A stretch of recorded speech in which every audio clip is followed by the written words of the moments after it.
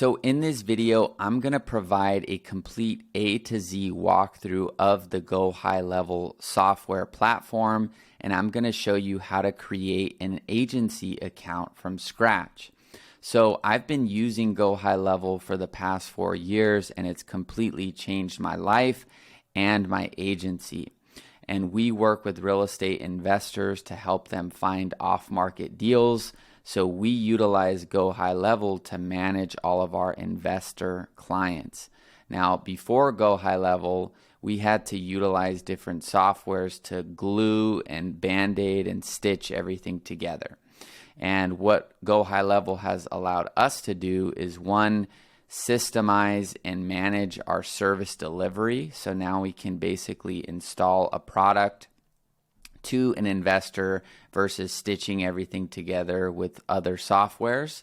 And also, two, have complete oversight and visibility over our clients and what their metrics are and things that you would not be able to see if you were using a different software.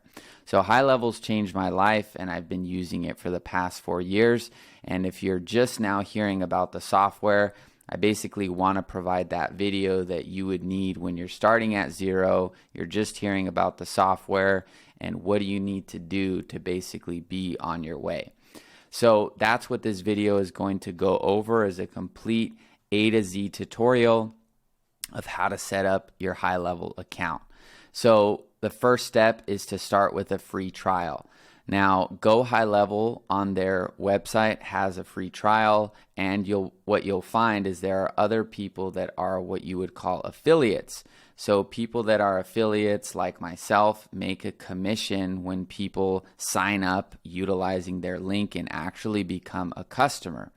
Now, the incentive for the affiliate is to provide value so that you continue to stay, and the win for the person that signs up under the affiliate or with the affiliate, I don't like to say under the affiliate, with the affiliate, is that they get different resources and guides and tutorials and courses that can help you on your journey, right? So if you go to GoHighLevel directly, right, and you sign up for a free trial, you're going to get all of the resources that GoHighLevel provides out of the box, right?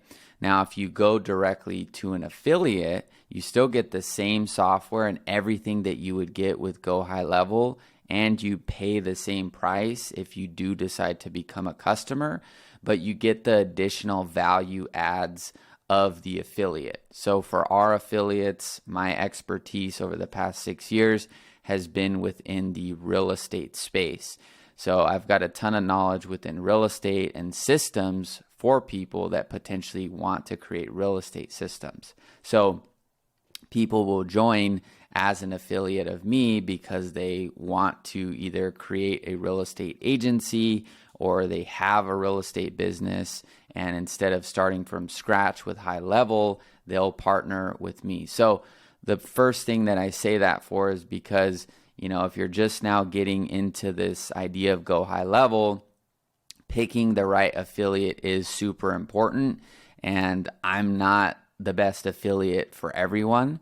So, hopefully my content is the best, but depending on what you need to get going and what business model you're pursuing, that's going to really kind of be your North Star for choosing your affiliate. So just be aware that if you're watching videos and people have affiliate links like this one, like this is ours, that you're potentially signing up and partnering with that affiliate, and you want to be clear about what they're providing and how they can potentially assist you. So I say all that just so you have that awareness. Now, once you have that awareness, you pick your affiliate or you just go straight to the GoHighLevel website. Really doesn't matter in the sense of like accessing the software. You start your trial. So I'm going to basically start this account from scratch so you can see what you would see when you start your account. And then basically I'm going to walk you through everything inside of the software. So you're going to first start here by filling out this information, which I'll fill out, and then I'll take us into the account.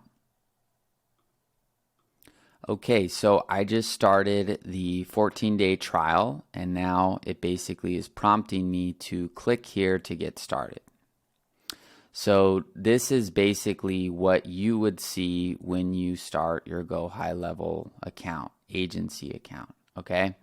So it's just going to ask you some simple questions here. So what industry does your business serve?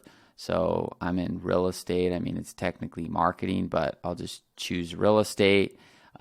This really doesn't matter. It's kind of just onboarding. So how many customers do you have? So 50 plus. And then do you have a website? Yes, I do. And so you can just put your website here.com. And if you don't, you can just put no, I don't. So we're going to click next. And basically, this is just going to be your personal information, your business address in this context. So I'm going to fill this out and then move on to the next step. Okay, so one more thing here, and you'll notice if you've been a part of the channel, I don't like to leave anything out. So it's asking me here, do you intend on reselling high level? I'm not quite sure what this does in terms of, if you click yes or no, how it would change the software. It may just be for their information, but if you're kind of wondering what the answer is to that question, if you intend on utilizing GoHighLevel to offer a software as a service where you go to a business and basically resell high level with your own custom, spin on it, then you would just click yes. And if you're not, you're just running your own business, then you can just click no. And then obviously agree. So now I'm going to fill it out. Okay, so now it's asking what business tools are you currently using? So one of the main value propositions that GoHighLevel has created in the marketplace is they take what used to be a bunch of different softwares and they've combined it into one. So for example, before HighLevel, when we would run ads in our system for real estate agents at the time, now we just work with investors. But before we needed ClickFunnels, we needed Calendly, ActiveCampaign, and we would definitely need Zapier, which isn't here because you still could use Zapier. But the point was, we didn't have any ownership over these softwares. And so we would have to get our client to sign up for like 3 or 4 different softwares. And then we would have logins for each of those softwares. So imagine 10 clients with 4 simple softwares: ClickFunnels, Calendly, ActiveCampaign. And yeah, we actually did have people with MailChimp. So let's just say 3 simple softwares though. With 10 clients, you now have 30 different softwares, 30 different logins, right? So to consolidate into literally one login, which is your agency login, which I'll speak more about as we finish this onboarding, it's a real game changer. So if you're just intending on using HighLevel for your business, it's still going to be a huge game changer, right? But if you're an agency where you're managing clients with marketing services, or just business development services or any sort of business growth or consulting, can be a huge game changer. So this really is just for their information probably. So I'm just going to select these 3. So there we go. And so it's just kind of giving me some information. So I'm just going to click got it now. Okay, so please enter your email address so that we can validate email too. So I'm going to go open up, or I can do it on my phone. So it's going to ask for this code. I'll pause this so you guys don't have to wait. Okay, so once I verified the email with the code, it then asked me to verify my phone number with the code as well. So it's going to email you a code. You have to paste in that code, and then it's going to text you a code, and you're going to paste in that code, okay? So here's the first thing I saw after I completed literally everything I showed you other than the phone verification, right? So what it's asking us, right, and this is going to be fully dependent based on your business model, is it's asking us, hey, you just signed up for GoHighLevel, right? GoHighLevel is designed for marketing agencies, right? Within a marketing agency, you have client sub-accounts, which I'll explain later. And so it's asking us, hey, who's the first actual client that you're going to have on this software?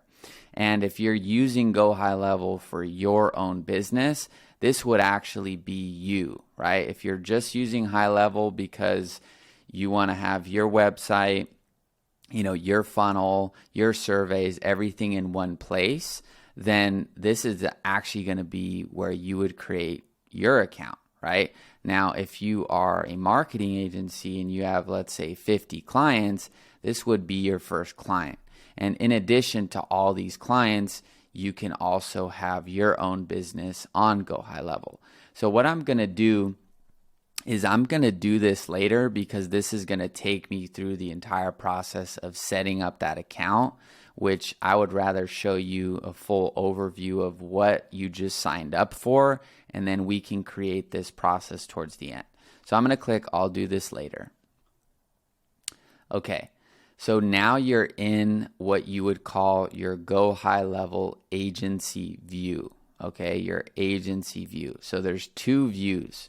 There's your agency view, which is where you, the agency owner, has visibility over all of your client accounts, right? And if you are not an agency owner and you're just using it for your own business, it's still going to be a part of the software where you're going to basically see your own business in GoHighLevel. So you have your agency view here. So this is where, for me with our 50 plus clients, we go into GoHighLevel and we have our dashboard, right, which is where we are. And then if I want to say, oh, what about client number one? I go to this sub account and there's nothing here because we haven't created that. But basically there's going to be a sub account and a list of all of your clients here. And when you go into that sub account, you're basically going to see that entire client's business all in one place. So I'll show you that as we get there. But this is the first kind of thing that you're going to get exposed to. So I'm going to walk you through configuring this setup, and then basically we'll get into the actual sub account. So the first thing is your agency dashboard. So I wouldn't necessarily worry about this right away, setting this up.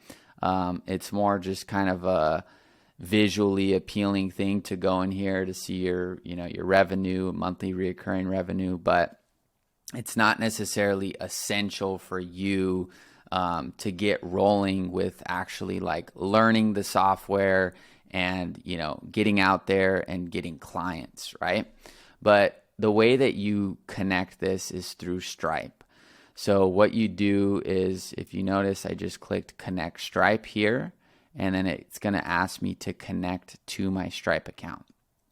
So what you do here, if you don't have a Stripe account, is you would need to sign up for Stripe first, okay? So I personally use Stripe, so I recommend Stripe. I've used Stripe for probably 5.5 years. So you can go to Stripe directly and basically you can sign up for an account. So it's going to ask you to sign in here. So if you don't have an account, you're going to sign up here. So you'll just put in your email, your full name, and then create a password. And then it's going to basically take you through an onboarding, right? And this is basically your payment processor. So as you start getting clients for your online business, right, depending on if you're selling, websites, email marketing, funnels, ads, ad templates, really any sort of commerce that you're going to do online, Stripe can pretty much solve that problem. If you're creating a store, on Shopify, which obviously is a different platform, Shopify has their own kind of native thing in there. So Stripe's pretty much the backbone though for a lot of commerce online. Like I said, I use Stripe. So if you're wondering, well, what is Stripe? Why would I need this? If you're going to use GoHighLevel to sell software as a service or any sort of high ticket service within HighLevel that you can offer, you're going to need Stripe to collect that payment, right? You need to be able to send an invoice or a link to that customer or a website link so that they can pay and give you money, right? So signing up with Stripe is basically going to allow you to accept your first payment. So you're going to create your Stripe account, put in your email, your full name, your password, and create your account. And then it's going to ask you some questions about your business and all that stuff. And then basically you'll be good to go. Okay. So once that gets connected, this will start to pull data from Stripe. And if you're brand new to all of this, it's just going to be zeros all around. Okay. So that's the agency dashboard and connecting your Stripe. Now, the next thing is going to be the SaaS configurator. Okay. So what this is basically, this is where you can sell your own version of GoHighLevel at whatever price you choose, okay? So in order to do this, you have to connect your Stripe account. So what I'm going to do is just finish creating up a Stripe account so that we can, basically show you how this works.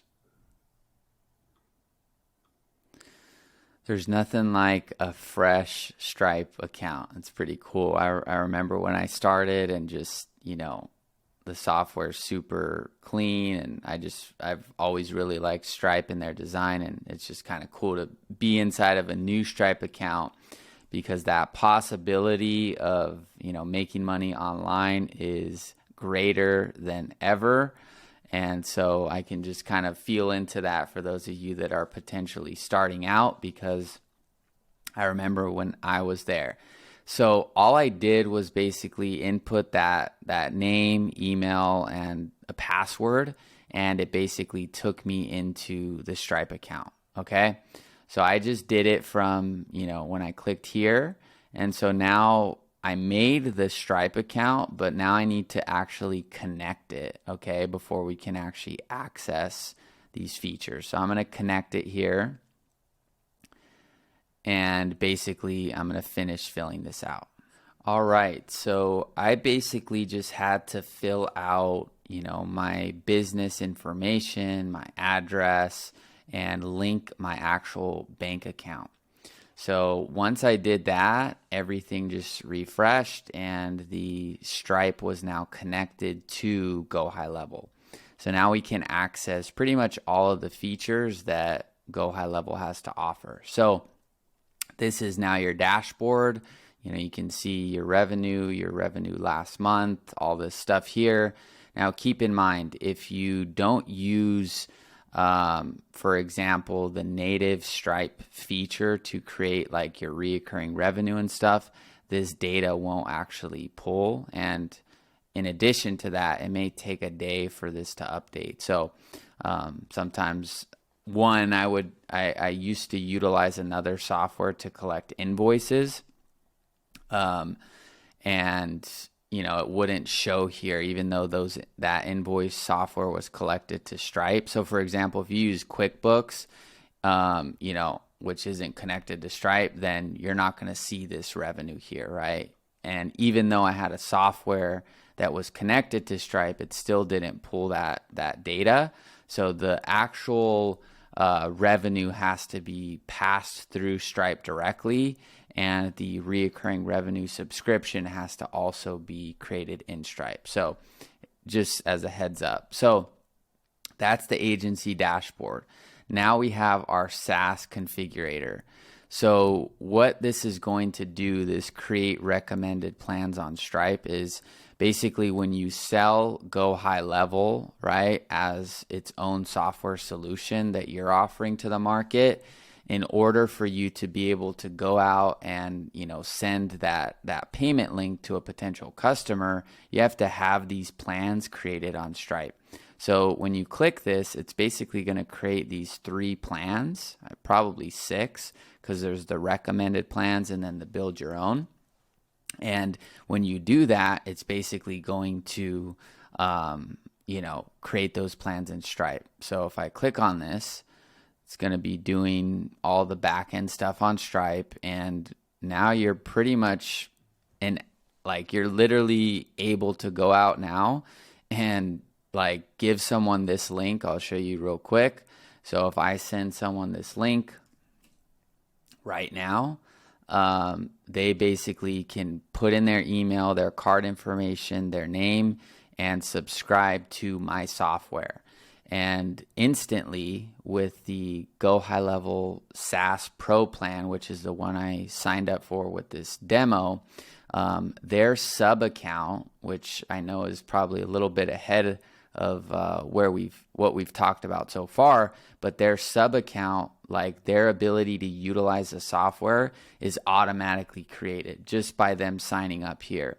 So it's really powerful, because if you're on the $97 plan or the $297 plan, when people sign up with your software, you have to manually create their account and go in and install their snapshot and other stuff, which I'll explain more about that. But with the $497 plan, if somebody wants to sign up for the software, you can literally send them this link right now, and basically you'll have reoccurring revenue, and they'll automatically get their account created. You don't have to do anything.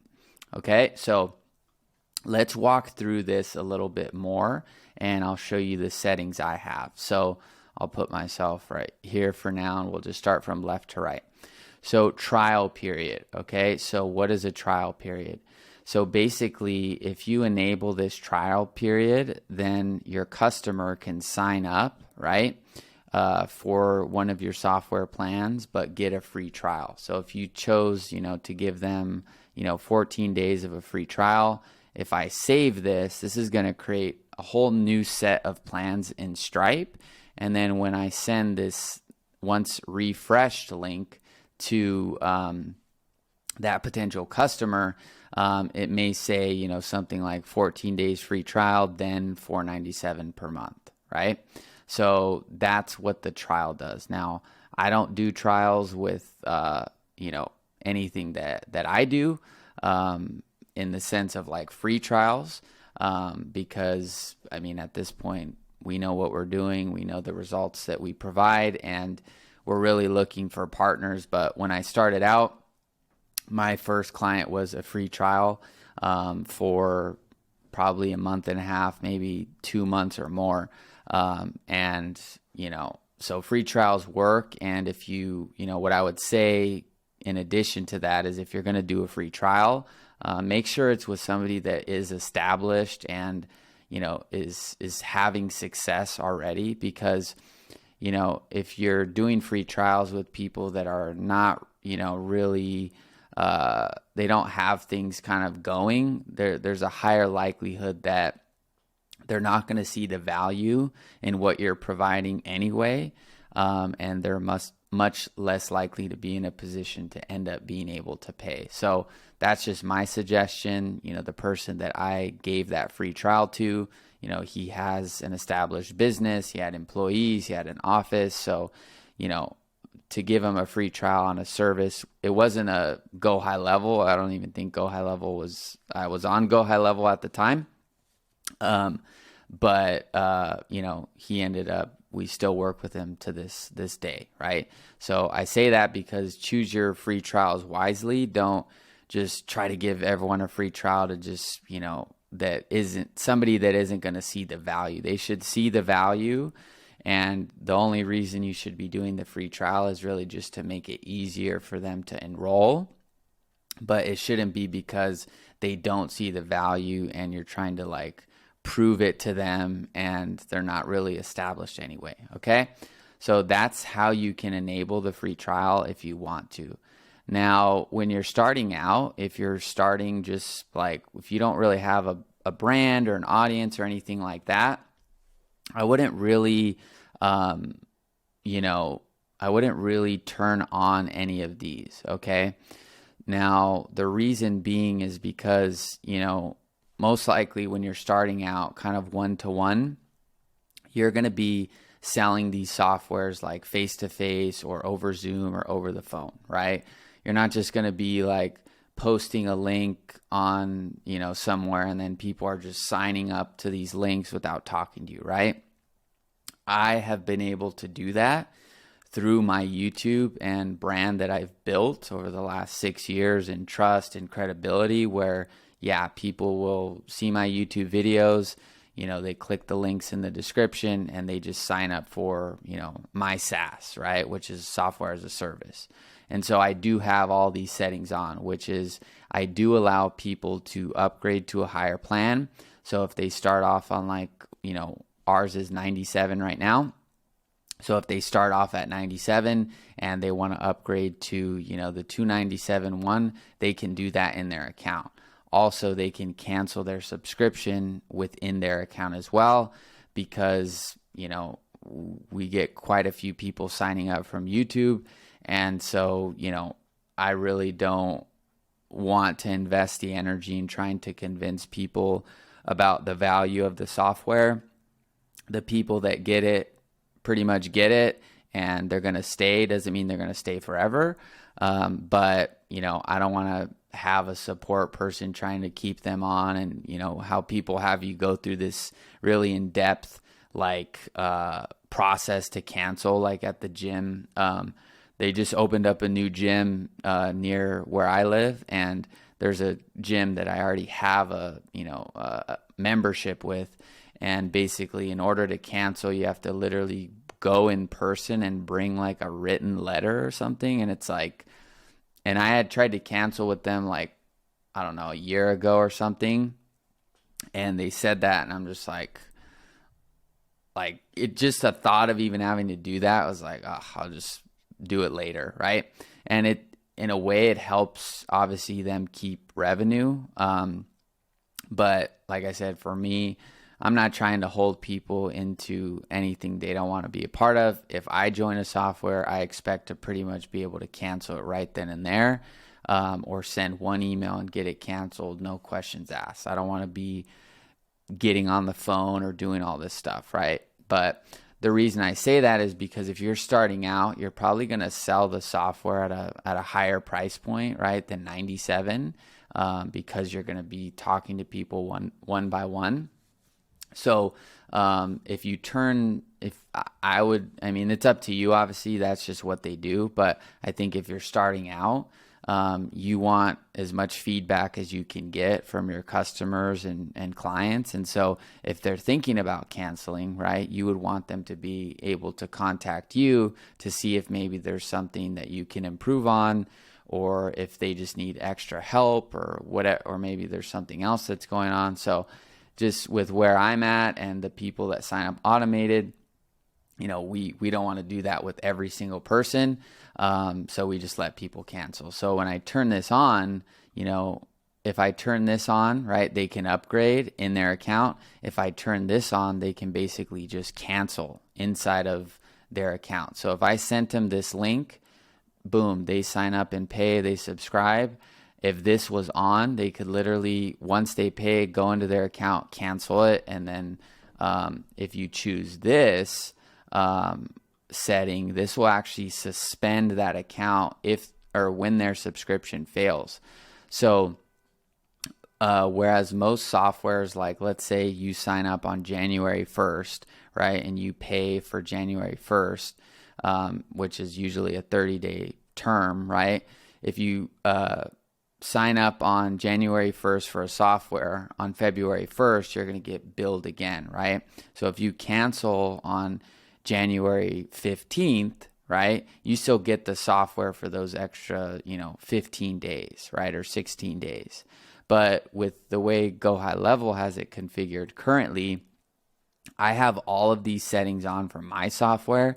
And so when I turn this off, if somebody signs up on January 1st and on January 5th they cancel, their account just gets shut down immediately. So maybe if you're watching this in the future, that changes, where it basically still gives them access to the software until their term ends. But as of right now, if they signed up with this link, right, they go in and all these settings are on. They could upgrade if they're on a lower plan. That's number one. Number two is they could cancel their own subscription And then number 3 is if this is turned on, if they cancel their own subscription, their account will just get locked immediately. So they can't necessarily export all their, contacts or whatever it is, right? So like I said, choose based on what you want to do. But if you're starting out and you're talking to people one-to-one, you don't really need all this automated stuff in place. You probably only going to be starting with the first 5-10 people, and it's really good to get feedback in that period. So that's just my thought, but obviously do what you want. So these are the recommended plans, and you can also build your own. Now, before I get into building your own, these are the features that are basically included within these recommended plans, okay? So for example, if you sent someone this link, right, for the $297 plan, and they're like, yes, I'm ready to sign up. And, they sign up, boom, their account gets created, and they're like, hey, where are the surveys you promised? Where are the forms you promised, or the workflows, or the websites? I don't see them. Well, that's because based on these recommended plans, these are going to only provide certain features, okay? So based on the recommended plan, in order for, a user to get the features they want, it needs to match with what the plan is, right? So if you tell them they're going to get a website, funnels, surveys, and all that stuff, and you send them this link, they're not going to get it. Now, as an agency owner, you can actually grant, those permissions on the back end after they sign up, but it won't be automated. So if you want it to be automated, you're going to need to build your own plan, okay? So basically building your own plan is where you can actually move these plans around. So let's say, for example, you want to keep it really simple and just have one plan, right? So let's say you have one plan that's $297 and you want them to have all the features, right, in high level. You would just drag all of these features over. And, once I was done dragging all of these, if you save that change, then when you send them this link, make sure it's this link, not the recommended plan link. It needs to be the build your own plan link.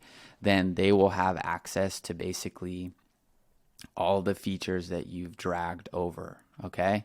So as long as you save that, then that's going to be there, okay? So that's kind of this top section here. Now we have credits.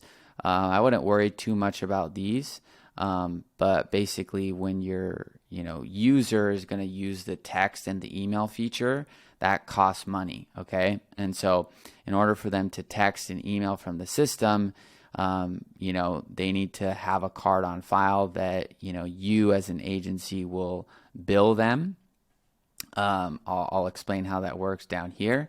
But basically these credits give them a certain number of texts and calls, okay? So these are fine. I mean, you can move these up and down, but what's built in is pretty, I would stick with this. You don't really need to mess with this too much. And you can just see what that looks like. So the way you would present this is say, hey, this is our $297 plan. You get everything included. Obviously, you would need to drag everything over. And in addition to that, you're going to get 25 complimentary credits for texting and email. So you'll be able to send about 2,100 texts and have about 2,000 minutes in calls, okay? And about 25,000 emails. So that'll be blended. Obviously, you can't do all of those. It's just basically giving a reference for each of those. Okay, so that's what that is. Now, attaching the snapshot. Okay, so in order to really succeed with high level, right, you have to understand what business model you're in. So I'm just going to use me as an example because, I'm only me, right? And so basically, we only have one snapshot that we offer. I'll explain what snapshots are later, more in depth, but basically, think of a snapshot as the pre-configured settings and systems within the client's sub account. So for example, for us, we work with real estate investors. So we have a real estate investor snapshot. So when an investor signs up for our software or for our high ticket services, we have only one snapshot, okay?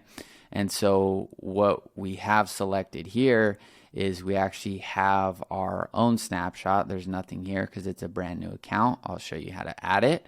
But basically you would just, click on select for that snapshot and make sure that it was saved.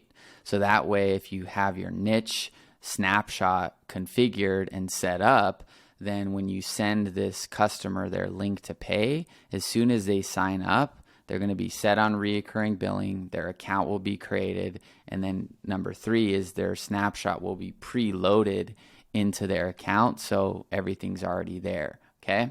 So that's what the snapshot is, and I'll show you that when we get to it over here.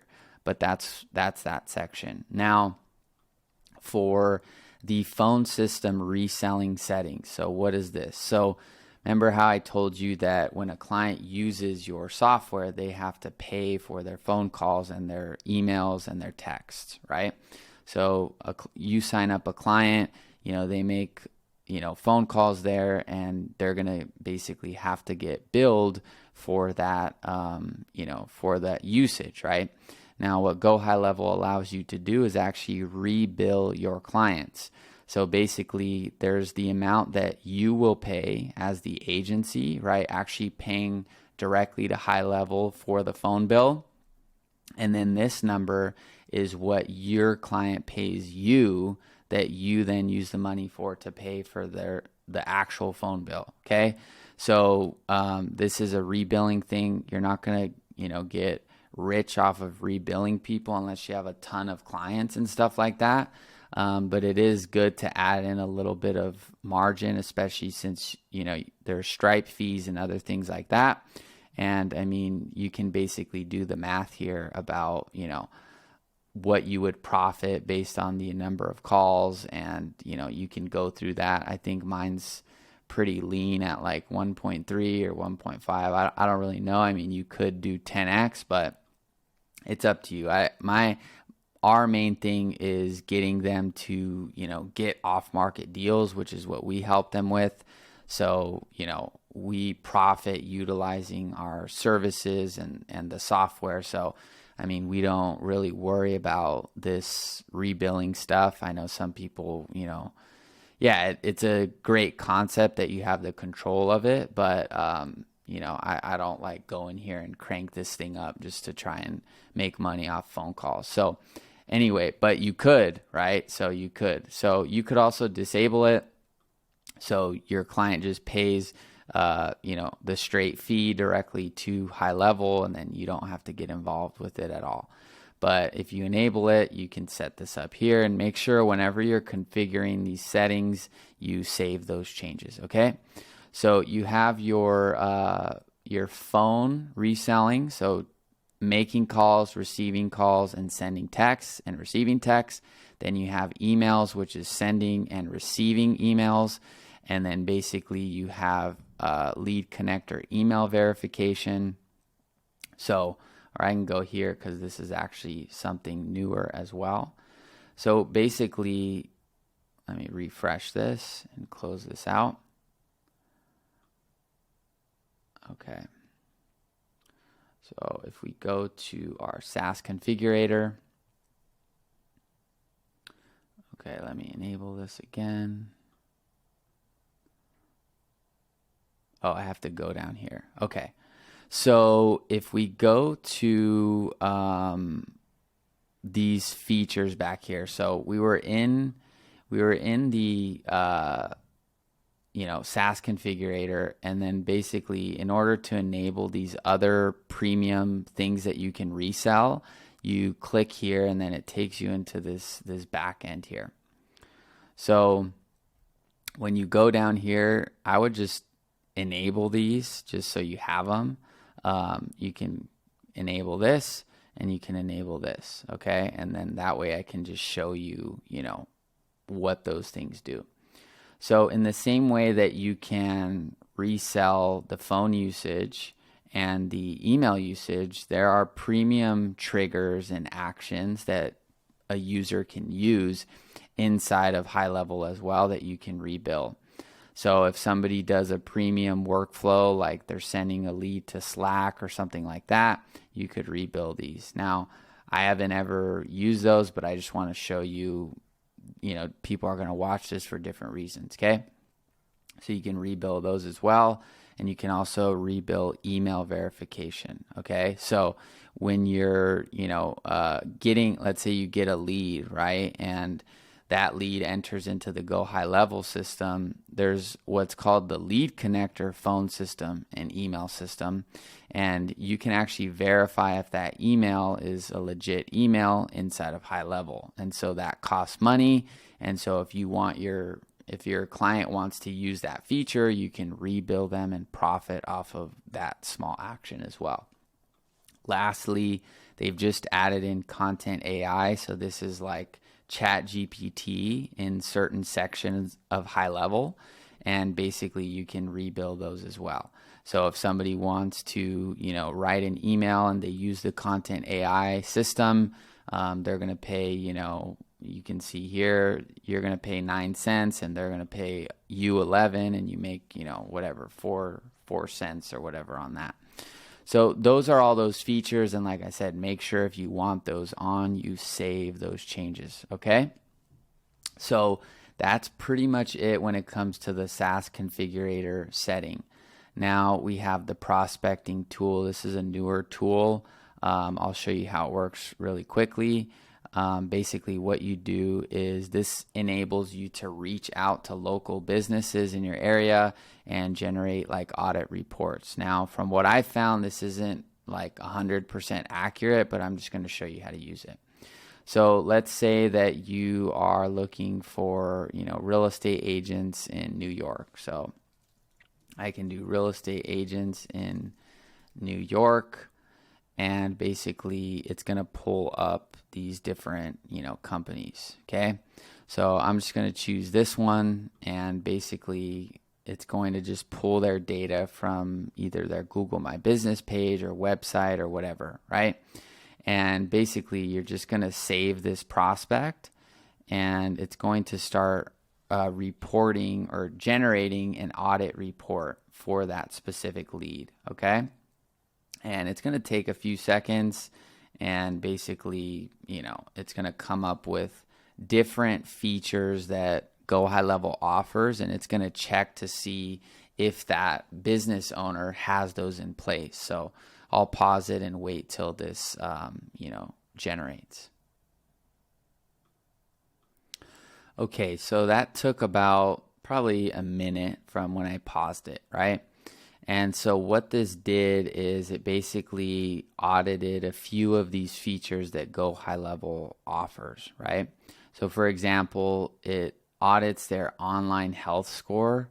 So basically, how many listings do they have online, right? So 8 were not found, 7 were found. And this would basically be the Yext service that GoHighLevel offers, which I'll show you. So it's kind of showing you, okay, so their online health score isn't that great. Assuming it's accurate, they may be a fit for Yext, right? And these are also their listings as well. Hey, so Home Dax Real Estate, your listings are 65% inaccurate, and this is where and why our software, name of your software, can solve this problem. Therefore, you could potentially sell them Yext, right? So that's how that works, and I'll show you those softwares in a bit, or features. Review summary. So if these were low, then this is where the Google My Business reviews would come into play. Hey, you don't have great reviews. You need our software. We can get you more 5-star reviews. Boom, boom, boom, right? So that's kind of what this is doing. It's showing you Google My Business and Facebook. There's their reputation, Facebook, negative reviews. So, and then this is where you could basically, show them, like I said, hey, you're not listed on MapQuest, you're not listed on Merchant Circle or any of these other websites, and our software basically can get you there, right? So this is, I don't think fully there. I think it's just kind of in the starting phases, but I know it'll get better over time, which is kind of the case with a lot of high level stuff. So this is just how you use it. And then you could share this report and basically say, email this to them and say, hey, here's this report I did, right? And then boom, it'll attach your business name, your email, and then they can basically see it, right? And so pretty cool. Like I said, as it gets more accurate and, as it gets more accurate and robust, it can be, really, really powerful. So that's the prospecting tool, okay? So I'm going to close that out. And now we're going to go to our sub account section, okay? So I don't know why this isn't quite loading here, but let me take a second to figure out what's going on here, because you should be able to add your sub account. So give me a sec.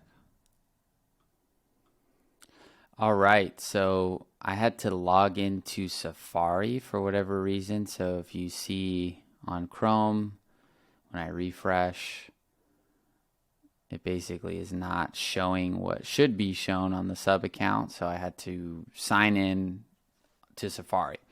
Okay, so this is what you should see, and this is basically the sub account section. This is really the main kind of thing that you need to understand. Okay, so if you're running your own business on GoHighLevel, you need to create a sub account in addition to the account you created within HighLevel. Okay, so that's the first thing. And if you have an agency, you need to create sub accounts for each of your clients. Okay, and the value of the SaaS Pro plan is that if you sign up new clients, their sub account gets created automatically versus you having to do this manually here.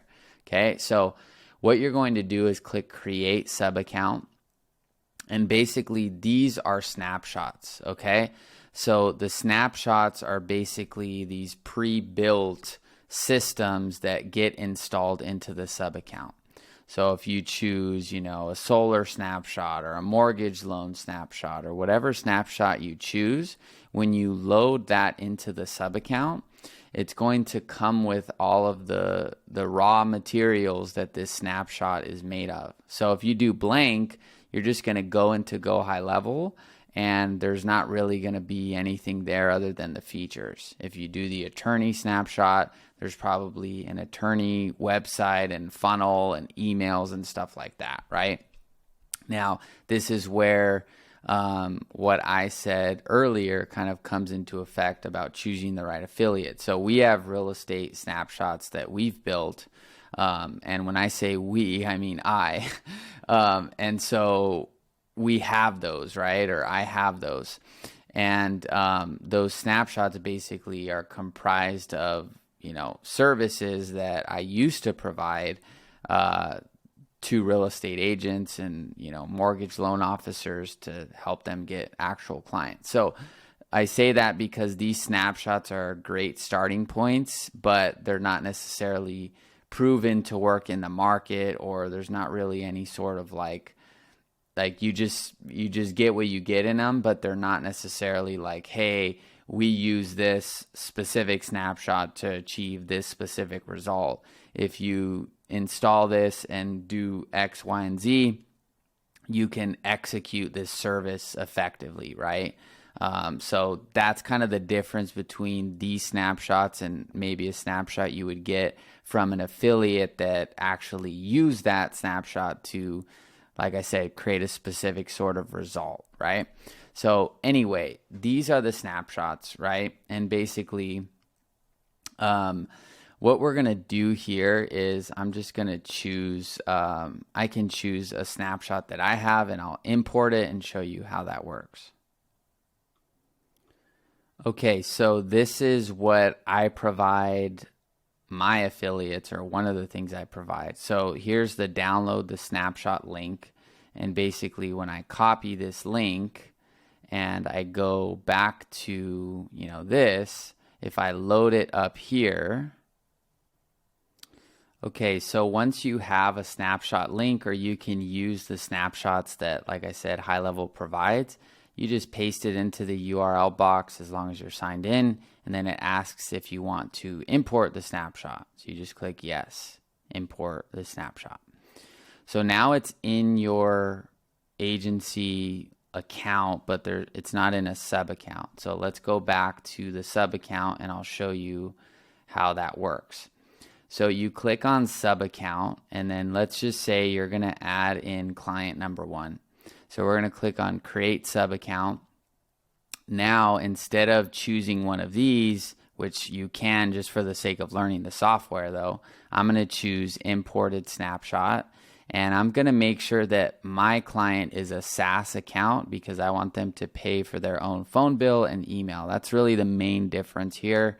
And if you don't want to get into that, you can just do a regular, but I'm going to do SaaS. So I'm going to click select and continue, and GoHighLevel would like to use your location. I'm just going to click don't allow, and I'm going to do add account manually.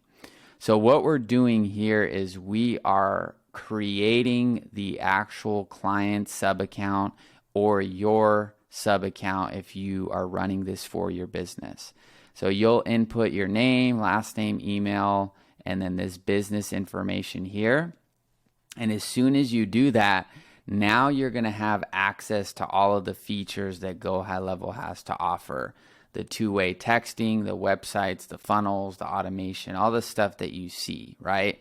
But most people get kind of confused on how to even get here. So the first thing is the agency stuff that I showed you, and then now you actually create the sub account. So for this, I'm just going to put my name, I'll put my last name, and then I can just put testing email demo at Gmail, and then I can do client number 1, and then I'll just do this address. So this would be your client's address, and then you'll just do testing, and then for the country, you can just do United States, California, and then we can just do a zip code here. And then this is optional. You can see there's no star. So your client's website.com, and then time zone doesn't really matter. So well, in this example. So this information is going to actually create the sub account. Okay, so when I click save, now we've got our first sub account. Okay, and so I've seen people get confused here. So you create your sub account, and now you're basically like you're still in the intermediary step between the agency and the actual sub account. So these are some of the last settings that you can configure before you get in. You can still go back here, if you need to, but if you need to edit the account, the general info, or you want to link their social profiles, you can. I've never once done that. And if you want to add any notes or tasks, I've never once done that either. And adding services, this is where you can buy services from GoHighLevel. I've never done that. And if you want to offer Yext or WordPress, you can. This is basically just a banner that is inside of the sub account. So unless your business model is designed around these things, I wouldn't turn these on because they're just basically like ads. So you just turn them off here or leave them on. And then if you want to enable SaaS on the location so that the sub account user has to pay for their phone bill and all that stuff, you just enable it here.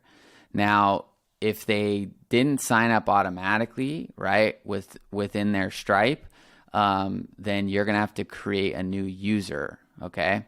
And so really I'm going to skip past this here because we can do this later.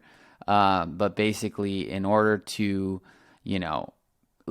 get this client linked to paying for their own phone and email bill, you need to create the user, right? And so there's a user that's paying for that phone bill. So it's kind of just skipping ahead to doing that here.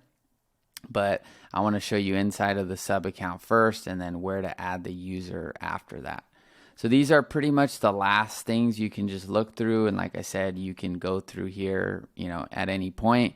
But what I want to show you now is, okay, so we just made our sub account. So let's just go back to our dashboard here. So this is our dashboard. So you log in as the agency owner, and then we already went through these features. So now if you want to see an overview of your clients, this is where that is, okay?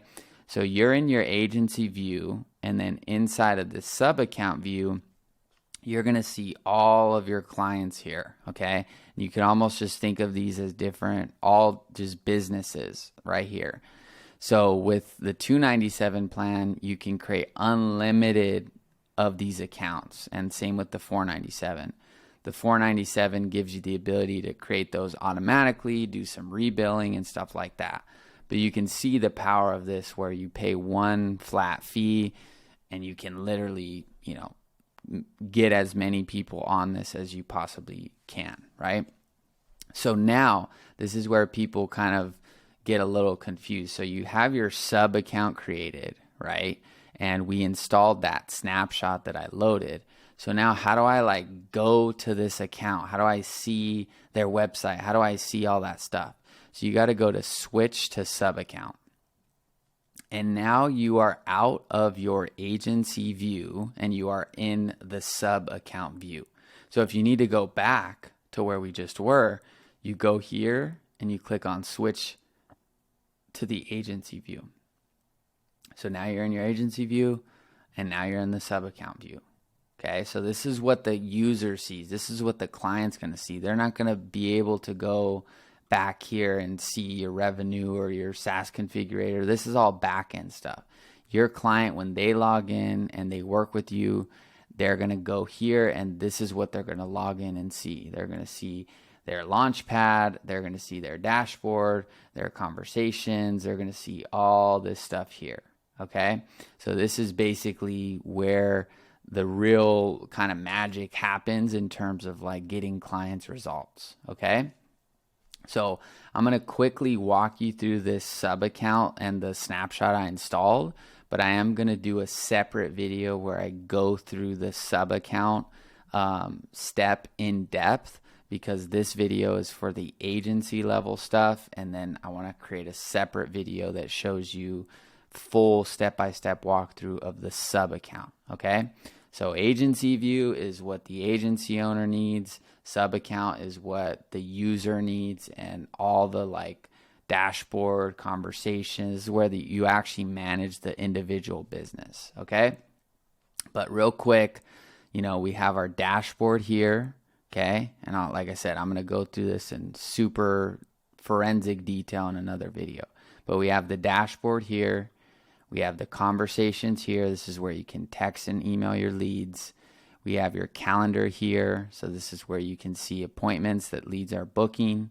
We have the contacts. This is where you would see your list of all the client's leads, or your client would upload their leads here.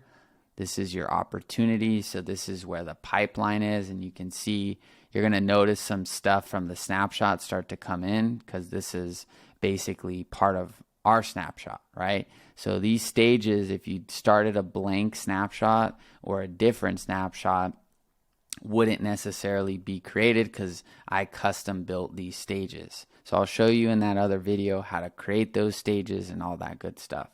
But this is the pipeline, so you can visually see where leads are in the actual process.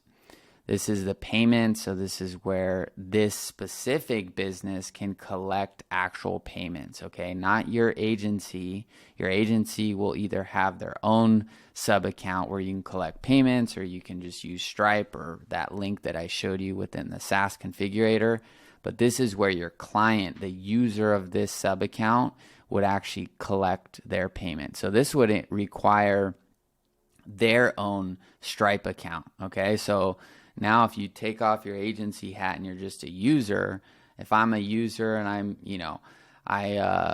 I'm a real estate investor, I'm not going to use this this part of the software, right? If I'm maybe like a landscaper or a medical spa or something like that, I may, I don't even know if med spa stands for medical spa, but I know people are in that niche and they collect payments, right? So if this med spa user is in their sub account here and they need to collect payments, they have to create their own Stripe, right? Or one of these payment processors. So keep in mind, there's the agency stuff, and then there's the actual sub account, which is its own set of stuff. Okay. This is the marketing. So this is where you can post content, you can create emails, you can create templates, you can create trigger links, and you can create the affiliate manager. So like I said, this is not being a GoHighLevel affiliate. This is if a user of this sub account wants to create their own affiliate program for their products or their restaurant or whatever it is. The automation. So this is, all of these are here because I've built these automations, okay? So when people sign up with me as an affiliate, they just basically get all this stuff. They don't have to go and rebuild it. But you can see here, if we go to the, automated follow-up, you'll see these, automated texts and emails, okay? So I'm going to go through all this in way more depth. I'm just giving you an idea of, okay, we just installed this snapshot, what's inside of like the sub account, right? So there's all kinds of automations in here. Websites. So I've built a funnel. So the funnel's in here as well, okay? So I show you in another video how we set all this up and make it really easy. Where you put your logo, all that good stuff. But the funnel's there, okay? So this is what your user has. They have a funnel, they have websites, they have blogs, membership. This is all the stuff that if you found HighLevel on TikTok or whatever, like this is where all this stuff is like in here, okay? Forms, surveys. You can see I have a survey here created for generating leads. There's a chat widget that you can put on your website. Like I said, I'm going to show you how to do everything in HighLevel, but this is where all of it is. Lastly, reputation. This is where you can send reviews to your clients' leads, or they can send reviews to their own leads to get them to review their business on Google. Okay, so this is what this is. And then reporting. So this is where you can see the Google ads, Facebook, and the attribution reporting for this entire account. Okay, this is its own account. This is its own separate thing that your agency basically owns in a way. You own this sub account, okay? And it's almost like this sub account is leasing this space from you, right? If you saw my, how GoHighLevel changed my life video, it's like this is digital real estate. So you own the land, and then basically this user is leasing the land or renting the land from you, because guess what? If they stop paying, you can pause their account. If, they hypothetically, right, you could literally just delete their account. I've never done that, but never done that just to do it, right? But you have control. You could log them out. You could change their password. You could I'm saying it so you understand what you can do, not to go out and do that. But that's the power of this versus they can't just leave you and say, hey, see ya. Like, I'm taking all these leads, all your services, and I'm going this way. So you own this whole thing. You have full authority over everything in this account. You can also, you can see that session from me going to the website. So if I go here again and I open this up, once it loads and I go back to, the reporting, it should say 2. It may take a second to load. Let's see. But that session was from that when I opened that website. So this is where you can see the data from within this specific account. You got the call reporting. So when people call leads inside of here, you can see all this activity here.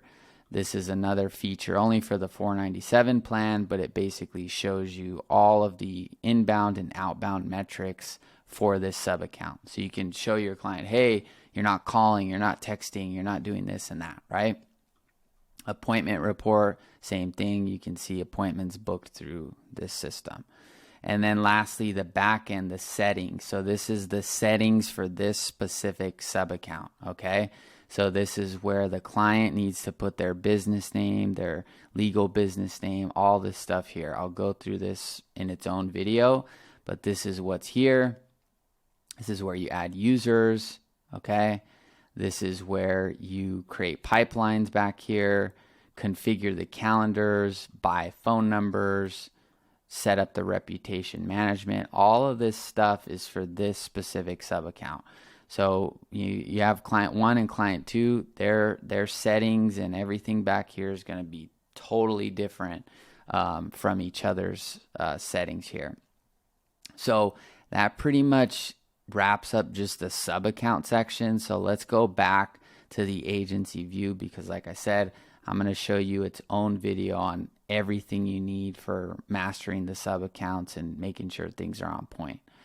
So we're almost done here. I just want to walk you through these last settings here so you know how to set your actual business up here. So that's your sub account. Account snapshots. So this is where you can import snapshots from affiliates like me or other people. And then this is where, and you can even buy snapshots from people and import them too. So this is just where your snapshots are. There's really nothing here that you need to know. I mean, this is just where they are, okay? And that's pretty much that. Now, reselling. So this is if you want to resell Yext or WordPress, you can basically kind of, the same way you can resell the phone and the email services, you can kind of set your plans back here. And like I said, I don't do this, so I don't even mess with this, but you can mess with it here.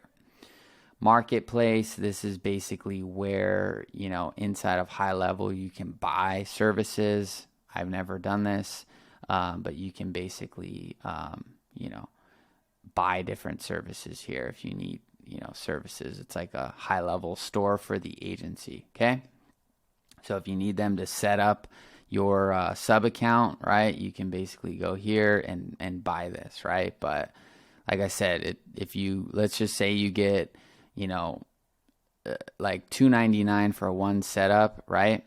The onboarding call may be valuable, but if you're starting out, it's like, and you do the $497 plan, I mean, it basically sets it up on its own, right? So, you know, I don't really think someone would need this, but that's up to them. So that's what the marketplace is. Now, your affiliate portal. So this is, like I said, this is your agency view. So if you intend on being an affiliate, like how I am, right, where you show people the software and how it works so that they can run their own business or whatever it is, this is where you'll be able to see your commissions, your referrals, and you'll have all your links basically here for, you know, sharing the software with people.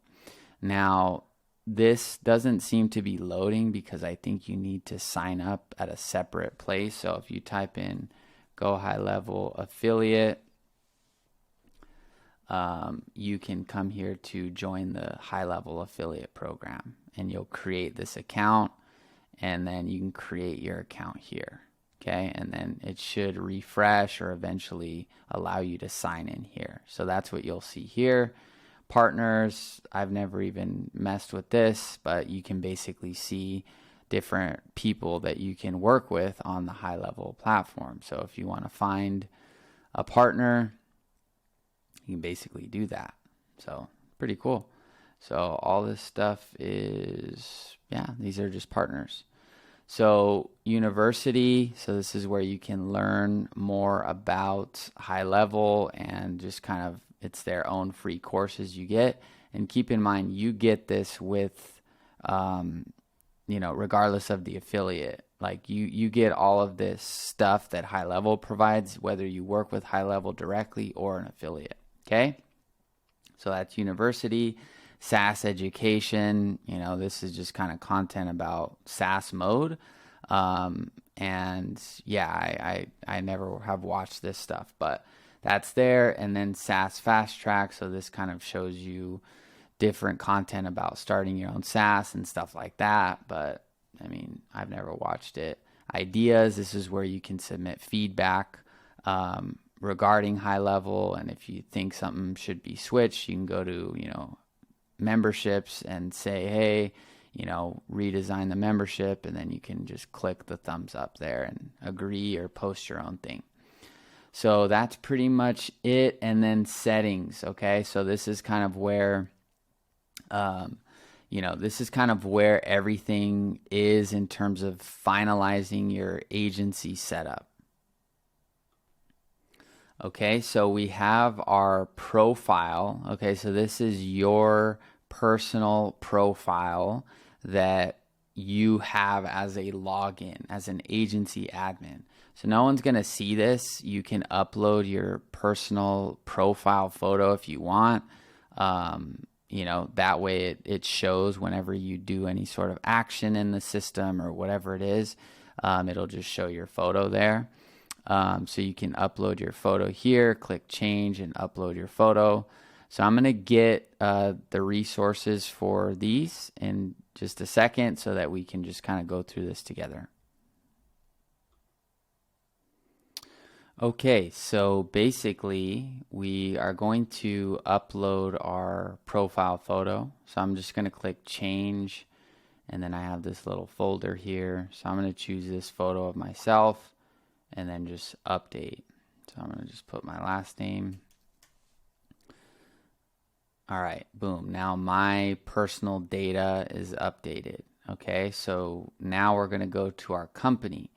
So here is where you can change your actual logo. So it's not the GoHighLevel logo. So I'm going to click change and then basically choose this logo right there.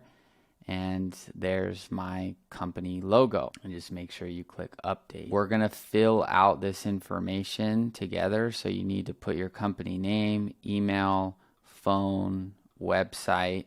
And then the main thing you're going to want to do is fill out your white label domain. So what is your white label domain? So your white label domain is basically the link that you can send to your customers to sign in. So instead of sending them to app.gohighlevel, right, you can basically send them to your company's website so they can log in. So it's like they actually are going into your company's website, logging in, they're seeing your personal or your company logo. So it just makes everything cohesive. I tell clients we use GoHighLevel. Like if they don't say anything, I don't like go out and say, this is on GoHighLevel. But I mean, pretty much everyone we work with knows it's on GoHighLevel. I'm pretty sure everyone does. So I think at one point that was kind of a value proposition people thought they had to hide, is like, oh, well, no one knows about high level, so we're not telling people. But at this point, quite a few people know about high level, so there's really no point in hiding it. It's really more about showing people why your high level is different and what you provide. Okay, so let's go into GoDaddy, which is where I have my domains, and I'll show you how to point this white label domain here so that you basically can have your own login URL. Okay, so here I am logged into my GoDaddy. Now, this is a domain that I at one point thought said quantumsystems.com, and then I realized like a week later there was a typo. So we're just going to use this one since, I'm not intending on using it. So anyway, once you log into GoDaddy, it's a really simple process. And if you click on the white label domain here, you'll basically see, how to set it up. So if you click on it, it just takes you to this tutorial, but it's really easy. So all we're going to do is we're going to go to add new record, and we're going to do the type as CNAME. And then for the name, you can just do, so basically the way the CNAME works is it's the name before the actual domain. So you see how this says DCC, and then this one says help.GoHighLevel. Help is the CNAME, DCC is the CNAME.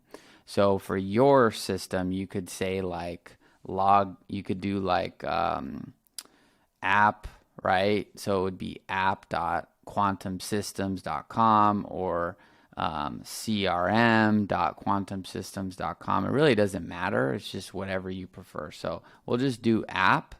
And then for the value, we're just going to come here and we're going to copy this from GoHighLevel. So this is going to be the same for everyone, and we just paste it here. And then we just click on, I think you could leave this at default, but it says 1 hour, so we'll just follow it. So you go to 1 hour, and then you're going to click save. So this may take a few minutes, but basically now what we need to do is, since we programmed app, right, with this domain, I'm going to copy this root domain, and I'm going to go back to the settings and close this out and just refresh. And then basically, if we go to the white label domain, I can type app dot, and then I'm going to paste the root domain, and then I'm going to click on update. Now, I don't think it's, and maybe it's just asking me this time zone thing. So, okay. So I'm going to update, and it may have already worked. So we can test this by copying this domain, opening up a new tab, and making sure that it routes to the proper login. So I'm going to pause it, make sure it's good, and then I'll just show you, once it's ready. Okay, so right as I paused it, it opened up. So basically this is now the login. So for example, you'll see I'm going to close out of this, and then basically I'm going to log in here as the agency, and then just have it show from this domain. So that will be the link that you send to all of your clients, so that they can log into like your company's system basically versus GoHighLevel. So I can just basically log out of here. Now I'm logged out of the GoHighLevel one, and then I'll input my information here, and then it'll just take me into the same place I already was, just from this domain. Okay, so I basically just logged in, and now you can see I'm logged in under our domain. So now it's really professional. It's got this domain's definitely not professional, but it's got my logo. It would have my company's domain, and it's basically branded to my company. And now people when they're working with me, they feel like they're working with a legitimate company versus just GoHighLevel and you're just reselling it, right? So that's basically how you configure these settings here. You can input a privacy policy URL. So you can input, like, if your company has a privacy policy, you can link it here, or the URL, and any sort of like custom stuff you do with GoHighLevel. If there's JavaScript code, you can paste it back here, and this will affect the entire, look of it. So if you ever see people, with different colors or whatever and things like that, they customize it back here. So you can change the theme here as well. That's pretty much all you can do in terms of the look. But we're pretty much done with that. So once you fill this all out, link your domain, you're pretty much good on this section. Now team, this is where you can add additional either agency users, right? So people that are a part of your team. So if you have, somebody that's auditing client accounts or something, and they need to see every client account, you can basically you can basically like do all of that stuff here where you can add them as an employee. You can put in their name, email, phone, what permissions they get. And then if they're an agency user, which would be what you are, or they're an account user, which would be like a client. And if they're an agency user or agency admin, right? And if they're agency admin, they have all the permissions possible, which is what you'll have. And so depending on these permissions, that's going to give you certain access. So you can add people here. I never add people here that are, clients. We add the clients in their sub account just because it's a part of the onboarding process. But, whenever I've added team members, I do add them back here. So that's what this is. Now, the other main things here are going to be, well, this is where all your billing is. So you can upgrade and change your permissions here. This is where your snapshots are. So this is where you can basically import your snapshots and, you can see where your imported snapshots are and your default snapshots and all this stuff back here. And that's pretty much that. Now, the main thing you're going to need to get configured, which is where a lot of people get stuck, is the phone system and the email. So when you're hosting all of these clients to basically utilize your software, and they're using the phone system and the email system, it basically needs to, there's got to be a system that's providing the ability to make these calls and send the text. So before, you used to have to set up Twilio and do all kinds of stuff. I'm not even going to show you how to do it because there's just no point. Everything's consolidated within GoHighLevel, and it makes it way easier to manage. So all you need to do to make sure your phone system is ready for all of your clients is switch to lead connector phone system is number one. So just, if you're brand new, just do this. Don't even worry about Twilio. Just click confirm, and then everything will be done through GoHighLevel. At some point, I'm sure this won't even be an option. And basically now, all of your sub accounts will be, created using lead connector. Okay, so you're going to want to make sure that you switch all these sub accounts to lead connector, and I think that's what's in process. So I'm just going to click on that, and you just want all of your clients to be on lead connector, right?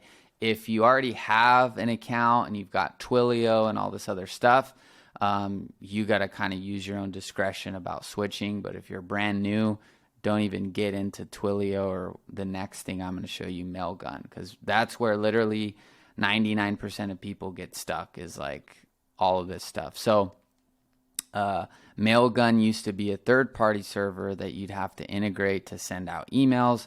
Now you just use lead connector. So just make sure that this is good. And if you would like to add a dedicated domain here, right, where you basically can send emails from like your own domain, you can go here and you can basically do a similar process to, the one that you would do with what we did on the linking this domain. So I can just do emails dot quantum systems, what was supposed to be quantum systems, and then I'm going to click on, let's see, I'm going to make sure this is okay.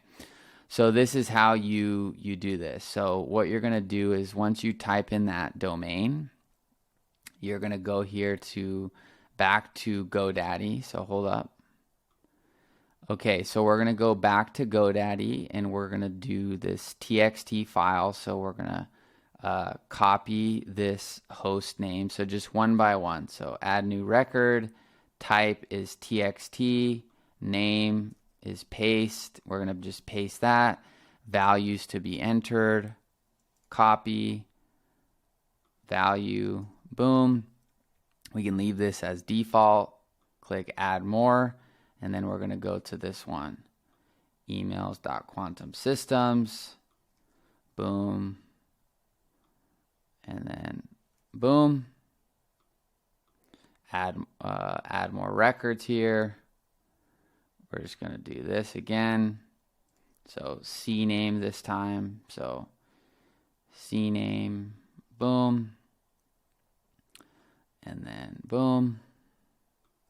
So this is real. I mean, people get kind of scared of this stuff just because they don't have tutorials. But MX, so priority is 10. So MX, so we'll paste this first. 10. Value is this. And then add more. One last one. 10. Oops, sorry. It's going to ask for this first. So, boom. Oops. MX. 10. Value is this. Boom. So once you do that, you're just going to save all these records. Oh, so this is a TXT. Forgot to select that. Save all records. Oh, okay, hold on. So I just forgot to choose TXT, so it's just making me redo it. So there you go. So save all records. Now, usually this takes, I mean, it'll say like 48 hours, but usually it takes like probably 5 minutes most cases. Sometimes if you refresh it and refresh it again, let's see if it goes through. So it's not there, so let's just refresh again. There's nothing more satisfying than doing stuff like this that, you know, it seems really complicated, but it's the little stuff that gets people afraid of, like, well, how do I do this? How do I do that? So I like showing this stuff because I know when I was starting, I remember, because before it was, you did have to use Mailgun and Twilio. So I remember, like, I was so like, dude, what the heck? I don't want to be doing this.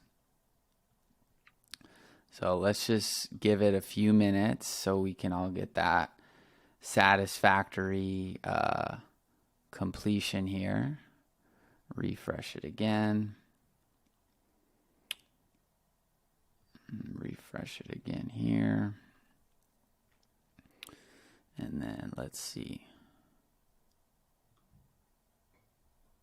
Okay, so I'm going to pause and give it a few minutes, and then it should just all be verified. All right, so it still hasn't verified. I only waited a few minutes, but I want to make sure that I just go through the rest of these, and maybe we can check back when, you know, when we're done with that and see if it verifies. But everything's done correctly, and it just takes some time. So it's also not mandatory to do what I just showed, but in order to get better deliverability within GoHighLevel, it's better to have a dedicated domain. So in order to like check back if yours does the same thing, you can just go to dedicated domain, check verify, and it's still not verified yet. So you can just check back periodically and move on to the next steps too if that happens. But everything, you know, everything was set up, and like it says, no worries if you don't set up now, emails will be sending through our sending domain. So that's all. Now for affiliate, this is not really essential here, but this is basically so once you create that affiliate, you know, sign up if you want to start sharing the software. Keep in mind, you're not going to use this for clients. You're going to use this for like other people that want to use GoHighLevel to start their own business, or maybe a type of client you don't serve. Like, for example, if somebody comes to me and they're, you know, like a real estate agent or something, and they're looking for buyer leads, like I'll send them my affiliate link because they can basically use our, you know, the buyer system I built back in the day, because we don't offer that as a service. But if I did, I wouldn't have sent them my affiliate back in the day. I would actually have signed them up. So that's that. Now, the last kind of few things here that are important is the custom menu link. So this is really cool. So basically within your client's sub account, you can add in different links or even on your agency sidebar. So I'll give you a real simple example. So let's just say that, you track your clients, metrics. And so you use Google Sheets. So let's just say hypothetically that, this was a Google Sheet, right? So if you go to settings here and this custom menu link, you can actually hyperlink to that Google Sheet within the software. So we can go here, choose a little icon, so maybe like a graph, something like this, and then just say tracking sheet. So let's just say it's like client number 1 tracking sheet. So now we can type that in and paste that link, and then we can choose where to show it. So do we want to show it on the agency sidebar, which is the screen on before this, or do we want to show it on the account sidebar? Do we want to show it on both, right? So if you just want to show it internally, you turn all these off and just show it on the agency sidebar. And you can do open in the iframe or open in a new tab. So iframe, basically, I'll show you what that looks like. Oh, let me choose this graph. So if I go back here, now you can see this custom menu link. So if I click this, the iframe is going to open up inside of the software versus a new tab would actually like open this up. So it's really cool because you could hyperlink almost anything. And you can do it in the actual client's sub account as well. So let's say you didn't want to see this on your agency view and you just wanted your clients to be able to access it in the system. You can actually turn off the agency sidebar and turn it off to all accounts and just choose client number 1 since they're the only one that needs to see it. And then you can click on save. Boom. And then now if you log in as your client, which I'll talk more about in the other video, but if I switch to my sub account, I'm still looking at this from the agency view. But when you have users you create, you can actually log in as them. There's no one I can log in as because this is just me.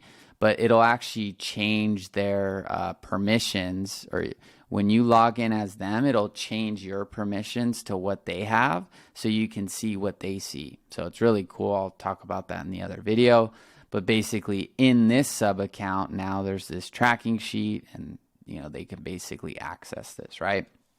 So you could put like a funnel in there if you're going to upsell them something or something like that and just like describe another service. I've never done that, but just kind of giving you guys ideas. So if I switch back to this agency view and I go to settings, we got the custom menu link under control. We got the Stripe hooked up. API keys, this is where you'll get stuff if you're going to do things with Zapier, more advanced stuff. Compliance, I've never looked at. Labs, this is cool because this basically allows you to turn on some of the newer settings that GoHighLevel comes out with. So if we turn this on, basically, and we go now to this company setting, the screen we were just on just looks totally different, right? So the labs basically gives you access to features before they're out, and you could turn them on or off. So if I turn this off and I go to company, this is how it looked before. If I go to labs and I turn it on, this is how it looks now, which looks way, way better, right? Minus how it formatted the logo, but it looks better, right? Or I think it does. So that's the labs. Lastly, you have your audit logs. So this is where it shows you everything that has been done inside of the GoHighLevel account and sub account. So, when we updated the like agency stuff, it shows all this. When it shows like everything, literally, it shows you everything inside of here. So you can check to see if, when I did this stuff with the Stripe, when we did all these other things, all this stuff is here. So it's pretty cool because you can figure out if somebody edited a funnel or deleted something. You can all see that stuff here, and it's never a guess of what happened. So hopefully this email thing was done. That way we can just kind of wrap this thing up on a good note. It's not there yet, but that's how you do it. Now, some last things here. So this is where you can get support from HighLevel. So there's a welcome course, right? So if you open this up, you can basically, get started with HighLevel here. There's a ton of content here you can watch for free. And there was also another course as well, so you can watch those. And then also there's onboarding video tutorials, so you can watch these, even though I kind of just did that for you. And then there's the help center. So this is where you can look up different settings here, and I'll talk more about this in the sub account thing, but this is where you can look for certain things. And then the Facebook group, join that. That's gonna, that's usually I'll either do live chat or, the Facebook group. And the Facebook group's gonna have more experts that are, have specific knowledge about HighLevel and are actually using it. And then obviously support's just going to be people that can kind of help you with solving the problem, right? HighLevel events, so they have, I guess, daily, I don't even do these, but basically these are, I think, events that you can join to get help and ask questions. And then announcements, these are new things coming. It looks the same as the knowledge base. And then, like I said, live chat. If I have a question that I need to talk to the HighLevel support team about, I open a ticket and it'll start to filter me wherever I need to go. And then priority support, you can pay to upgrade for that. I think it's an extra $300 a month, and they'll work with you a little bit more intimately. And then HighLevel support, you can call them to basically ask them any question you have about, the software, whatever you would need help with, right? Now, these aren't going to necessarily help you with growing your agency or your business. These are more technical support. So I pretty much went through the entire agency view of GoHighLevel. So I don't think I missed really anything. I guess just these are latest updates, and then these are notifications that you can get for your sub account. And then this is pretty much it. So I hope this video found you extremely well. If you are interested in that trial and the snapshots and all the stuff that we provide, you can click the link below. I hope this video found you really well. And I'll see you in the next videos where I'll go over a sub account. So I'll take you through inside of the sub account in forensic detail, the same way I did the agency view, everything you get in the sub account. So hopefully this found you well, and I'll talk to you soon. Bye-bye. All right, so I just covered how to set up a GoHighLevel agency account from scratch and basically walked you through every single thing you need to know on the agency side of GoHighLevel.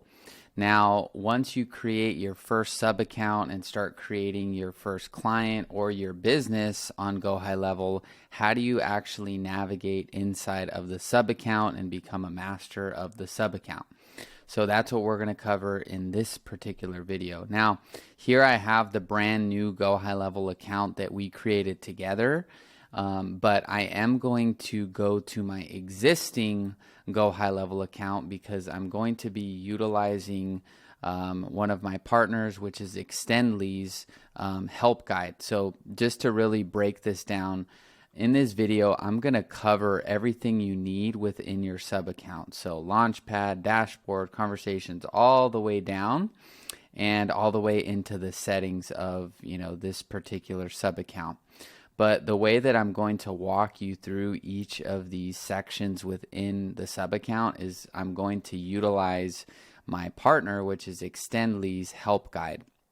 So this is a third party that I pay for this particular feature, so that when users use my GoHighLevel account, they basically have the ability to get a guided tutorial for every part of the GoHighLevel CRM.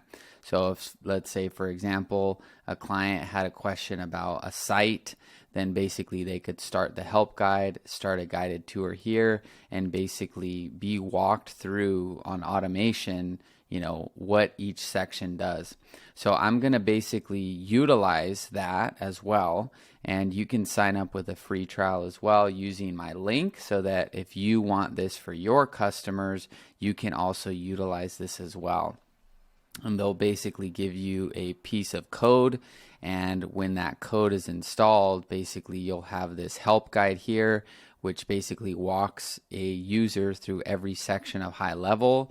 They also provide support here, so if you click on the support button, your users can actually book any sort of technical call regarding HighLevel and speak to their support team on Zoom about, anything website related, funnels or landing pages, or just any sort of general tech support.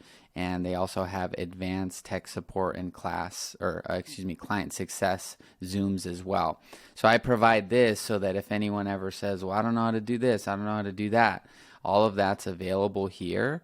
And, not too many people even necessarily use this particular feature, but it's nice to know that it's there, because if everyone's messaging you or your company for support, and your team members aren't necessarily masters of, the sub account, maybe they're running ads or maybe they're doing other stuff, it's worth it to have a designated team that's constantly being updated on GoHighLevel. And they also provide a direct line of support if you ever need support with anything related to GoHighLevel as well. So they provide this as well as a knowledge base. So this is like a white labeled knowledge base that is branded after my company. So if any of my users ever need help regarding, like let's say, for example, within the bulk actions, like somebody sending text blasts or something, all of that information is here, and they can also search. So this is embedded in the actual, CRM. And so if you're kind of wondering, how, if you don't see this on your end or why I'm walking through it, it's because, it's just going to make everything really systematic as I go through this video.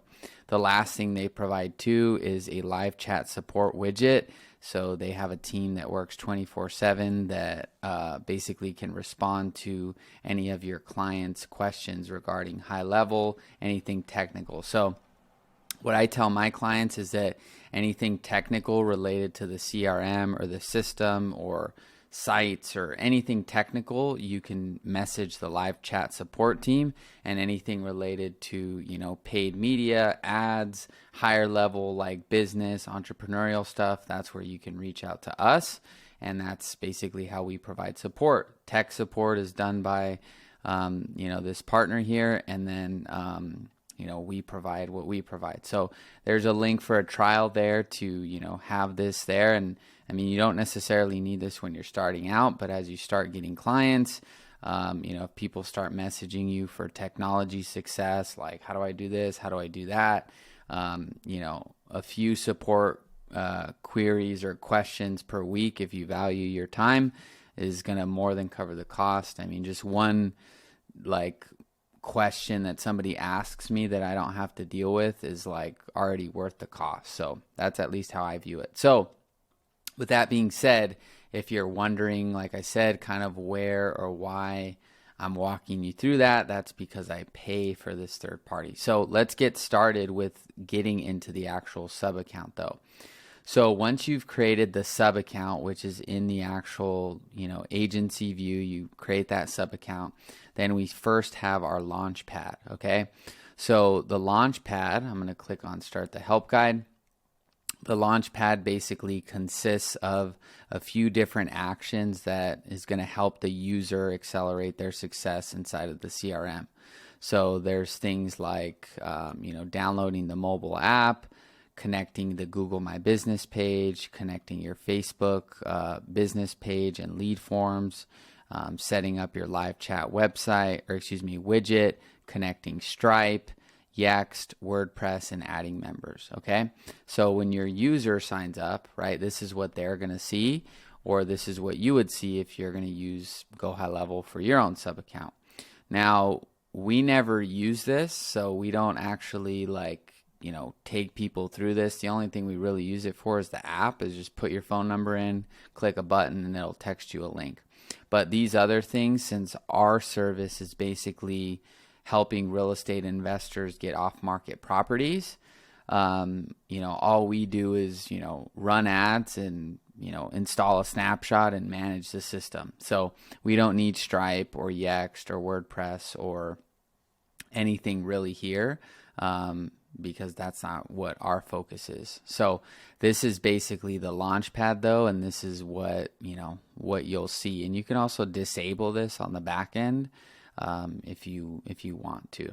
Now let's go into the dashboard, because that's pretty much all you need here within the Launchpad. So the dashboard is basically an overview of your business that you're managing in this particular sub account. So basically you can see we have just the primary navigation. So this is going to be on the left side of the toolbar, no matter what section of the system you're selecting. And basically you have the opportunities, so how many leads are in your pipeline, and I'll cover more on that when we get to the opportunity section. What's the value of each of these leads in the pipeline, and then what's your percentage of conversion rate, which is based on the leads that are marked as 1. So I'll show you how to do that later. And then we also have, I think it's disabled this funnel, so I can go back here. I think it may actually be, okay, wait, I think this is actually, well, basically when you create your pipeline, so I'm kind of jumping around here, but when you create your pipeline here, test 1, I'll just do this real quick. You see how it's asking for visible in funnel chart and visible in pie chart. So since there was no pipeline created in this blank snapshot, it wasn't showing this feature. So there's still nothing here, but there will be a little visual graph, when there is an opportunity loaded. So if I go back here and I skip ahead to where we were, you'll see that now we're basically on point with it. So there we go. So I think the formatting's a little bit off, but basically I can just narrate it. So this is the funnel. So this will show you a visual distribution of where leads are, and then this will show you visually what stages each lead are in within the pipeline. And then we have manual action. So this will basically show you, if you're going to do, for example, a bulk text of 100 people, you would see 100 here. Okay. So this is where this gets tracked. And this is also where tasks will, start to add up if you start assigning tasks to users. Now, I don't really, get into all this stuff, to be honest. I mean, it's just there, but really what you'll find in the following videos is there's like an 80-20 of what you need with HighLevel and what's kind of just there. So in this video, I'm going to walk through everything, that just so you have a full understanding of what everything does. But if you're going to use GoHighLevel for your business or to, manage a client's business, you're really going to only need a few main things, and you're going to have to just master those, because you're not going to realistically be able to cover every single component of this system. And it's the same thing with me. I mean, I can pretty much tell you how to do almost anything in this system, but we literally only use, like, the main thing we use it for, I would say, is the conversations and the automated text and email just being in one place. So all the sites and funnels, I mean, even though HighLevel is obviously amazing that it keeps it all in one place and you can track it, it's not really, you're really only going to need a few things within here. Okay, so this is the conversations tab. So this is where you can text with leads. So this is where you can two-way interact with leads. via SMS, email. You'll also see phone calls here, as well as any sort of Facebook or Instagram messages if you link those up. So I can create a conversation between this snapshot and the one I created over here.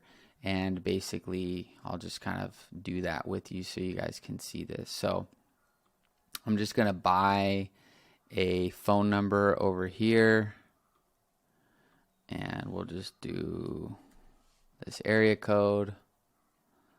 I'll just buy this number. So now I can text. And then I'm going to get this number here from the other one. Okay, so now I'm going to text this number. So I'm going to just, this is our sub account that we set up together within the GoHighLevel agency we set up together. And then here's this existing, sub account in my actual high level. And basically I'm just going to test and create this lead so that basically I can text this lead. So if I say hello, this is how it's going to look when you're texting the actual, leads inside of high level. So there it is. Boom. So there's the received text. So I can now text, hey, what's up? Boom. So this is how the conversations tab works. And this is, like I said, probably one of the biggest features that high level has to offer is that it connects, the ability to text the lead and email the lead and call the lead all in one place. And it's basically like has a pretty intuitive user interface. If you look at other softwares, it's kind of weird how you have to text through them. So this is the conversations tab. So this is where you'll see conversations with the actual leads. Now, in terms of some little nuanced things here, you can filter these conversations based on, if they're your leads, if who they were assigned to, if they're unassigned, and what the last message channel is as well. And you could apply those. So if I go to Instagram, it should remove this chat because this is on text.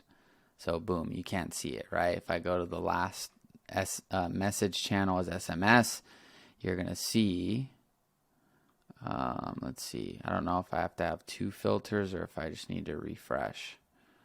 Let's see. But it should show you, let's see, SMS. Well, it's going to be under all because it's not unread. But basically, that's how you filter the messages, okay? You can write a new message. I don't even think I've ever clicked this button in my entire life now that I click on it. But you can write a message from here and text from here. So that's pretty much it. When it comes to manual actions, I can show you where I have used this as we get to that point in the system, but manual actions would show your pending actions based on if you, for example, wanted to send out a manual text message to like 10 leads, for example, it would show those 10 tasks that you have here. And I can provide a use case as to why you would potentially send those 10 manual texts when we get to contacts. So that's manual actions, and then we have templates. So if you want to create a text template, so I can just call this text template number 1, and I can just say hello, and I save that. That's now a text template. So if I wanted to text this lead a canned message, I can come here, go to use template, click on this, use, and then send. Boom. So that's how you create text templates. And you can do that for emails, but that's probably going to move. So I would really only use this for the text templates. I'll show you where the new email stuff is after. So trigger links, I don't use these, but basically you can put specific links inside of text, email, and emails, and those will allow you to track like specific actions in the user's it's basically called their activity profile. So if I go to this lead here and I see this activity, there's not going to be any, but you would be able to see they visited this funnel step or they visited this website or whatever, and you would be able to see that they clicked on, you know, that trigger link, right? So let's see if I can create one to demo. I don't never really use these. Trigger link demo. Let me just see if this works. So what it should do is send me or create like, let's see how this works. Give me a second. Yeah, so I don't even know quite how to use these. Maybe you have to create like a bit.ly link or something like that. I honestly don't quite know.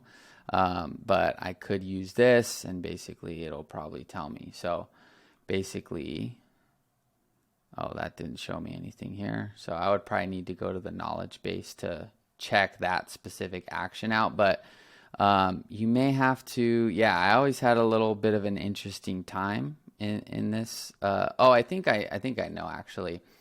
So when you go to the conversations, I think what you have to do is when you go to the SMS, I think you go to, let's see, trigger links. And then what ends up happening, is this going to show up here or what? Let me try it in this format. So if I go to trigger links here, I'm not sure, but basically I think when you have it set up properly, I don't know if I'm missing something here.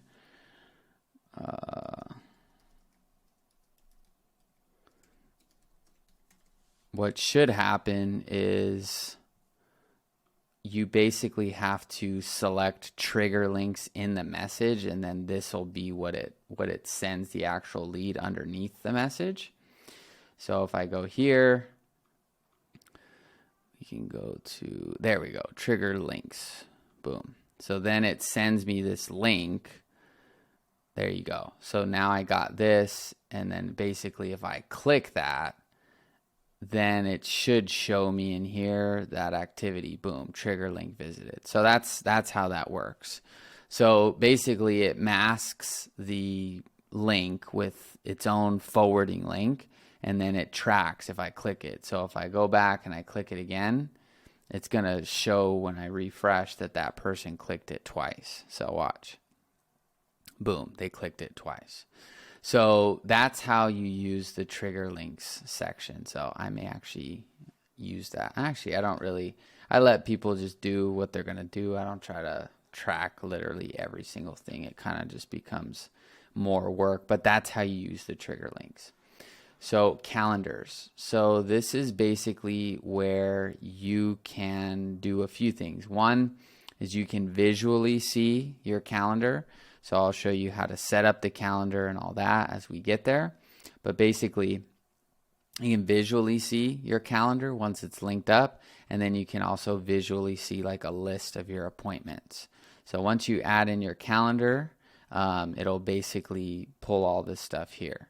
So if you click on calendars, it's going to take you into the back end. So if you're ever in GoHighLevel and you're kind of like getting rerouted to stuff, sometimes when they're making changes, they just make the changes and then later they correct it. So right now, like it shows calendars, but it links to the back. So if you get confused, you just go back and now we're right where we were. So if I click here and I add in this calendar here, I can just do, you know, this particular, or let's not do round robin. I can just do, yeah, this one. And I can just set this up like calendar, 15-minute calendar, or 15-minute call, and then 15-minute demo call, GHL, YouTube. That way it doesn't get taken. You can now add your logo. So give me a sec. So I added my logo here. And then for the newer calendar format, it's called Neo. I don't know what it will be when you're watching it.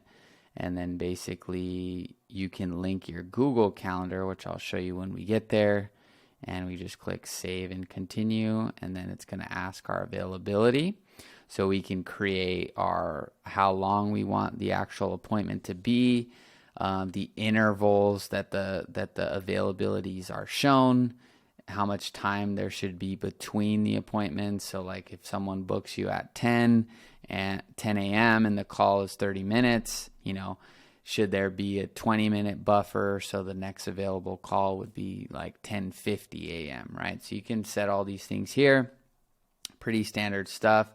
How quick can somebody book you, right? So for example, if you go to minimum scheduling notice, you could say, okay, 1 hour. So people could literally book you within an hour before the slot if it's available here. So the further out this goes, the minimum amount of time you'll need to know before they book, okay?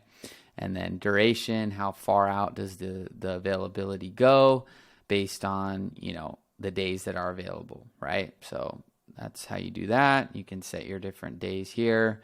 And, if you need to change this to, 7 a.m. and you want it to be for all of these days, you can just apply all and then click save and continue. And then you're pretty much complete here. You just basically do your custom form or just have it be the standard form that's in GoHighLevel. So you would just leave this as the standard calendar form. And when I go to the forms, I'll show you how to link that. But there's your custom form. And then basically, you can just put these contact emails on. So when somebody books the appointment, who gets an acknowledgement email? So the contact will get an email, and then if you want to get your own email or an admin or something, you would put their email there, okay? And then these are all pretty standard. These will depend on what you want. And then your Facebook pixel ID, if you want that ID to be on the calendar. And then your custom code, if you want the calendar to look different, then you paste that there. And then form submission. So once people book the appointment, are they directed to like another landing page, or are they just given a thank you message? That's what this is. So once you complete that, you can take a look at how it looks here. So we can go to just copy permanent link, and we can just paste it here. And there's your calendar. I don't know what's going on with the logo, but that's basically where the logo should be. And yeah, basically this is like somebody having the ability to now book the appointment. Name, phone, email, and then schedule meeting. So that is the calendar section. Now you can visually see here, this is the visual calendar. So when you have appointments being booked, you'll be able to see those appointments here.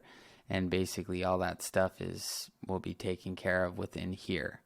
Now you can link your Google Calendar here so that it pulls both the availability of your Google or even Outlook calendar. So you can basically make sure that no one's double booking you if you are using the GoHighLevel calendar.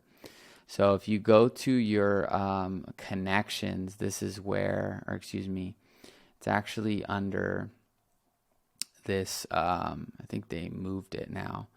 Let's see, preferences, connections. Okay, well, I know that definitely when you're logged in as a user, it's under your profile and your integration. So once you log into your Google account here, then it will show up as an available calendar that you want to block. So when you go to your calendars here and you go to edit, you'll be able to see that linked to calendar right here. So it'll say like Google or Outlook, whatever calendar you've linked.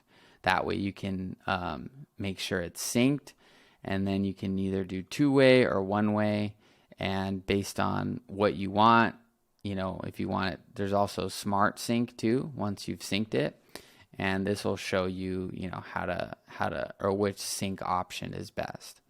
So that's basically the calendar section. Now, the contact section, This is basically where you can do a variety of different actions. So the first one is to add a contact. So if you need to add a name, email, phone, and all that stuff one by one, you can do that here. Now, if you have a list, you're going to import that, which I'll show you when we get down the line. But this is how you would just add like one quick contact, okay? Now, for pipeline change. So inside of the opportunities pipeline, right, this is where you can have your leads and it'll show you what stage of the pipeline they're in.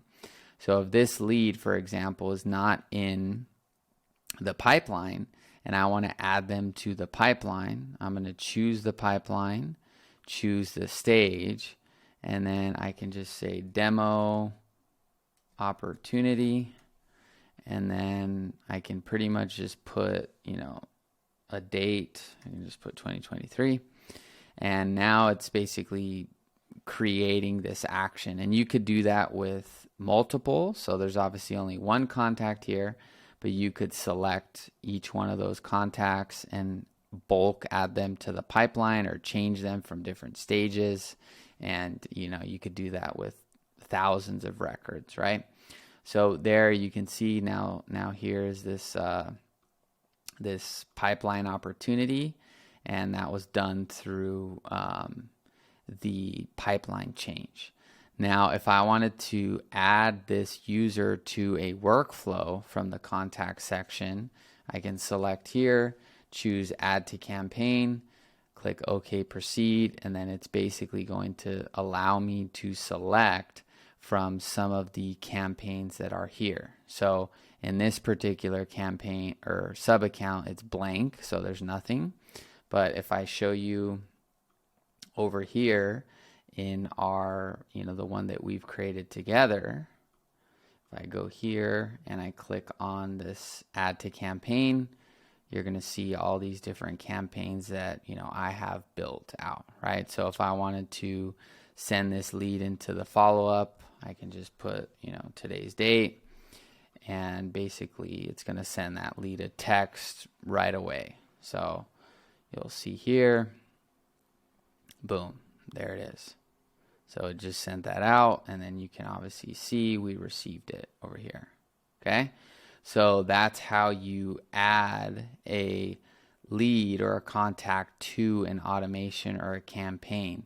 Now, if you're wondering where the campaign was or where the workflow was, that's inside of this automations folder. And, with the snapshots we provide, this is basically pre-built and already in here. If you don't have any automations or campaigns or anything, there's not going to be anything to select from.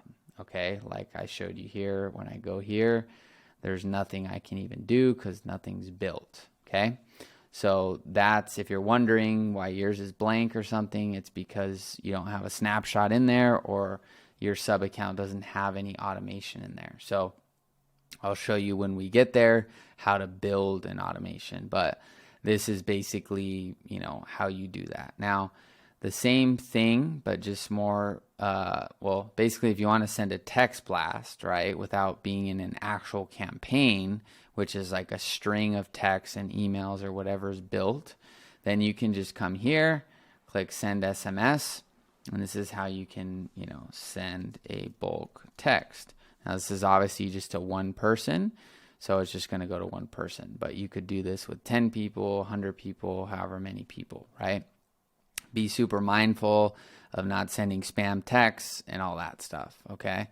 Now, you can send them all at once, send them at a scheduled time, or send them in drip mode. So sending all at once is simple. It just sends it all at once as fast as it can.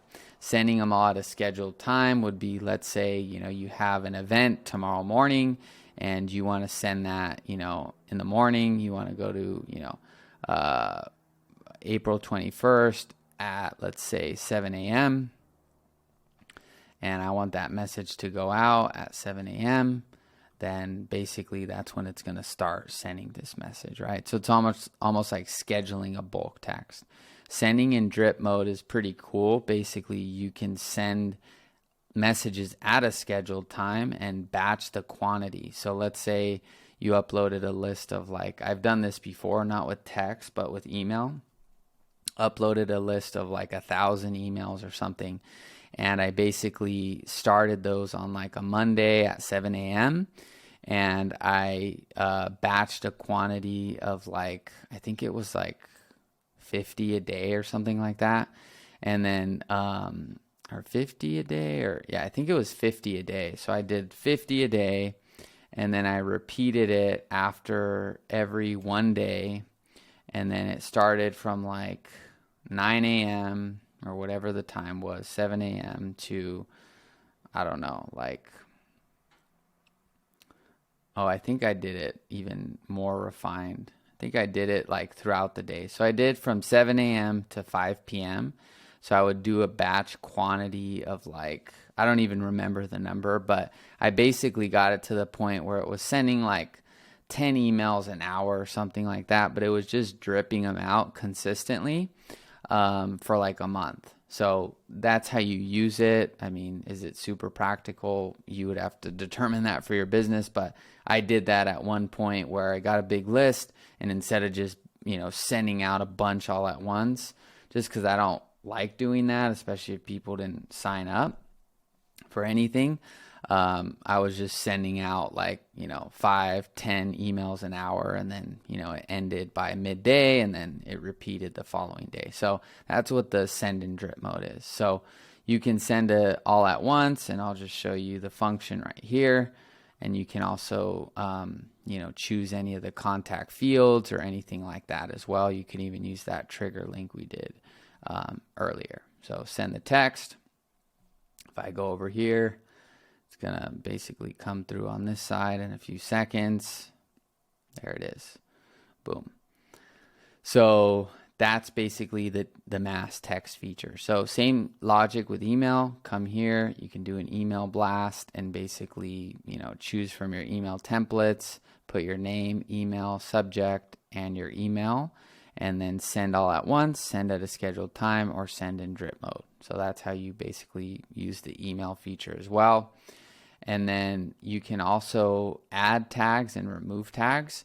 So let's say, for example, I wanted to tag this lead as like a hot lead.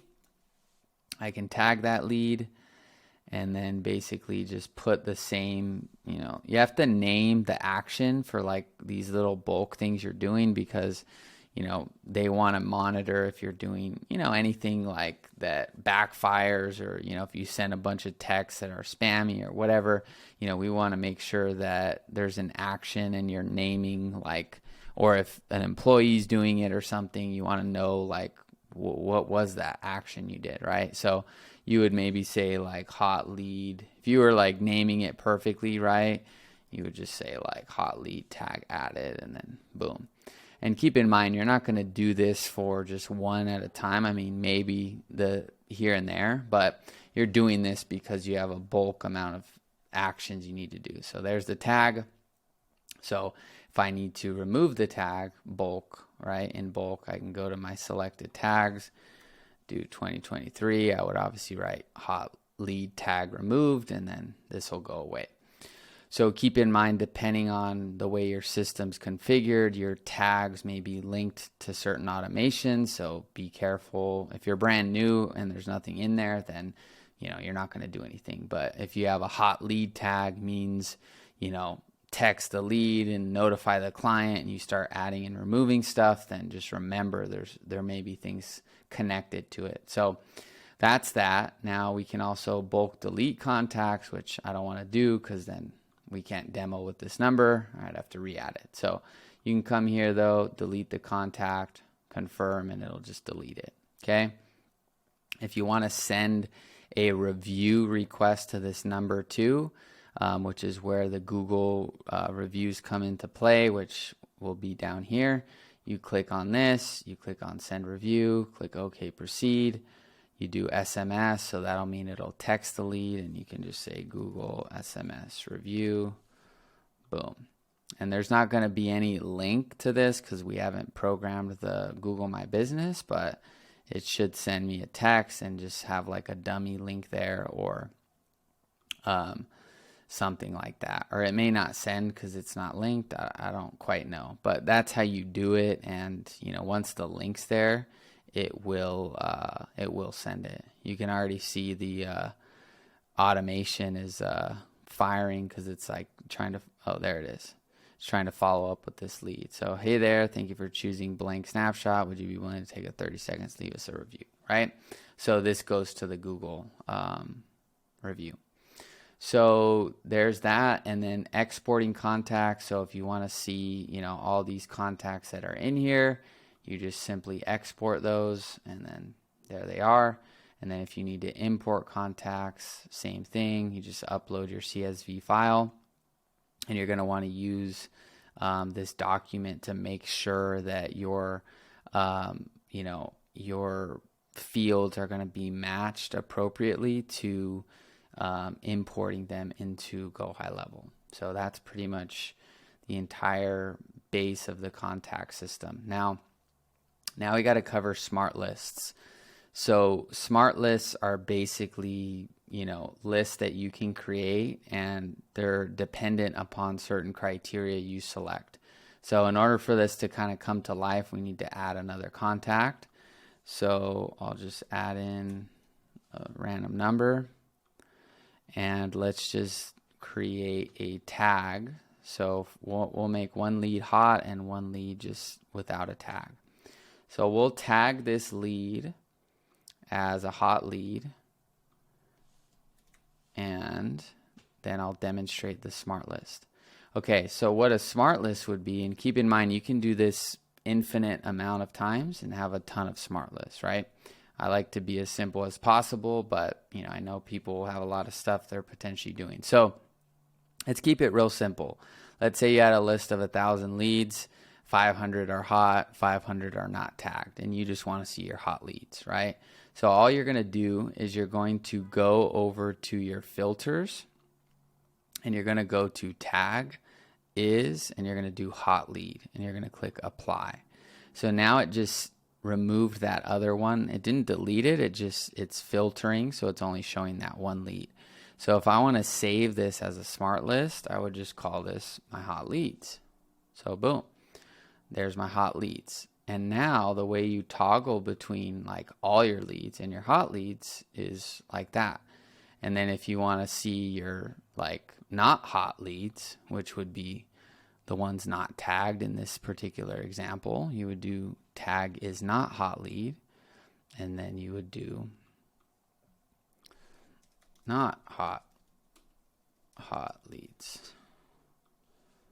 So now we have all of our leads are hot leads and are not hot leads. That's how that works. Keep in mind, if you want to see more columns of data from your leads, not only do you have to add them as a column here, but you have to save that filter, save it as a smart list. So for example, let's say I wanted to see, let's say for my all list, right?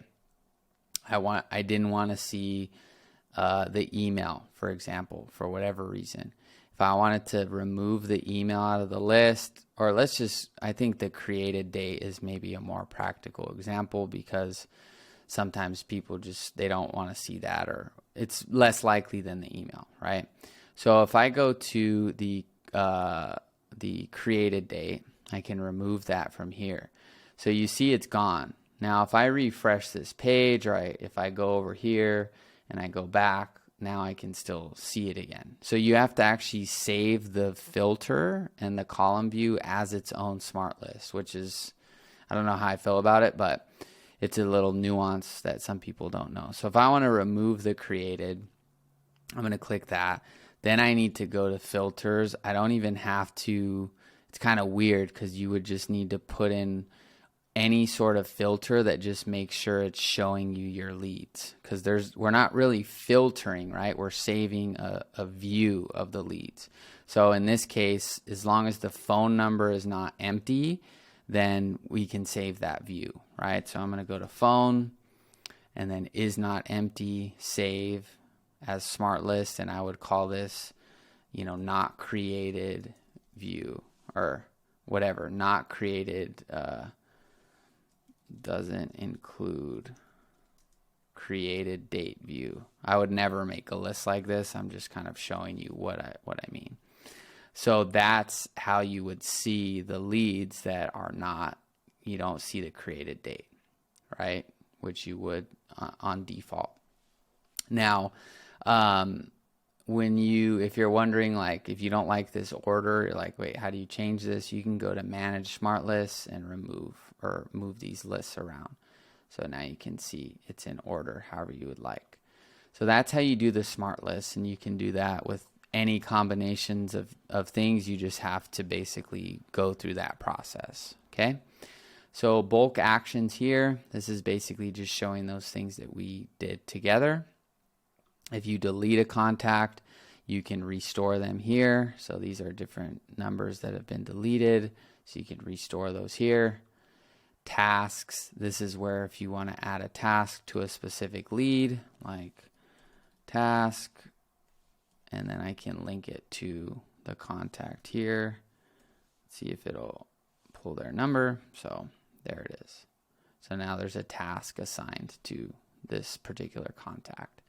Company list, so if this sub account needs to have basically any sort of like company record, you could basically type in this company's name and link it to the contact record. Okay, we already went through manage smart list. So that's pretty much it within the contact section. Now, opportunities, there's not too much here. It basically comes down to really just creating pipelines and filtering between the stage. So first thing to mention is if we go, I'm kind of taking us out of here, you'll see that this format, I know this because I use GoHighLevel, this is the old format. So if I go to settings and I want the new format for anything in the CRM, we go to labs and then we turn these things on. So opportunity page enhancements. So if I go back here, you'll see the new look. So it looks better. So that's just a little caveat there. If you're watching videos and people have a different look, that may be where you need to turn that toggle on. So all you really need to know within the opportunities pipeline is how to create pipelines. That's really it. So in order to create a pipeline, you would just go to create new pipeline and do testing pipeline. And I can do stage 1, and we'll just do 3 simple stages. Stage 2, and then stage 3. So when you save that, now we have 2 pipelines, the one earlier and the one we just made. So you can toggle between these 2 pipelines. So we go here and we can see now this pipeline here. So that's really all you really need to know here is like this, how to make these and toggle between them. And if you're ever like, for example, let's say you won an opportunity, you're going to notice it's gone.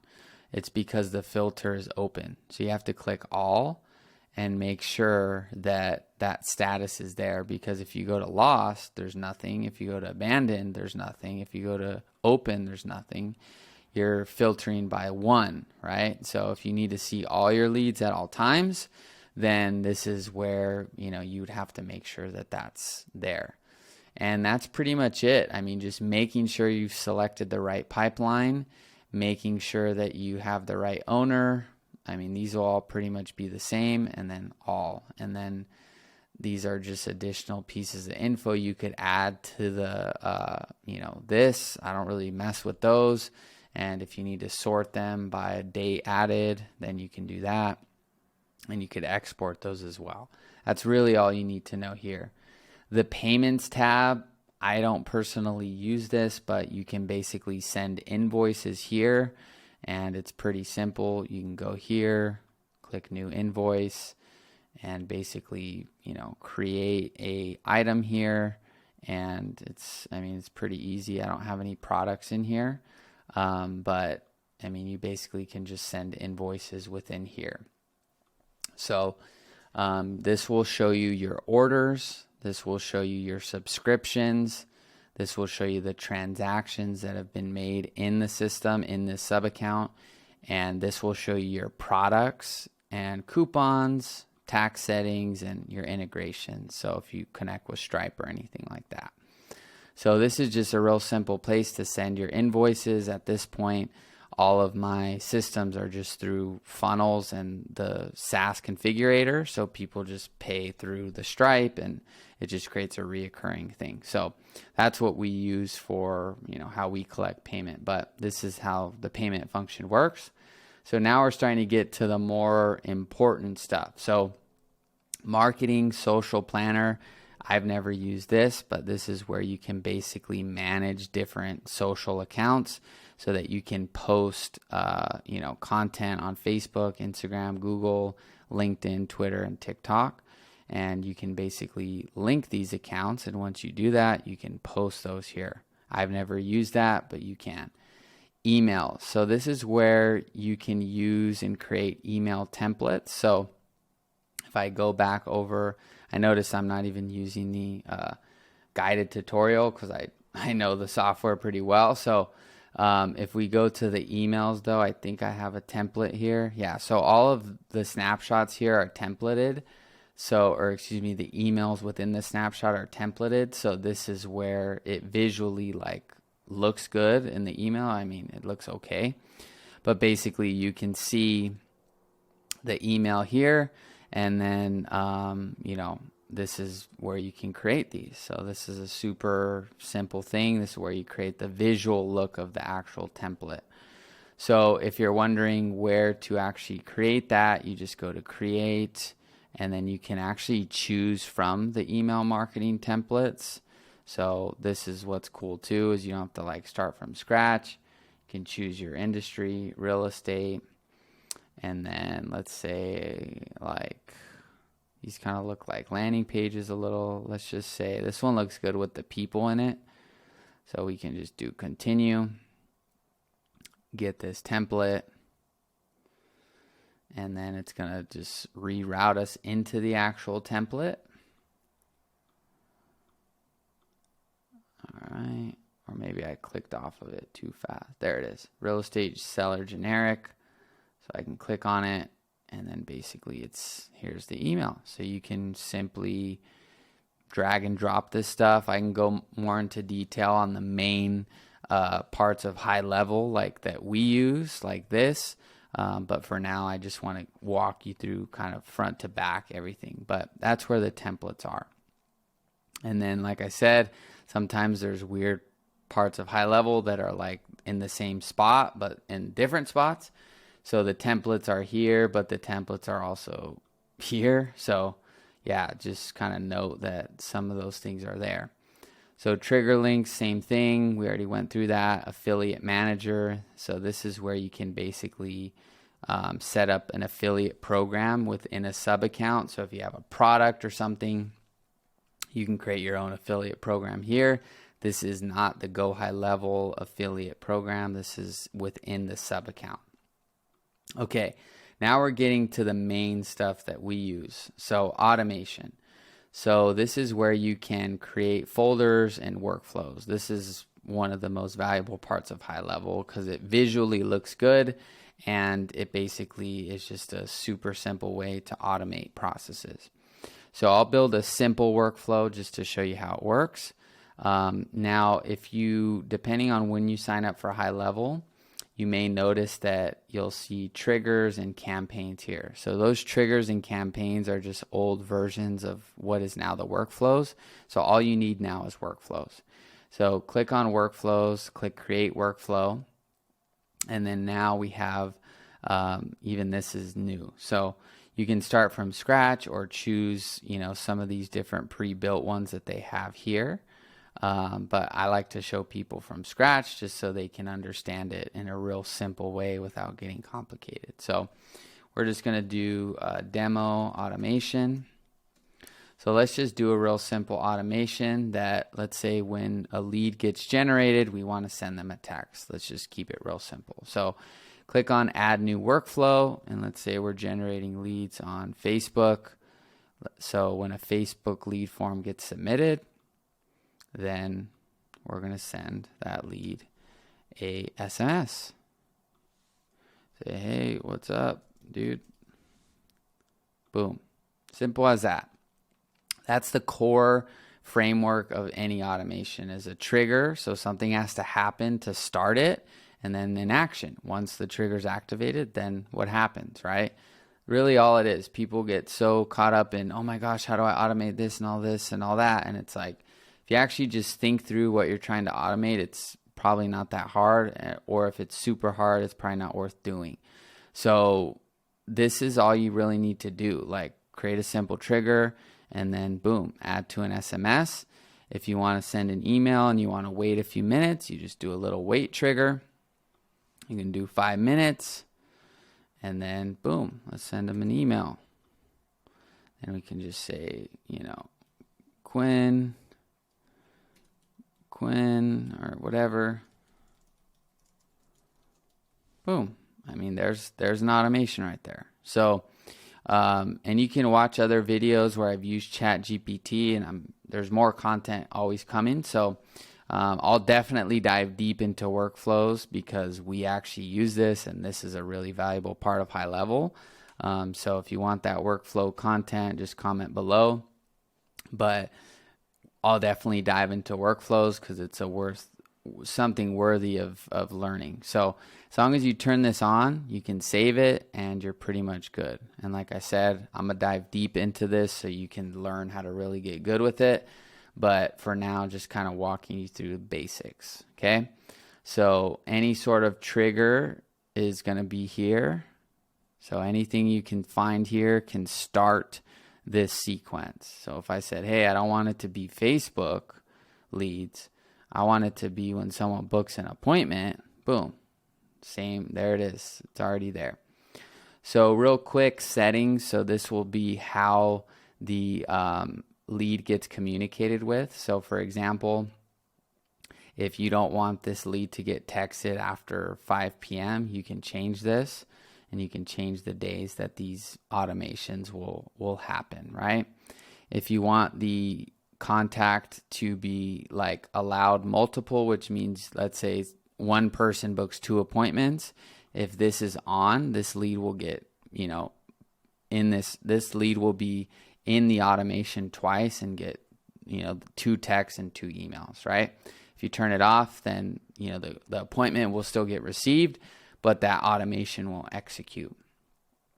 Stop on response. If the lead goes through the automation and responds, then basically if this is on, then the automation will stop. This is what we do with most of our automations, because if we ask a lead a question and they respond, and then our client doesn't respond within, another day, and the automation responds with some random question, it's like it just threw off the whole thing.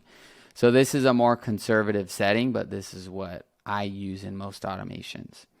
So, leave that on. Auto mark is red. If it's an automated message, you can automatically tell the system, hey, this message is already read. I don't want it to appear like it's a unread message, right? So that's that. Make sure to save those settings. History will show you the leads that are going through this automation, and then status will show you people that are currently in the actual automation. So that's pretty much it. I just need to dive deeper in another video on building the workflows, but that's really all you need to know for now.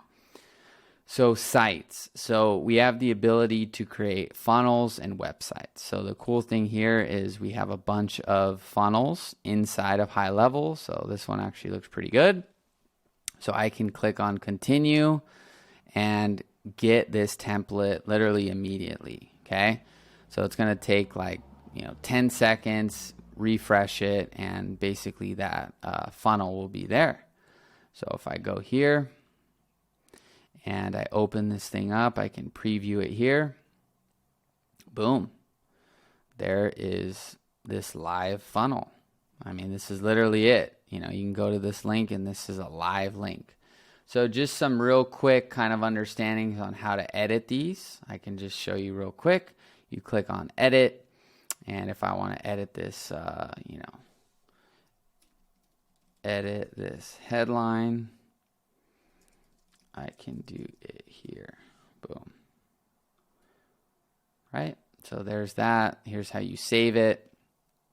And like I said, I'll dive more into funnels for sure. The things that we're getting more into the stuff that's super useful. So, I'll provide a training on this stuff. But if you see this and this, you can edit it on the desktop and the mobile. Okay. So that's a real simple, just, real quick, just showing you the funnel function. And then your website. So same logic, new website, template builder, I can choose this one. Click continue. Click get this template. And within a few seconds, I now have this website ready to go. Okay. And the cool thing too is you can have as many funnels as you want and as many websites as you want in each sub account too. And they just rolled out a feature where your users can actually see this funnel or template library. Before, they didn't allow users to actually see this stuff. So, now you can show people if they want to build their own funnels or whatever, they can just build their own right inside here. So it's pretty cool. So I don't know if there it is. So there's the website. And the only real difference here is with the website, it has multiple pages, whereas the funnel is just like one page and there's steps in the funnel. So if I want to go to the home page, I can see that right here. Boom. If I want to go to this blog page, I can go here. Boom. There's obviously no blogs there. But basically, that's it. Okay, so we'll cover more about this later, but that's the website. Now, the blogs feature is newer, so you can actually create a blog post right in here. And you got to go through a few steps, but it's actually pretty simple.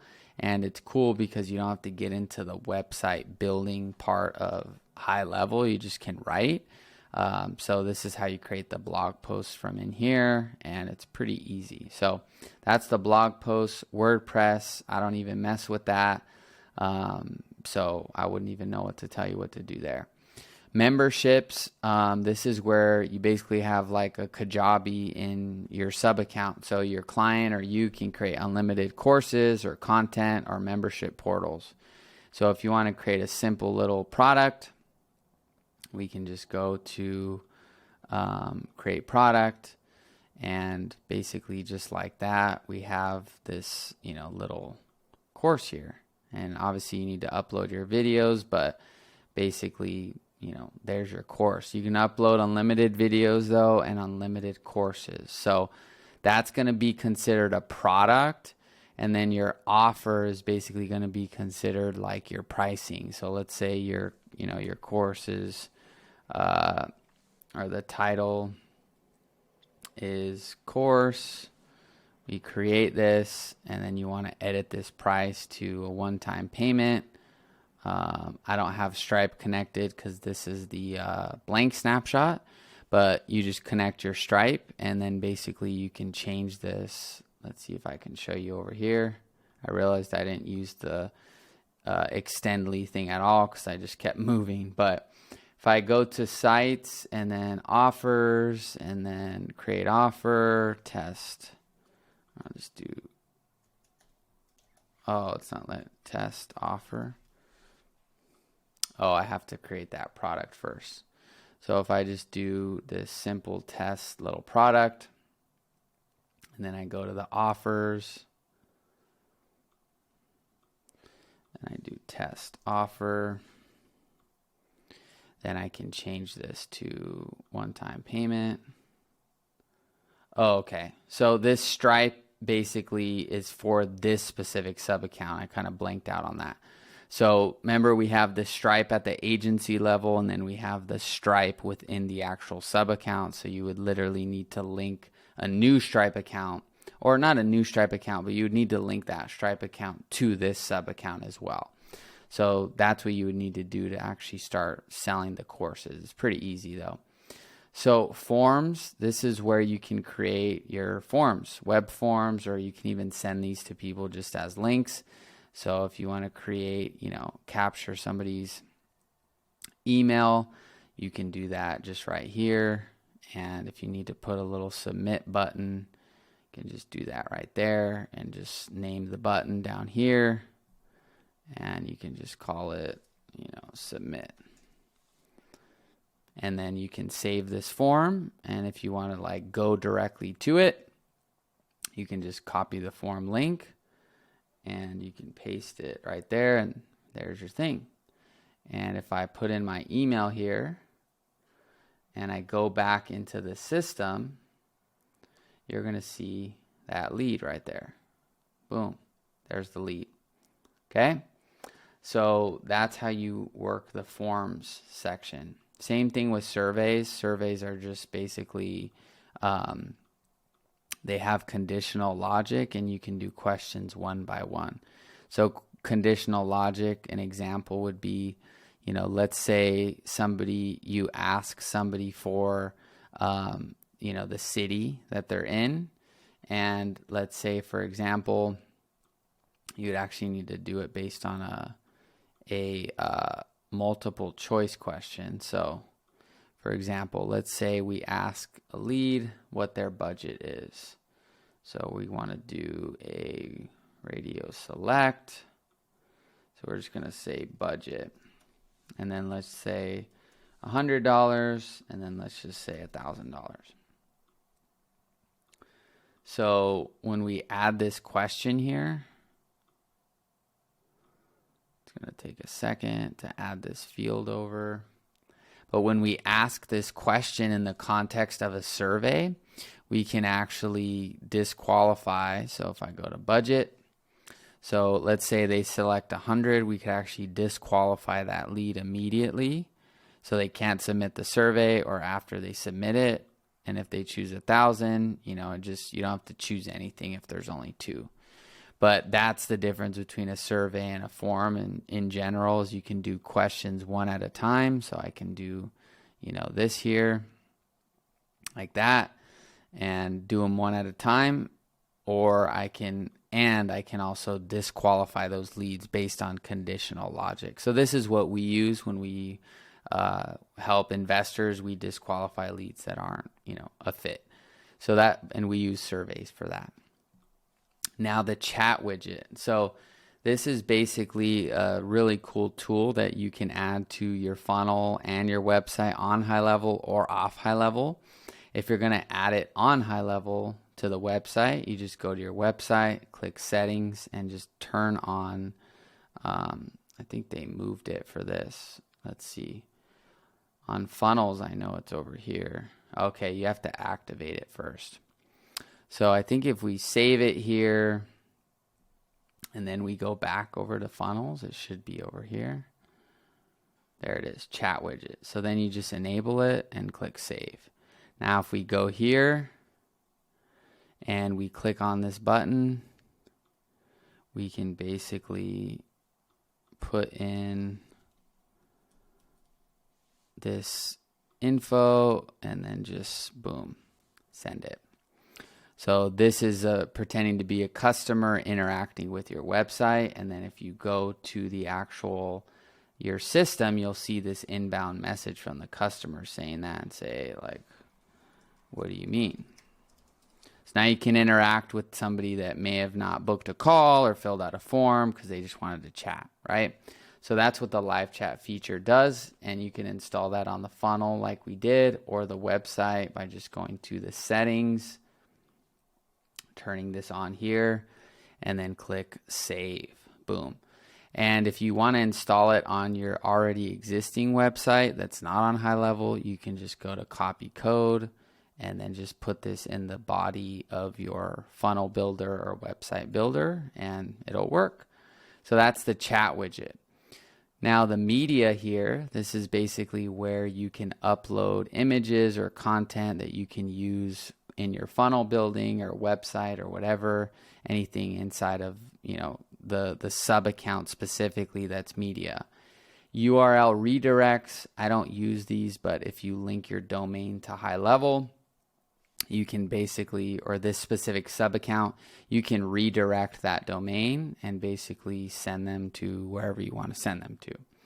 So that's the URL redirects. Now we have the reputation management. So this is pretty much what I showed you earlier.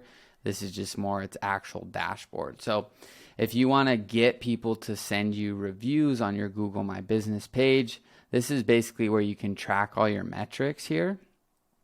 And you can see we sent that invite earlier today, and we can see the ones that we sent, 2 people and they haven't responded. And then we can see the reviews we did actually get that people, gave us a review for. And then we can see our listing. So this is basically an upsell into Yext for your end user. And they can basically, click on that and it'll basically start listing their stuff on Yext. Okay. So Yext is like a syndication service that will post, that SEO data or company data on, all kinds of websites. I've never used it, so I couldn't tell you which ones they are, or there they are right there. But that's what it'll basically do. So that's the reputation management feature. Now we have reporting. So this is basically where you can see your Google ads reporting, your Facebook ads reporting, attribution reporting, call reporting, agent reporting, appointment reporting, right? So this is where you can see everything related to your entire GoHighLevel system and this specific sub-account, okay? Sub-account, not the agency, okay? And that's pretty much wraps up this section. Now let's go into the back end of the settings. So this is where, your user is going to basically fill out their business name, their legal business name, email, phone number. All of this stuff needs to be filled out now, okay? Especially if you're using the lead connector phone system, you need to have you or your client need to fill out all of this stuff to make sure your account is compliant and you get the best deliverability with the phone and the email services, okay? So those are all unique to you and what, you got to fill out.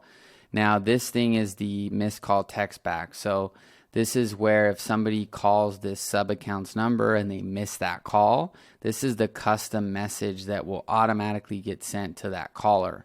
So you can use any custom fields you'd like from the actual,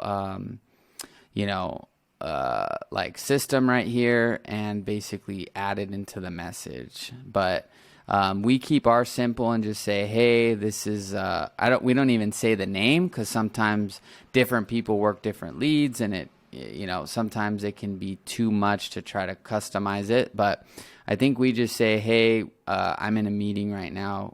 What's up? Or can you send me a quick text or something? Super simple. So that's the missed call text back feature.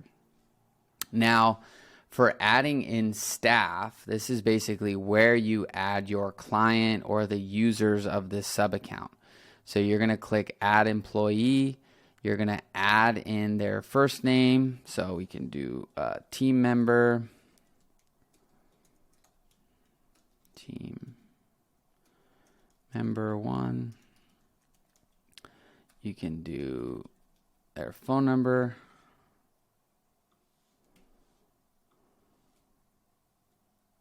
And then a password here.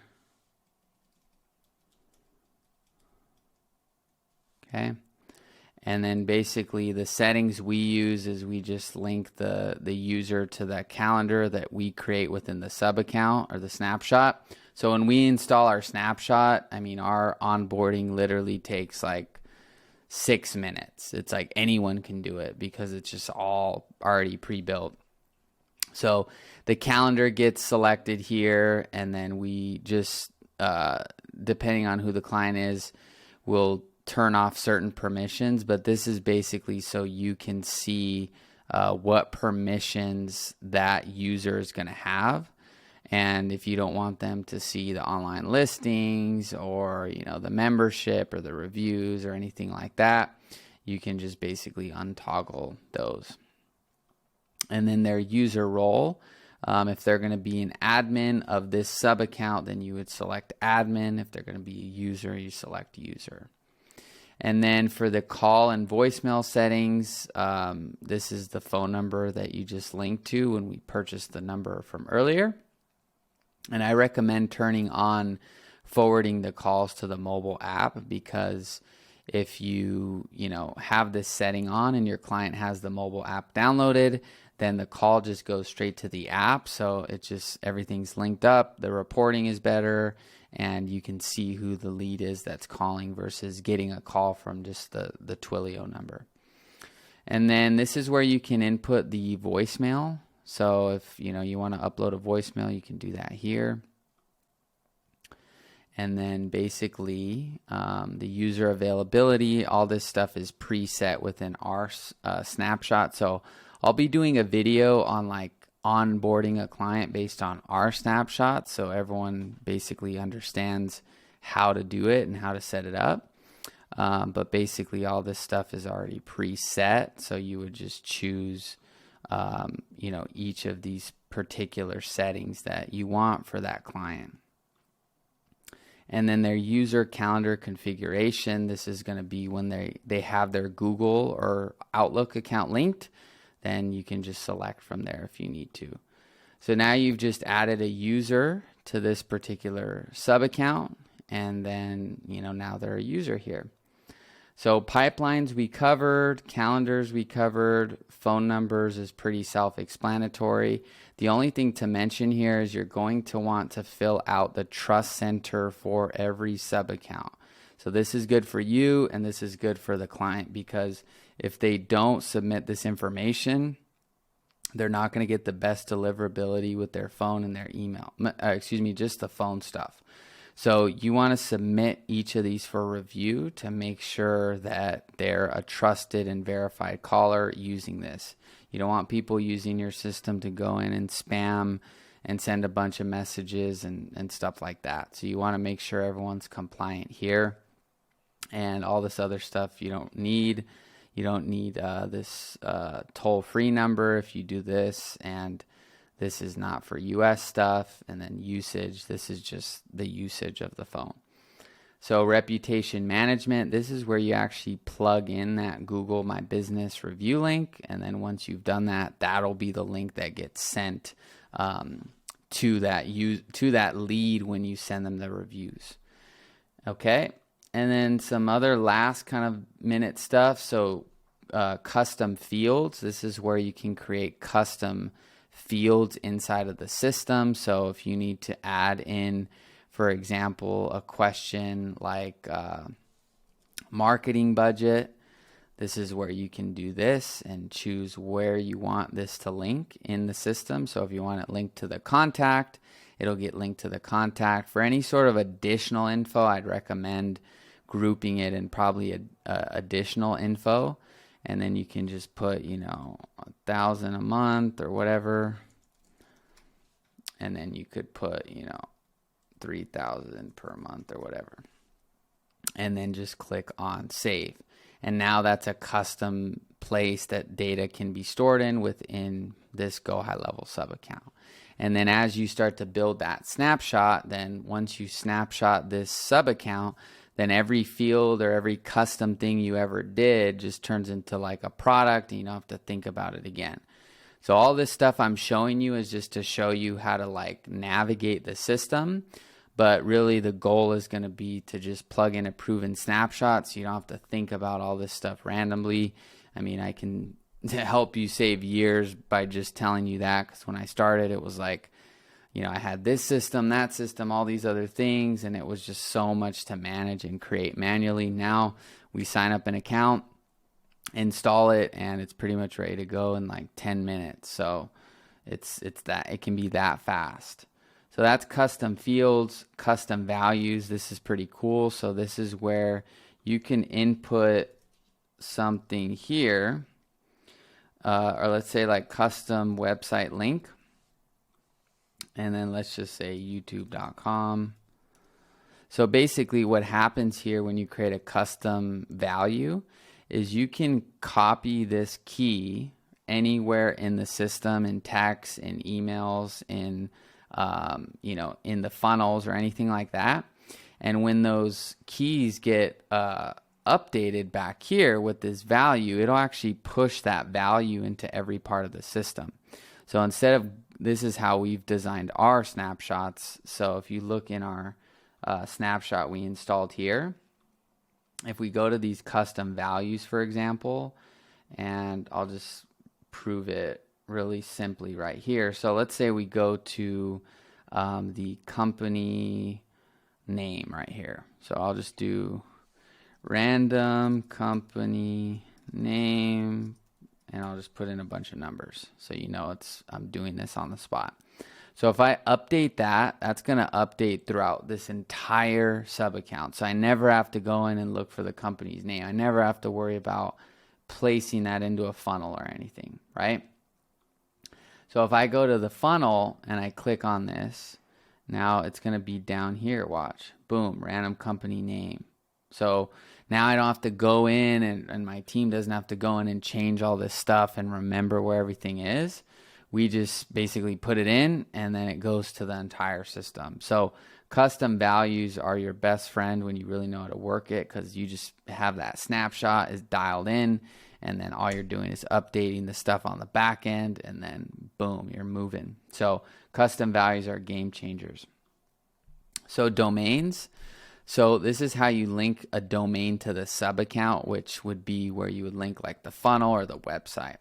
So when you click on add new domain, you just type in your domain here or your subdomain. So you could do GHL demo, and then I can do the quantum misspelled systems, and then I can let me pause, hold up. So when I go to the GoDaddy here and I click on add new record, I can do a CNAME here, and then this one's going to be GHL demo. So you can make this subdomain whatever you want, and I just do GHL demo, and then the value is going to be this flash.funnels. So what we did in the previous video, if you watched it, at the agency white label domain, is we linked a white label domain for you and your users to log into their GoHighLevel on your domain. What we're doing here is we're actually linking a domain for this specific sub account to connect to the funnel or the website hosted in this sub account only. No one else will see this. No one else will know what's going on. So you just basically click on this, right? And then once I point this over here and I click save, it may take a minute or two.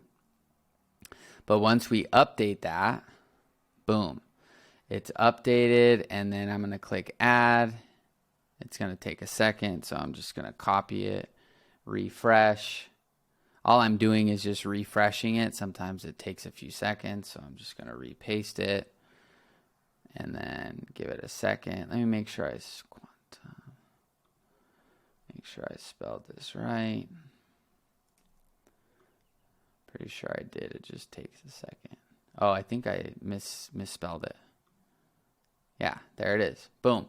So now I can link this domain with the funnel and the website. You can link it as many places as you want. It'll just have different path URLs. So this is more techie, but boom, there's the actual funnel. So if we go back here to the sites, and I think I linked it, or no, I'd link it to the website.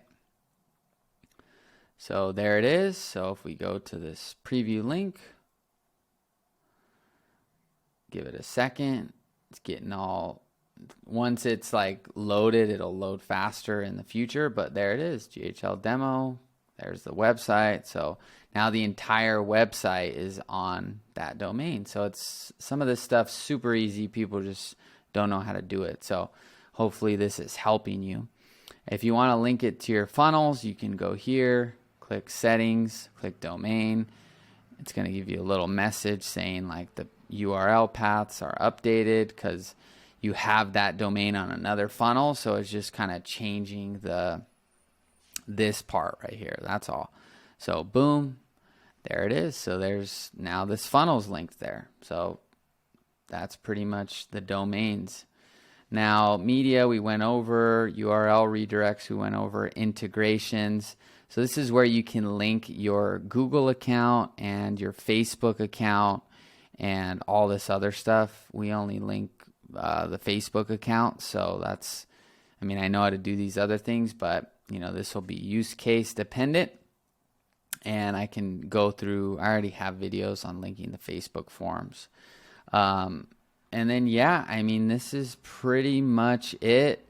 Email services, we already covered that in the agency view. So this is basically just reaffirming what we've done at some of the agency level view to show you, what this specific sub account is linked to. And then conversation providers, I don't even know why nothing's showing here. That may be kind of that same bug as earlier on Chrome. Let's see. Yeah, I think this isn't relevant if you don't have custom providers here. And then tags, this is just basically where we did that hot lead tag. If you need to add more tags in the back end, you can add more tags here. And that's pretty much that. And then the last few things here are the labs. So like I said, any kind of new features that you want turned on, this is basically where you can do it. So if you want to see this new feature where you can add multiple emails to a contact, you can turn that on, and you can turn on this too. So this I can show you right here, business profile, boom, it looks different now, right? I think I already showed you that. So that's labs. And be mindful if you add this to your users, because some of these features are buggy. So sometimes you don't need to just go in and add all these new features to people because they'll get confused. But this is basically the labs feature. And then audit logs, this is basically where you can see every little action done in the sub account, and you can trace it back to who and all that good stuff. Well, you can see when I added that tag, the time, that way you can see who's doing what. And then lastly, we have the companies. So this is just basically, if you want to associate companies with contacts. So if you have John Smith and he's at ABC Company, if you turn this on, which I'm not going to, it'll basically associate that company ABC with John, right? And that's pretty much it. So that's a super in-depth look at pretty much everything in a sub account. I hope this video found you well. In the following videos, I'll dive deeper into the main components that we use, which is the conversations tab, the opportunities tab, actually conversations tab, automations tab, and that's pretty much it. The other stuff is ads and things like that. But I'll be making videos on the things you really need to pay attention to, but I know some people, they're brand new. They have no clue of never even worked with a software. So I hope this video found you well to basically show you how to, do pretty much everything in the sub account, or just give you a good walkthrough of everything.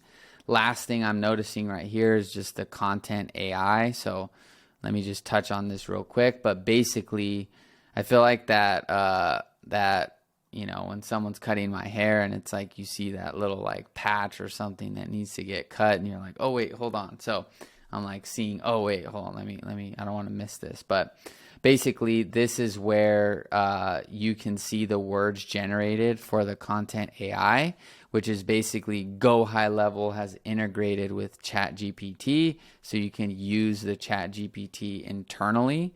So for example, let's say I'm trying to create an email template or something, and I'm going into here, and I just go to this design editor. I think it's here. If not, where is it? Oh yeah, content AI. So let's say I'm writing an email. I want to say, okay, I want it to be, cold outreach, and I want it to be about real estate investing. And let's say reach out to real estate investors who are looking for more off-market properties. And then I'm just going to generate, let's say investor, off-market properties, guaranteed, and then proven track record or something. So basically, this is now going to generate content with ChatGPT, and your users can use this if you enable this permission. And so you can use this in the emails or some of the other places in the system. So look, boom, there's the email. I can just copy this and click continue.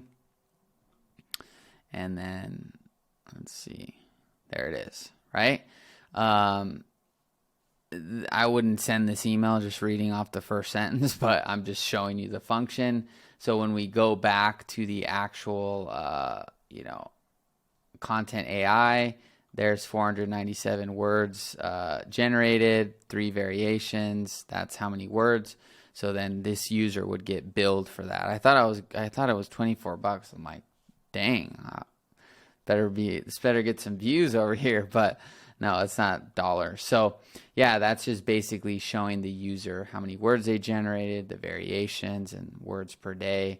And then, like I said, if you enable that rebilling on the back end that I showed you how to do, then you would get charged, let's say $1, and then they would get charged $1.50 or whatever the math is. So that's pretty much it, though. I mean, I pretty much covered everything in detail. Obviously there's different things I'm going to expand on, but hopefully that just gives you a real nice video for how to navigate the sub account and understand everything. And that's pretty much it. So give it a thumbs up, share it with a friend, and hopefully the content is finding you well. All right, peace.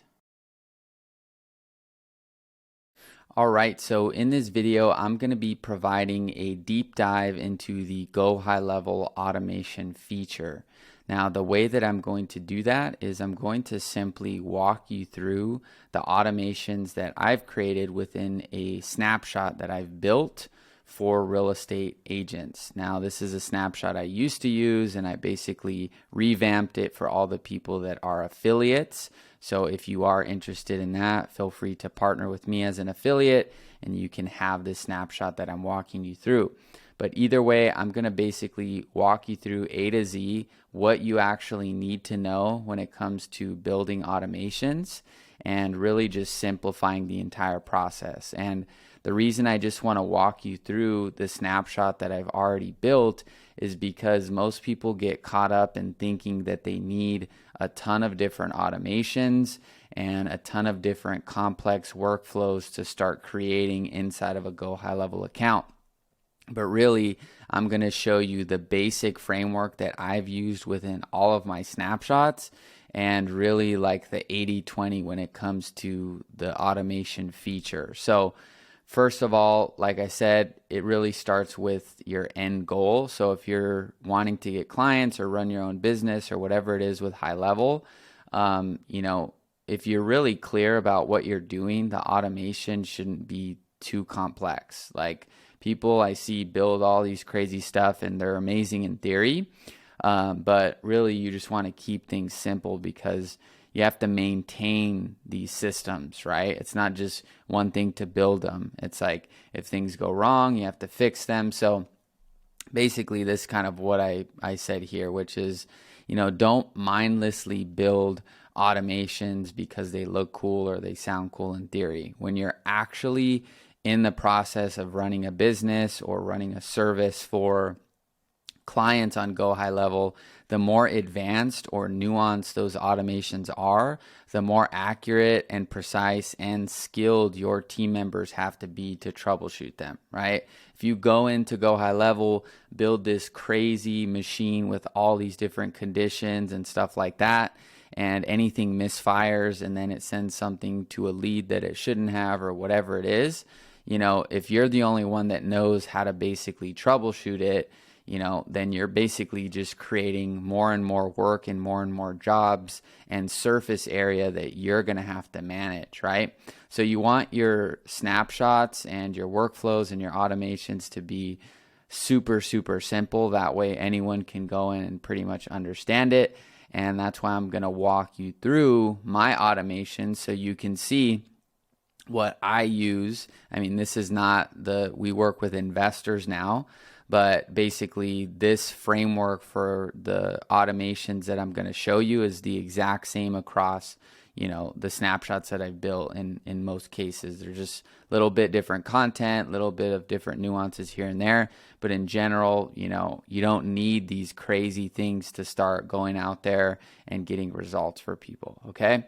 And basically, if you do want to test stuff and have fun and mess around with automations and come up with cool stuff, I highly recommend creating a separate like sandbox account where you can basically play around and mess with different things. But when you're running a business and you're selling a product or a service, you got to keep these things super tight and streamlined, or else, like I said, you're just going to be creating more surface area that you're going to have to manage.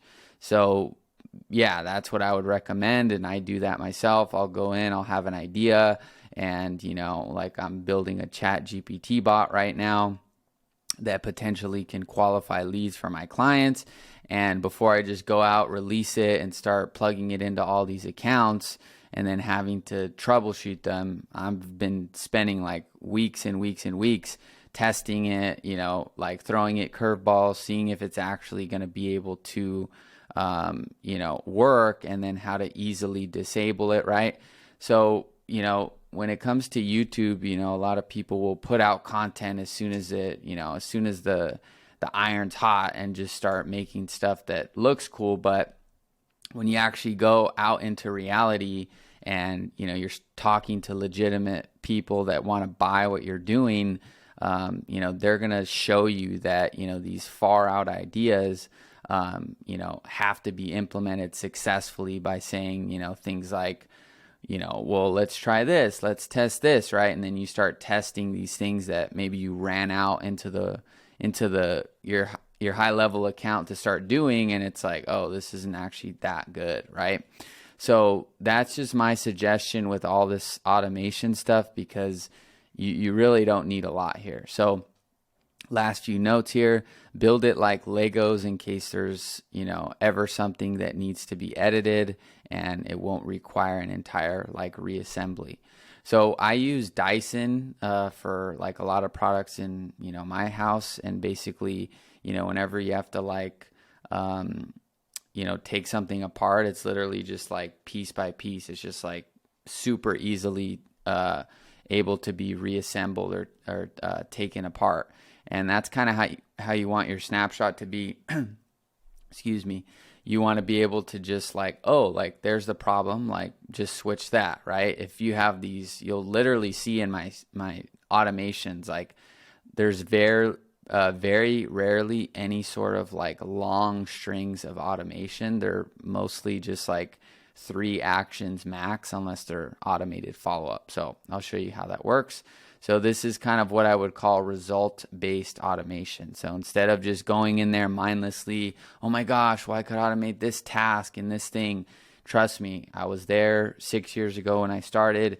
And the cool thing about automation is like in a way it's perfect, right? Because you can basically build something in a vacuum, right? It's like in total isolation, and basically design like this perfect business or this perfect workflow or whatever, right? And that's where your sandbox can come in, is you can play around with that stuff and make it. But when you're actually going out into the marketplace, talking to people, and those people have to use it, think about it. Every task you add, every automation, notification, whatever it is one more opportunity for somebody to have to troubleshoot on your team. So you'll see mine are super, super simple.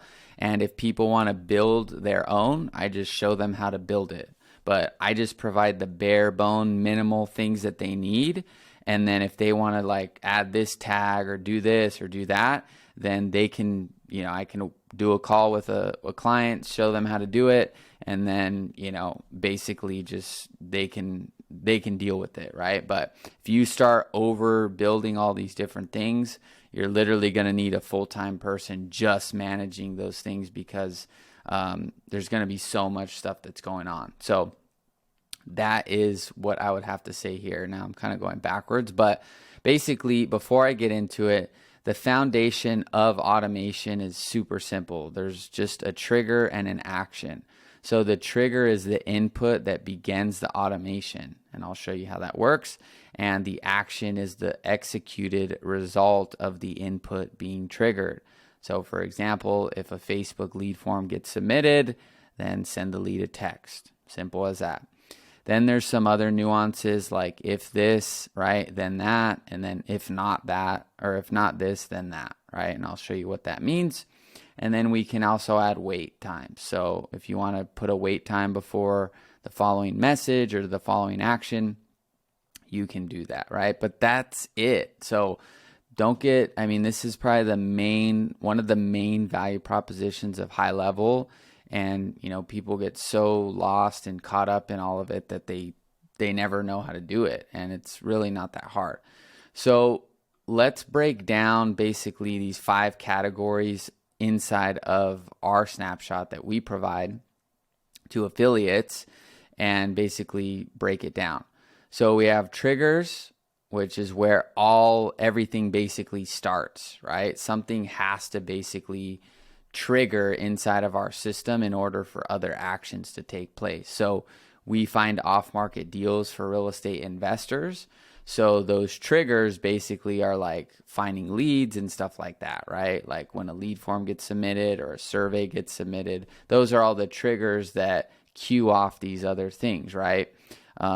There's no other way to really get into our system, right? Unless they're filling out some sort of form for what we provide, right? So if there were no triggers, all these things would be useless, right? So triggers, I'll show you automated follow-up, and then how to notify your clients in a really easy way, how to send reminders to your client and to the lead when they book an appointment, and then a qualifying workflow. That's all you need.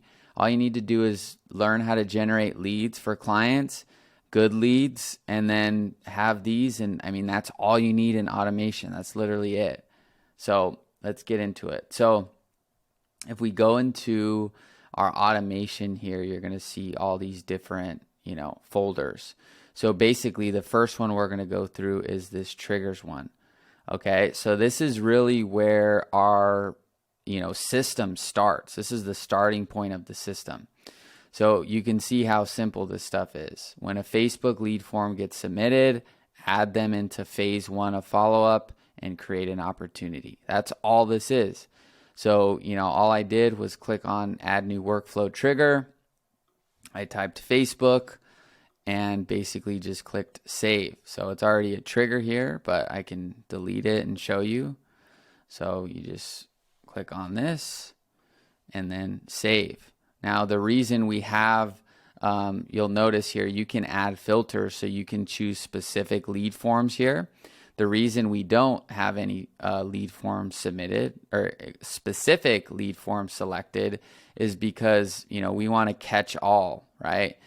We've never really had a client that's running Facebook ads on their own or anything like that. So we know that if we do use the lead form method, anything that is like originates from the Facebook lead form, then, it's basically going to be from like, and this isn't our investor snapshot. Keep in mind, this is something I built for affiliates, but this is like the catch-all. Like if a lead form gets submitted, then start these other things. And then you don't have to worry about anything else. Like you just keep running ads and that's literally it. So add to workflow. So I'll show you this when we get to the follow-up phase, but basically we just add the lead to the phase 1 of the follow-up sequence. So the way I did that was click plus, type in add to workflow, and then I basically just selected, the phase 1, and it's real easy. Phase 1, phase 2, phase 3. That's all we got for the follow-ups, and these go out pretty far. So you'll see how I built these, just like Legos. Like go to phase 1. When it's done with phase 1, go to phase 2, go to phase 3. That's literally it. So you just select that and then save it, and then lastly, create or edit an opportunity. So we just add them to the pipeline as the first stage, which is a lead, and then we put their name and the source and make sure it's open, and that's it. That's the starting point of the entire system.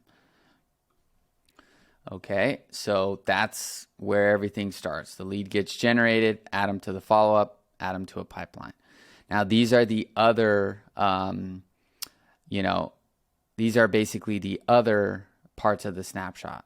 So this should actually not even be here. So I'll probably delete this, but this is just there in case, somebody uses this. But this is even a little bit too, you don't even need this. This is not even essential. But what this is when an appointment gets booked, right? There's different statuses that the user that's working the leads can select. If they choose no-show as the appointment status, it would actually move in the pipeline as a no-show. But like I said, now that I'm looking at this, I would delete this. I think sometimes, I think I did delete this and then I just didn't refresh the snapshot. So it's there, but like I would literally delete this looking at this now. The practical reason, because in theory, it's really great. Oh, well, when an appointment status is marked as no-show, then it moves them in the pipeline to no-show. Or when they show up, it marks them as showed up. And then all this stuff is perfectly tracked. But guess what? When you're out there and you got people running this system for you and your clients are working the system, guess what? They're going to forget to click no-show. They're going to change the pipeline stages. They're going to do all this stuff to the system that was just bare bones, right? And they're going to start adding all these different things. So when they do that, all of these things start to break. And guess who's got to fix it? Your company, right? Oh, hey, I changed the pipeline stage and I changed the no-show stage to this stage because this is da-da-da-da. Everyone's got a reason, right? And it's fine. That's why I say you got to build this stuff super, super lean. So I would literally delete this because I've never even seen anyone mark these as no-show and then like keep it in that pipeline. They may mark it as no-show, but they don't necessarily keep the pipeline stage that I designed, right? So this would get deleted as I look at it now. And there's nothing better than just deleting. Just like, oh, I love deleting stuff. Just get it out. Get it out. Less to deal with. I challenge you that watch this channel. Like, go through stuff and delete. Everyone wants to add. Go in and delete. If you can find a way to delete something here, do it, But you'll see everything pretty much here has a use case except for that thing and the ringless voicemail drop, which I'll show. But anyway, appointment booked.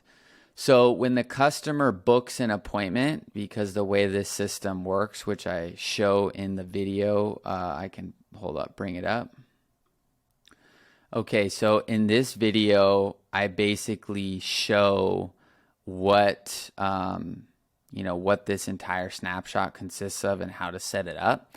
And so basically what I show you how to do is how to run ads and then basically take those leads to a lead form.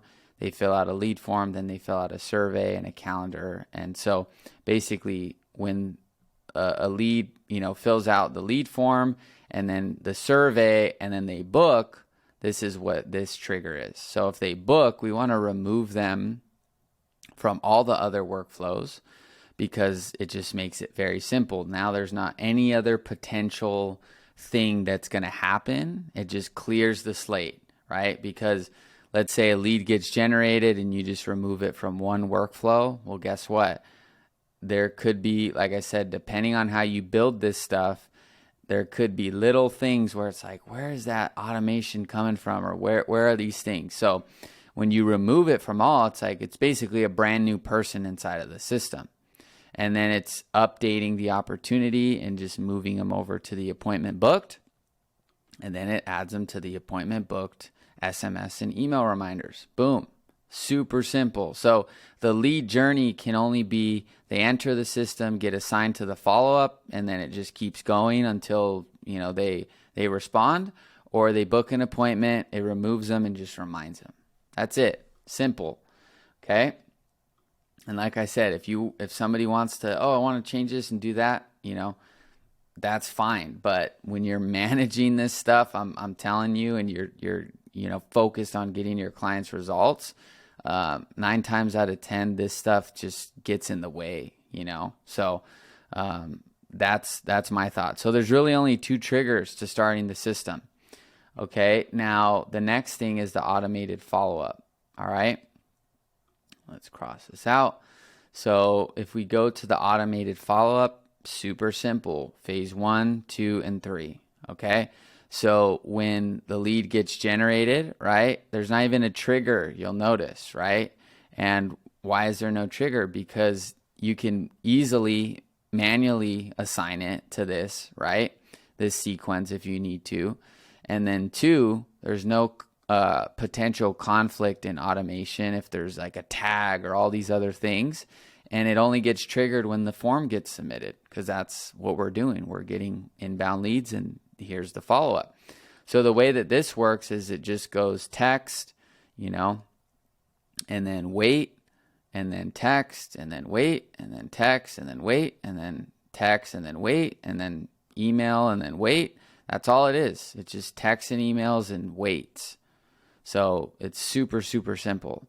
The way you do this is you just click plus, and then SMS, and then message.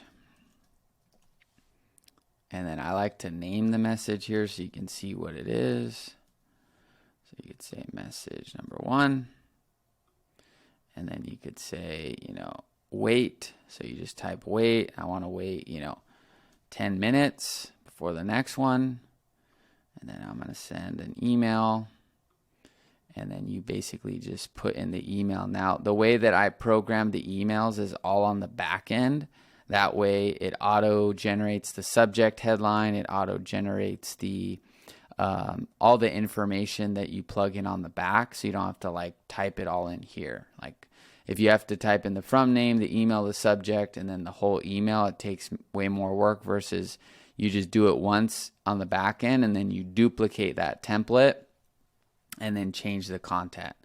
So I'll talk more about that later, but this is how I do it. So if I want to send email 6, I just boom, and then it just shows right there.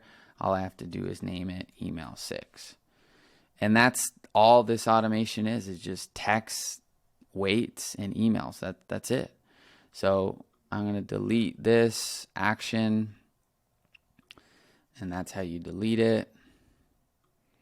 I mean, that's like I said, guys, I know it's kind of anticlimactic because it's like so simple, but I tell people like I'm not super like smart in the sense of being like a advanced programmer, and that's why I've had success with the systems I've built, because I know how to go out there and get people on the phone to buy these systems. And because I'm not overly, somebody that knows how to program and do all these advanced things, it's almost like my systems have to be more simple, because when you start out and I'm building this stuff, like I couldn't really go and do some crazy thing. And so because I couldn't do them, everything's really simple. But guess what? It's really easy to manage and it works really well. And literally no one even says anything about it. So usually people say stuff about it when you bring in this complex thing where it's the automation's overfiring or whatever it is. So if you're like, what the heck, this is it? Yeah, it's not as, advanced as some of these other people that are creating automations, because, I know you just need to get people on the phone, book these appointments with potential clients, demonstrate how you're going to just solve the problem. And then these are just like ancillary things that I just scroll by. I don't even like go through all of it. So yeah, if you're like, what the heck, this is it? Yeah, this is literally all you need to know in it. Look how easy it is. Add a plus, click text, paste the text, boom, click email, choose the email. That's it. I mean, you can do this stuff in an hour and you're good. And this is the power of one really, really good snapshot is, guess what? Once you do it and you set it all up, like the way I've got it here, you go get client, boom, plug it in. Go get a client, boom, plug it in. It's that easy, right?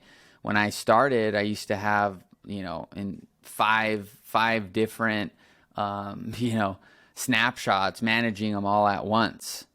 So I tell you guys to have one snapshot for a reason, because it's so easy. You just get a client, install the snapshot. It's the same thing every time, and that's pretty much it. So then when this one ends, right, and the way that it ends, and also you're going to notice here on the back end, I have these specific time criterias. Why? Because, no one wants to get that text at 2 a.m, right? And then if the lead does, then the client says, hey, this lead got a text. I'm telling you a perfect example. I had this was a while ago, and then this other one was more recent, but I had someone a while ago say, hey, the lead's getting a text at like early in the morning, and like that's probably why they're not responding, and whatever, right? Basically what they were saying was, I don't want these texts to go out early in the morning or late at night, however you want to look at it, right?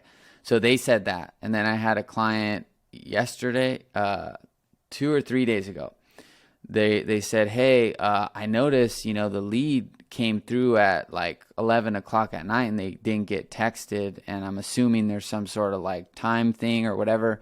And I said, yeah, it's basically business at like 9 to 5. Like just keep it real cookie cutter. And then he's like, oh, well, I would rather just have those go out all the time, because if they're awake, there's a reason that they're texting. So really what you're going to find with all this stuff is you're really managing people and expectations. High level is just it's just a meeting point, right? You're really managing people. And so what I found is that putting the most minimal thing you can as the thing that you are managing in between you and the client is the best. Because if you start building all these customized things, then guess what? The client still is going to want to change it. So it's better to have a simple starting point, right? Because some clients are going to leave, right? Some clients are going to stay super long, and that's just the nature of the beast. And so if you start doing all these custom things for people and then they leave a month later, it's like, well, you can't even use that snapshot because it's just for that person. There's not even a point of it anymore, because it was just for them, and now guess what? They left. So I'm telling you guys this from experience, keep this stuff tight, and it may seem a little like kind of boring, and that is part of the reality. Is if it's not all complex and super advanced automation, well, guess what? Now you're not going to get hit up. Hey, fix this. Hey, what about this? Hey, can somebody change this? Can we change this? Can we do that? It's way easier to just, there's less, people don't even message us about the snapshot, like ever, like change this, change that, like, because it's so simple. It's easy to just, you don't like these messages and you want to follow up manually, turn it off. Simple as that. Now, all these other things aren't going to basically, go into place. But if you have this advanced stuff where all these things are connected, guess what? You can't turn it off, because you got to go in there, put a wait condition, or you got to unhook all this stuff. If I turn this off, there will be no text messages or emails that go to the lead in terms of the follow-up. And it won't go to the phase 2 or the phase 3. Simple as that.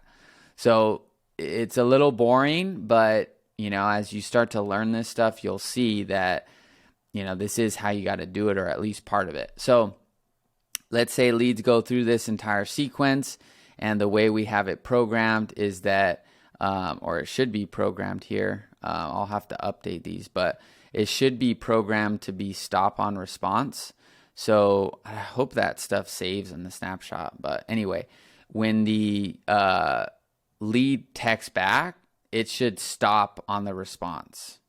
Okay? Because if you have that off, the lead gets a text and then they respond, and then it's sending them an automated message. Makes no sense. Okay? So even like this, the fact that I'm sharing this snapshot with you guys that are affiliates, if that wasn't ticked on, boom, it's super easy. You just click it on and that's it. You don't have to go in and go through a bunch of stuff, right, to figure it out. So in the short term, complexity looks really compelling because it makes it seem like there's this super advanced way to solve something. But give it a few days. It's like, oh, dude, I don't do that. We've all been there. So basically, once this thing completes, it goes to the remove workflow. So it takes them out of this current workflow, and then it adds them into phase 2. So phase 2 is more of the same, which is basically just more texts and emails. And then same thing repeats, remove from this current workflow, and then adds them to phase 3, which is just a longer follow-up sequence, and it's spaced out in a greater time duration, but same exact thing. And then from there, it just removes them from the workflow. And if you want to create like an infinite loop of the automation, you can just do add to workflow. Oops. You can do add to workflow, and you could add them back into phase 1. Boom. If you wanted to do that. Okay. So that's the follow-up. I mean, that's the core of the system right there. When you show people that, that's what's going to be like, oh, that's valuable. Like they're following up with the leads on automation. They got this whole thing built out. And look how simple it is. Okay. Now we have the client internal notifications. So when your clients sign up for your high-level account or your services, whatever you're offering, and they need to get notified, I've made this very easy. So when a lead form gets submitted, or a form gets submitted, or a survey gets submitted, right, there's a text and then there's an email, right, that basically goes out to all users. Okay. Why is it all users, not one user or assigned user? Well, because guess what? In most cases, there may be one person only on your system. And if there's multiple, then you want to be able here and just change the user, because you'll find all kinds of stuff. Oh, well, I want this user to get 20% of the leads and this one to get 50. I want to round robin it. Or I don't want any of these people to get leads. I just want, this person to get a lead, right? So like I said, in most cases, if one person uses your system, you'll never have to mess with this, right? And if you have all these nuances built in, then you're going to have to keep changing it every time versus changing it when the opportunity actually presents itself, which is, hey, I only want this to go to, this assigned user or whatever. And then it's very easy to change right here. So boom, that's how that system or part of the system works. And then the same thing, I just duplicated this. When the appointment gets booked, send the text and the email. And you'll notice here on the text, right, that we don't input the leads information. Why? Because if you start adding in all these fields, oops, am I still there? All right, so I had to start re-recording, but basically, if you start adding in all the custom fields for the lead, right? Like their name, their email, their phone number, right? And then you add in like a custom survey field or something because the client wants to see all that data. You're going to have to change it for every client. It's just don't even put it. Just new appointment book, check your CRM. And then they basically go into the CRM to look instead of the email because they're supposed to be using the system anyway. So you'll notice if you're like, well, why isn't there like their name, their email, and all that stuff? Because guess what? You got to go in and change that versus that's evergreen. That'll last the test of time. New appointment book, check CRM for details. They already know. Boom. So that's how that's built. Same thing. Okay, so when the customer books an appointment, this is probably the most advanced, automation in here, which is basically your appointment with the name of the user or the contact is scheduled for, January 1st at 2 p.m. And then this just repeats and it just is duplicated out, but it's just before, these are just reminders before the appointment. And it's the same exact thing. So when the user gets that appointment, they're going to get, basically reminded. So that's that. And appointment reminders, we pretty much, let's see. Yeah, okay, so these are to the actual contact. So 2 days before the appointment, you know, the contact will get a text. Hey, Quinn, this is a reminder for your appointment at, you know, this time, right? Boom. And then, hey, this is just a reminder for your appointment at this time, right? And it just repeats. Boom. And then this is 4 hours before the appointment. This is a reminder of your appointment today. Please reply with yes. 5 minutes before your appointment. Boom, right? So there's that automation as well. It's literally this simple. And then lastly, this qualifying workflow. This is a little bit more advanced, but basically what I show you how to do in the YouTube video is when you run the ads to, let's see, this survey here. See if I can show you this survey. Basically, when the ad goes, when you run the ad to the survey, right, you can basically qualify internally with automation the leads based on their survey answers. So if the survey gets submitted and, you know, these fields are basically, you know, created, right, or excuse me, selected, then they're going to go into different conditions. So this is probably the most advanced one that's in here, and that's why it's off, because it's more just so you can see how it's built. So when a survey gets submitted, if somebody's income is 70 grand to 90 or 90 grand plus, or, right, like this is an or, so 70 to 90 or 90, and is a credit score of 670 or above, right? Then it basically goes to the left, which is qualified, and it gets, you know, a notification to the client, new qualified lead, and then it just adds a tag. And you can go in and build more actions like an email or whatever, but this is just to kind of show you how this works.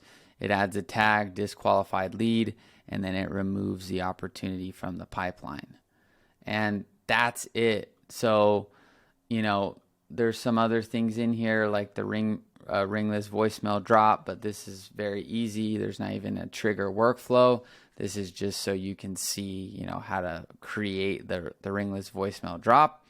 And then you can basically assign leads to this workflow just by going here, go to the add to campaign workflow, and then click on ringless voicemail drop, and then put the date, and then add to campaign. So that's it for the automation. And, you know, I know it's not as like, whoa, what the heck is this? And oh my gosh, all these different things, but this is all you need, literally all you need for most businesses too. That's the cool thing about the way this is built is you swap out the follow-up. I mean, pretty much all of these would work for almost any business if they do appointments, because they're very general, like new lead, right? New appointment, check CRM. So, you know, you could technically just swap out the follow-up. And I mean, obviously there's more to this system, is like the website or the funnel and stuff like that. But in general, you could basically utilize this frame for any service-based business that, you know, needs appointments. So that's a deep dive into the automation. And basically, hopefully that helps you with understanding. You don't have to go and build all this crazy stuff or be in here for hours trying to solve every problem. Just solve the main one, get the triggers, get the follow-up in place, get the notifications and the reminders, and just go out there and start getting booked appointments and, you know, showing clients how you can solve this problem. And that's all you need. So hopefully this helps. See you in the next videos. All right, so in this video, I'm going to be showing you how to build a funnel using GoHighLevel. Now, keep in mind, I'm not the best funnel builder, and I'm not like a professional funnel builder as well.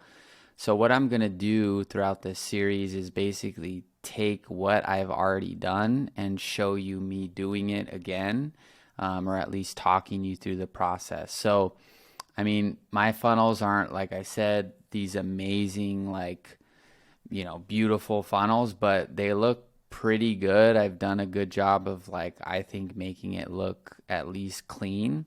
So this is like one of our funnels, and the format isn't fully correct because there's going to be, the logo that goes here and some other stuff. But in general, I mean, there's funnels out there that look quite worse. So I feel like I've done a good job of keeping them simple. And so what I want to do is just kind of show you some basics for funnel building and basically just walk you through my thought process. So what we're going to do here is we are going to use this as like a reference point, and this is going to be what we're going to model to build, okay? And this is more for the sake of you understanding how to build it, because if you're an affiliate, you obviously already have this funnel, so you don't need to go out and learn how to build it. This is just to provide some advanced training for, just how to build a basic funnel if you ever need to for whatever the reason, okay? Or at least you have the training. So this is going to be our example.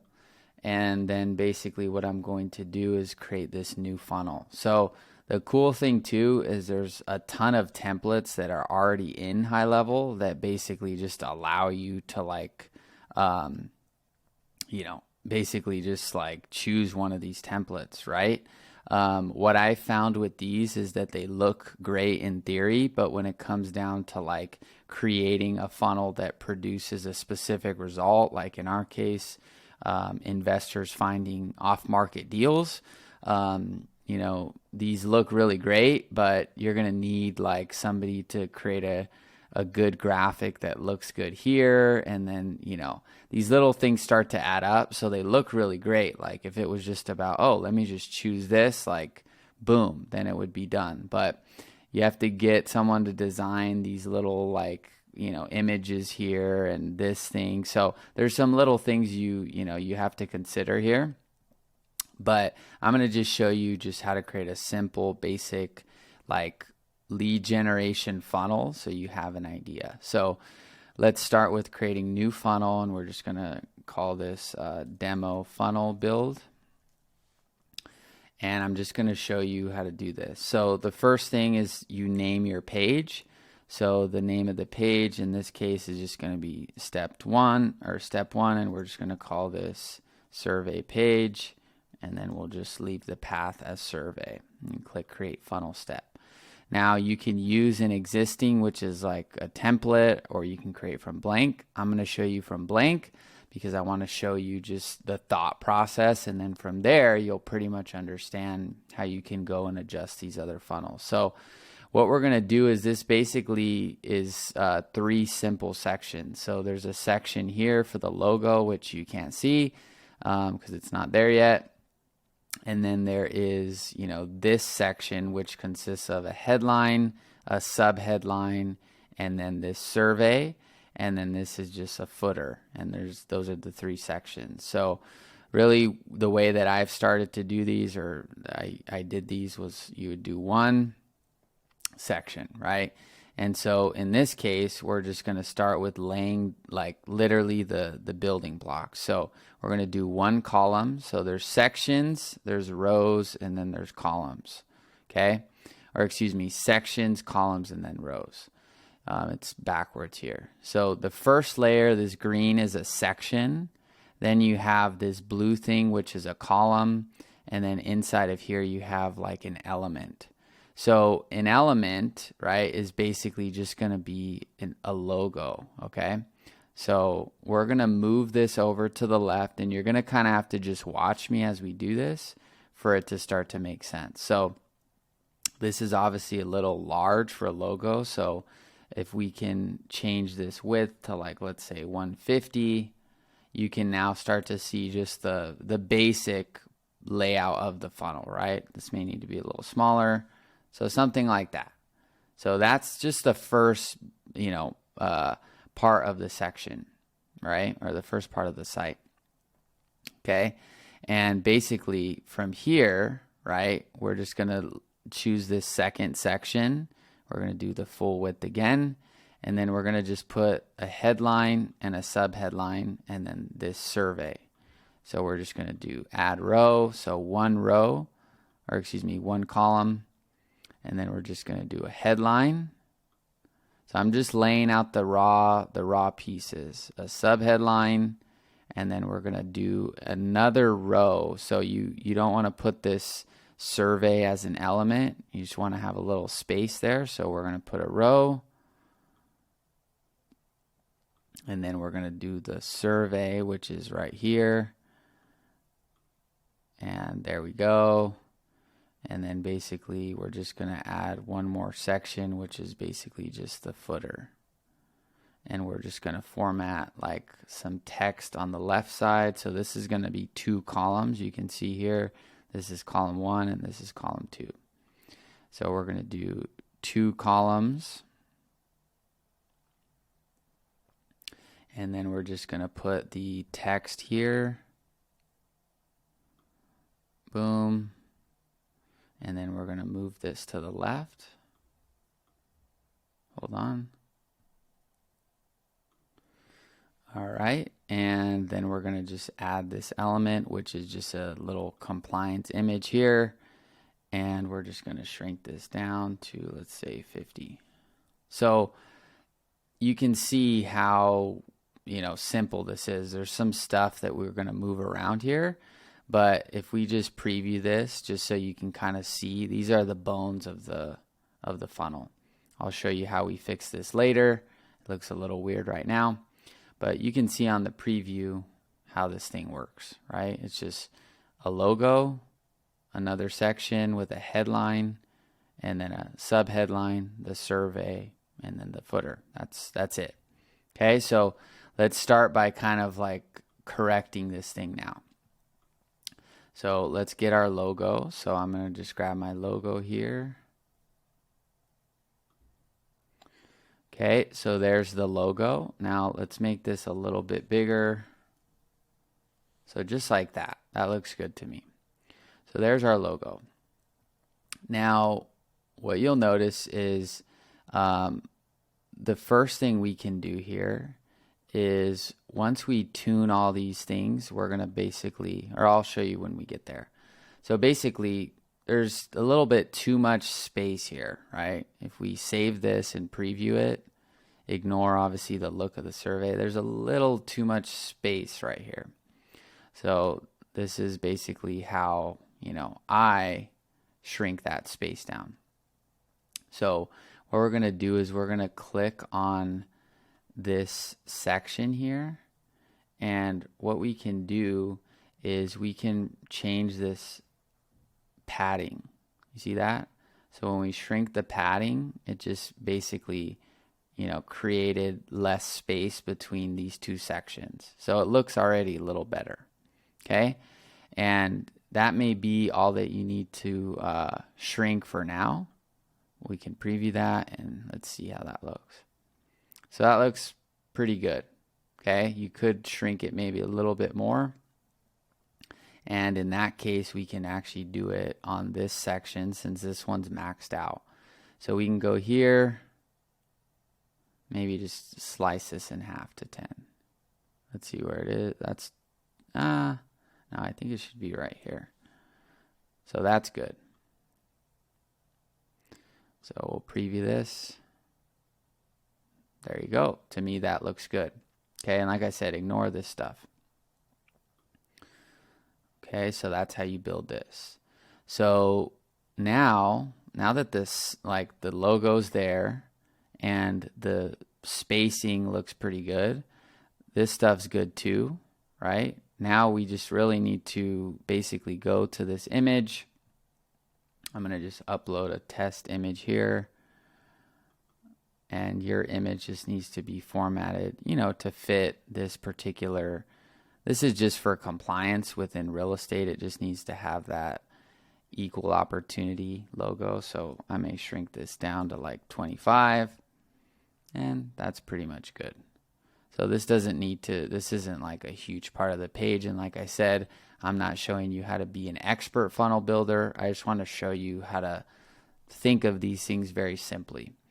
So we're pretty much good. So now what we're going to do is, let me just go back here to get that headline. and we'll just paste that in. So let's just open that up. So that's the old funnel. And then this is the one we're building together, and we're just going to edit this. So we're just going to do this. And then you can just come here, make these bold, okay? And if you want to match it exactly, you can change the font here, which I can show you after in a second. And you may want to just shrink this down to fit there. And then you may want to make this a little bit bigger, like that. Okay, so we can click save, preview this, and that looks pretty good to me, other than this, obviously. So now what we're going to do is, once we have this, now that this is all in place, we basically just need to grab this code from the survey to make sure that this overlay is set up properly. Okay, so we're going to go save, and we're going to go back. Now, this code is basically in the funnel, so we're just going to copy this. So if this is a little over your head, basically all this is just, it makes the survey, the native GoHighLevel survey, just look visually better. So that's why when we preview it, it looks really weird because the code isn't installed. So when we click on CSS and we save this, and we save this, and we refresh, then it's going to correct. So look how good that page looks, guys. I mean, this is super simple. It's obviously not the best funnel in the world, but this would get the job done. So there's a few other like system level things we're going to want to adjust now that we created the frame. So the first thing is, if you'll notice here, we have our logo, right? And we have our midsection and then our bottom section. Now, when you're going to make a multi-step funnel, instead of basically recreating the funnel over and over, you want to basically create these general sections, right? So the way that you can do this is you can basically save this top header section as what you would call a global header. So that way, if you want to apply any sort of change, then it'll affect the entire funnel and it'll keep the same format. And you can do that for any section in the funnel. But basically, if you do that here, right, on the next page, we're going to build a calendar. So we don't want to basically have, if we change this here, it would change the other step in the funnel. So we're going to click Save as Global Section, and we'll just call this Header. Okay. So now, if I change the logo here, if we have another step in the funnel with this global header, it'll change the logo everywhere, which is great. So you want that with the sections that won't change. And then you just want to create a standard save as template, not a global section. And you can just call this mid section. And like I said, guys, there's people way better at this than me. This is just what I've learned along the way, and our funnels work. And I mean, so I just say that because, if you need a real specific funnel or something, I mean, I can't do it, but I can get you a system going. So we've saved that section, and now we're gonna save the footer. Okay, boom. So obviously this text would just be, like your compliance text or whatever you need. But that's the core of the funnel, right? This is the section, and now you're just duplicating it. Now, there is one thing here I want to show you. for, building things at a system level. So within our GoHighLevel snapshot, you can check the other video about custom values. But basically here, if you go to custom values, you're going to see that there's this this custom value that says company logo. So just kind of watch what I'm going to do here. So we're going to copy this custom values logo, or excuse me, custom value for the company logo. And we're going to edit this funnel. And this was just to show you what this looks like, right? Like this image. But now what we're going to do is, instead of this image, right, being this assets.cdn file save space, we're going to actually delete this and we're going to paste this here. Now you may be wondering why we're doing that, and I'll show you in a second. So we're going to save that, and it says you have made pages to the global section, which can affect other pages. Are you sure you want to save this page? Yes. So when we save that and we go back, if we preview this funnel, we're going to see a broken image here, or you won't see anything, right? So when we go to settings and we go to this media here, if we go look at this logo that I already uploaded, we can actually take this image link and we can actually paste it inside of this company logo custom value. And what's cool about it is that now when you onboard a client, which you may have seen in the other video, you don't have to go into the funnel and upload their logo. Because if we take a look at it here, that custom value is going to port that image link into the funnel. Just like that. Boom. So now we've taken something that you would have to go in, edit, resize, and just basically standardized it, and you never have to go into the funnel again. So that's one way to use the custom value. Now let me show you another way.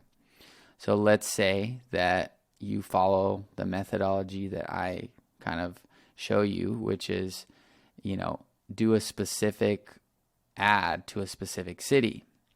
And you want to target that specific city in the landing page.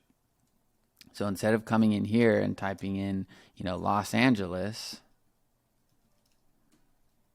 every time, or if a client wants another city, right, because every client's going to be different, we can actually do the same thing.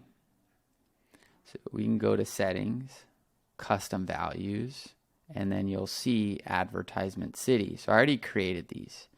I can show you how to create a new one here so you can see, what I'm doing here. But we're just going to do a demo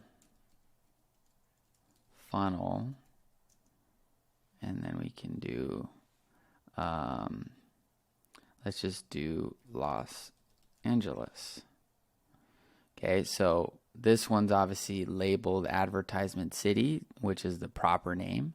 But just to show you that we just made this demo funnel, as long as we copy this custom value, this value will input into the system.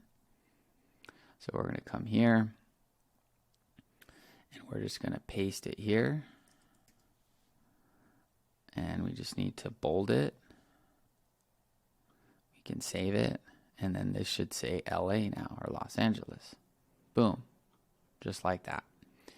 And now if you get another client, and I already provided this in the snapshot. I'm just showing you how to do this so you have some awareness on how to do this stuff. If I go here and I say, well, let's do another city. Like Austin, Texas. Guess what? Without touching the funnel,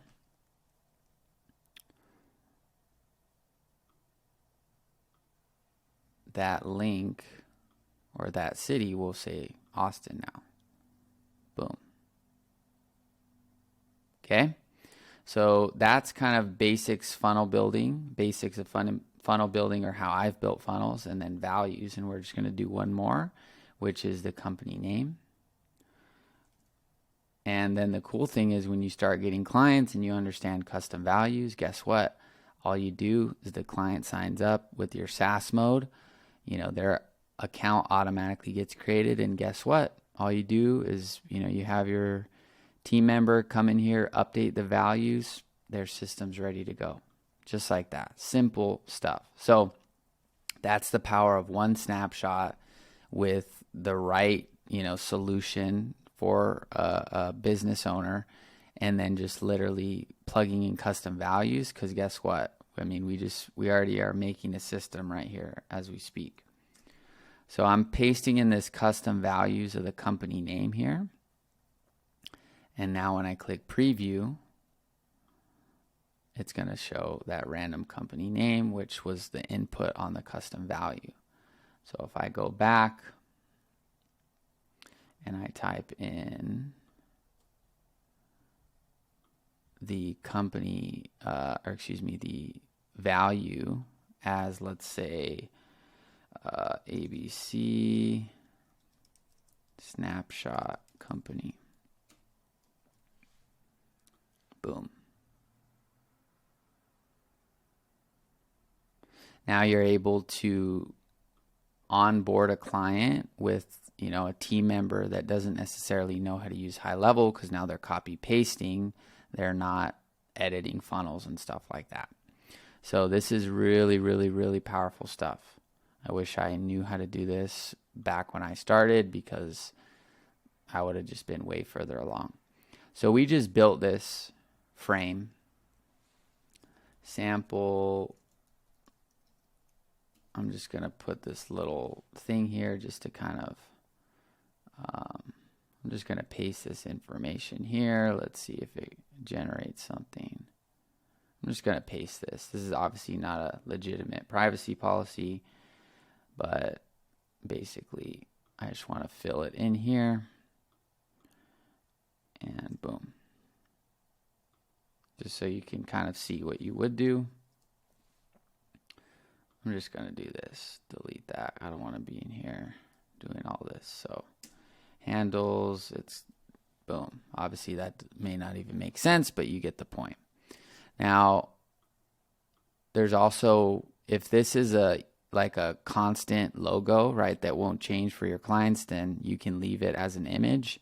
But if it is unique, like this is, you know, just for this is matching the company logo, then you would change this to a custom value. But on our funnels, this is an equal opportunity housing logo. So it makes actually more sense to just leave the image there than it does to put in a custom value, because that logo will stay the same. But if it's an actual company logo that changes, then you would want to do a custom value. But there's no point of doing a custom value for the same logo every time, right? So now we're good. So we're just going to basically, you know, save these, make sure these are all updated. And we're basically good to go into the second thing. So what we're going to do is, before we go there, we're just going to make sure the mobile looks good. So we're just going to shrink this. I like to make sure it's, you know, on 2 lines or so. Obviously, it just kind of needs to look good. And that's pretty good right there. Now, this looks a little, let's see here. Probably needs to be right there, because with the city name, this value won't be as long, okay? So I can preview this too on my phone and just check out how this looks.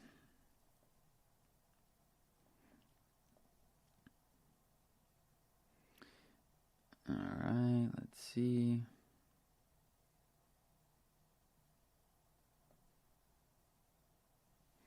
Okay, so all I want to do here is just basically move this up just a slight bit here. So I'm going to do it from this row. So we're just going to make this down to 5. And that should be good. It just needed a little bit of adjusting here. Maybe a little more. Let's see.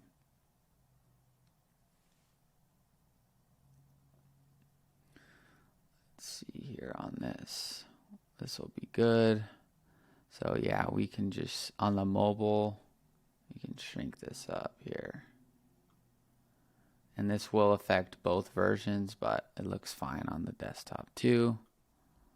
So if we preview this, that's fine. It's a little high, and you can change it, but just to show you what it looks like on mobile, that's how I like it to look on mobile. I don't know how my phone's on that blue light blocker, but let's see if you can see it. Oh, I may need to turn the brightness down. So, looks good. I mean, it looks fair. Really what you're looking for is making sure the survey is just above the fold. So when they land on the page, this is exactly where it would be. So it's just easy for them to click. So you can obviously mess around with that. If you're like a super perfectionist, then obviously just make sure it's to your liking. But this is more just to train you guys on how to have some general awareness on this stuff. It's definitely not to become an expert funnel builder. So there's, it doesn't look like, wow, this is insane, but it's good enough. It's going to work. Okay. So if you need someone that can build funnels, then, check out Fiverr or something like that. But this is just so, like I said, you guys have this training and you can learn how to do this. So we're making a 3-step funnel. So we're doing a survey page, and then the next page is a calendar. So we're just going to clone this step in this funnel now that we've built the base. And then we're just going to rename this to schedule page. And then we'll just call this schedule. And then if we go to edit, the only difference we're going to do is change this. So we're just going to say, so this is a global header, and then this is also a, that should have been a global header or a global footer. So let me go back here and make sure that that's global. And then we will duplicate it because we want to make sure the constants stay as constants. The only difference here is this one's going to be you're just going to change this out for the calendar. So this will be footer. Here we go. Save. So now we're gonna delete that second step because that wasn't updated before we had done that. So we're gonna clone this, and then we're gonna go to publishing, and then same thing, schedule page, and then schedule. And then we're going to come in here to edit it. And all we're going to do is change the headline to, book in a call. And then we can just delete this. Or we can write something that matches, like book in a call to discuss buying, selling a home. Save. Simple as that. And then from here, we're just going to, instead of this, this survey, we're just going to delete this. And this is just going to now be a calendar. So we're going to choose this. And there you go. And there's, page 2 of the funnel. Let me just preview it. Oops, let me refresh.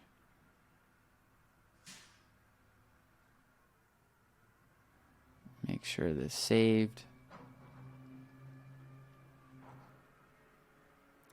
I'm not sure why it is not saving here, or it's not showing that actual update yet. but let's go back and it should correct itself in just a second. This should just be there. I can try it on a new window. Yeah, I'm not sure. It may just take a second. But you guys obviously see here that, oh, I guess it didn't save here. So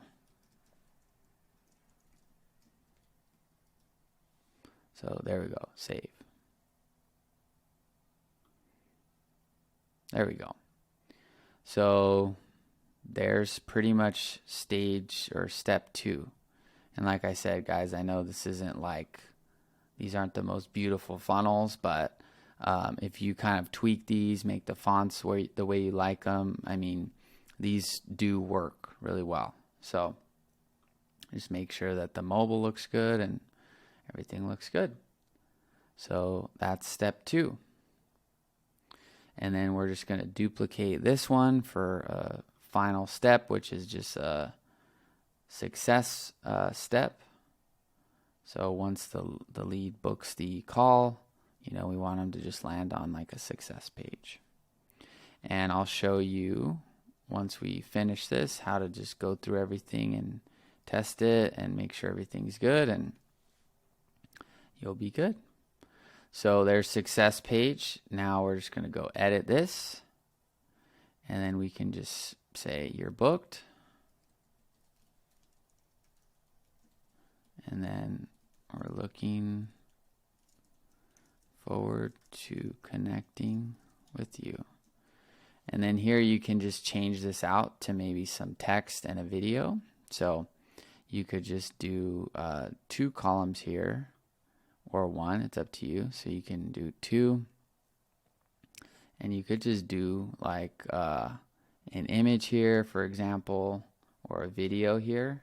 This is just to show you kind of the idea, but I can just choose this image of me and then basically say something here. This is information regarding what you need to do before the call, right? And then you can just basically paste this out. Obviously, this would be actual information. And you can move this over here. And then if you need to move this up, you can do that on this.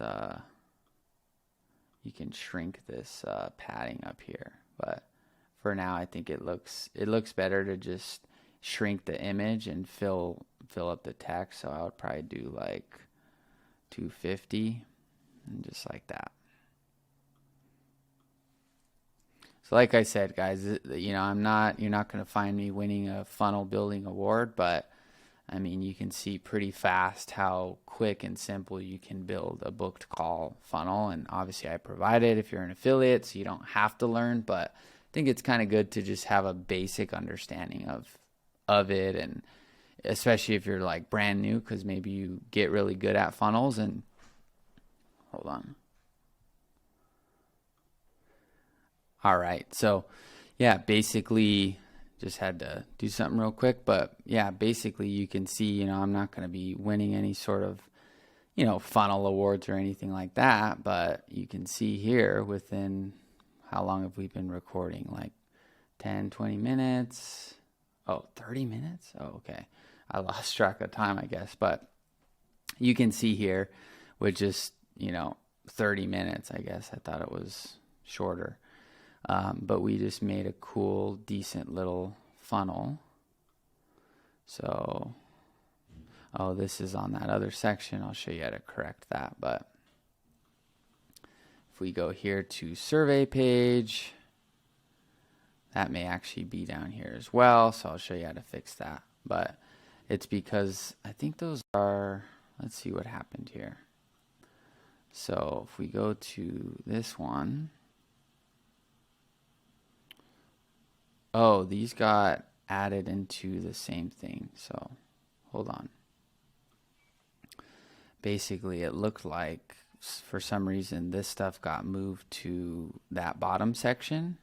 So it went to the entire funnel, which, like I said, once it's dialed in, it's a good thing, because then if you just change one thing, you know, it'll affect the entire funnel. You don't have to go and rebuild it.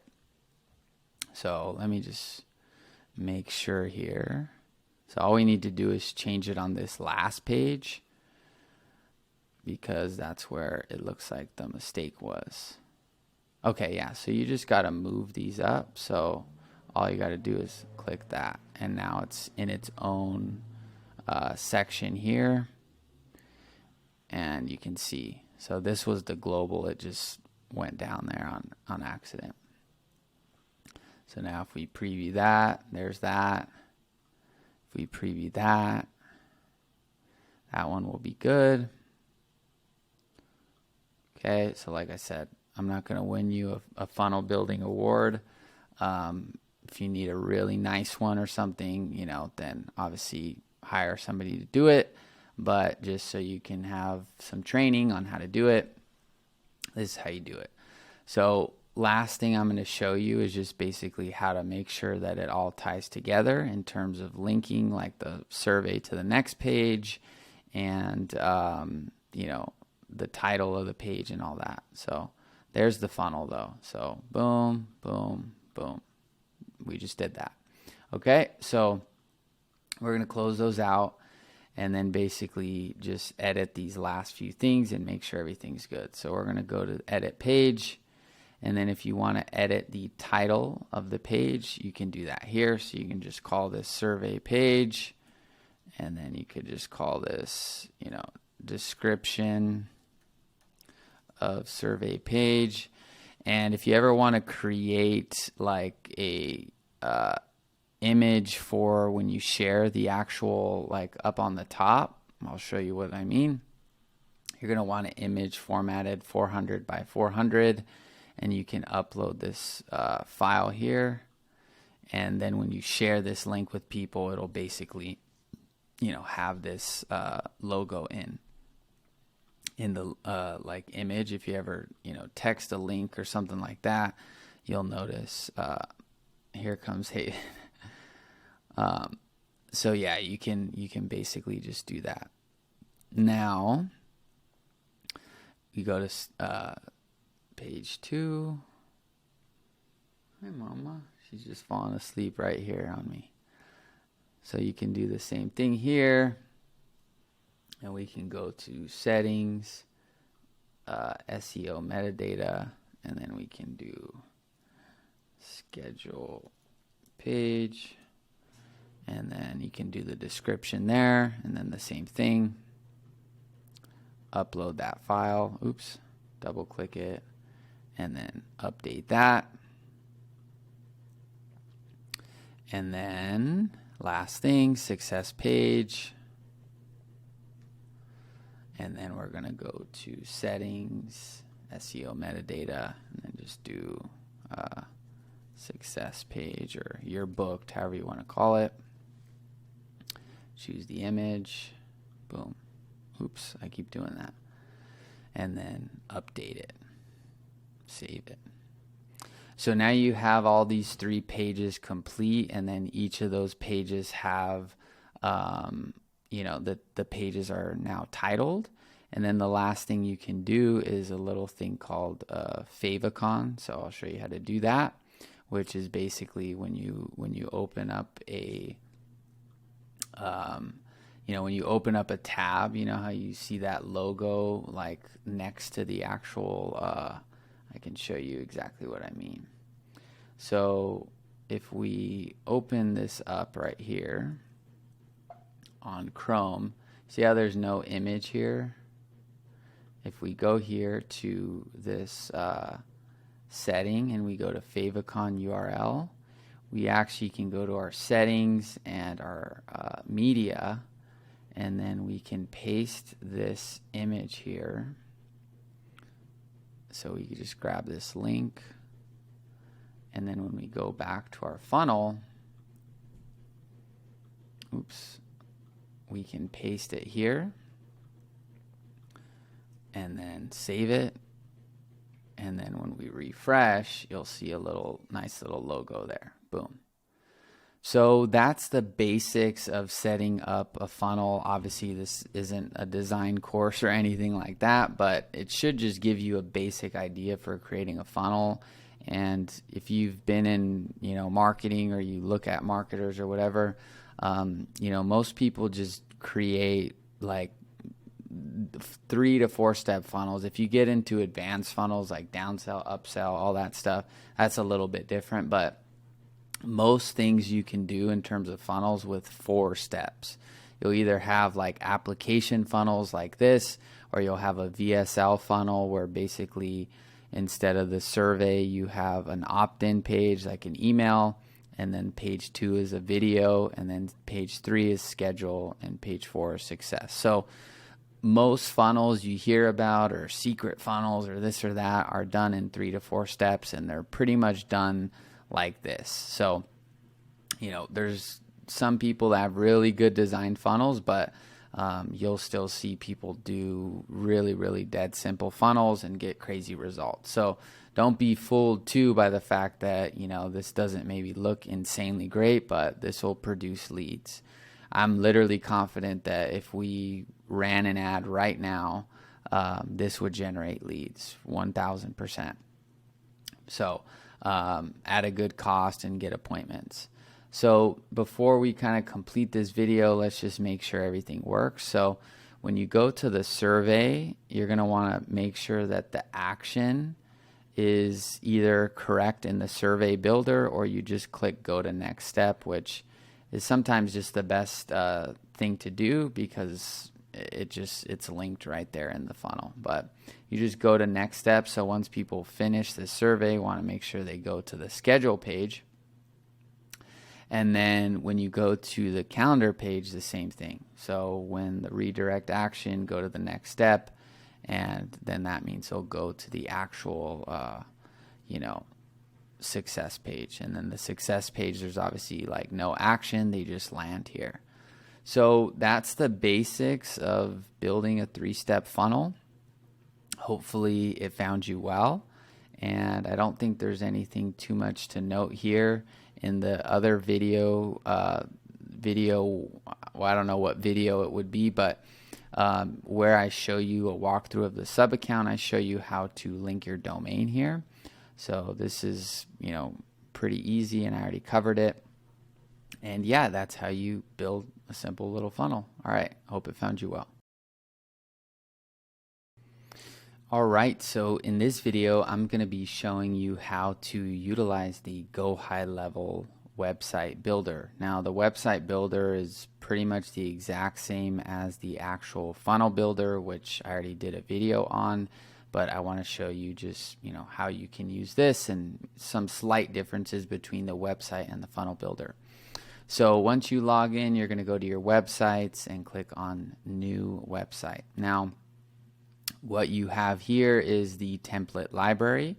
So, as I mentioned in the funnel building one, these are great in theory because they look great, or some of them look great, some of them look okay.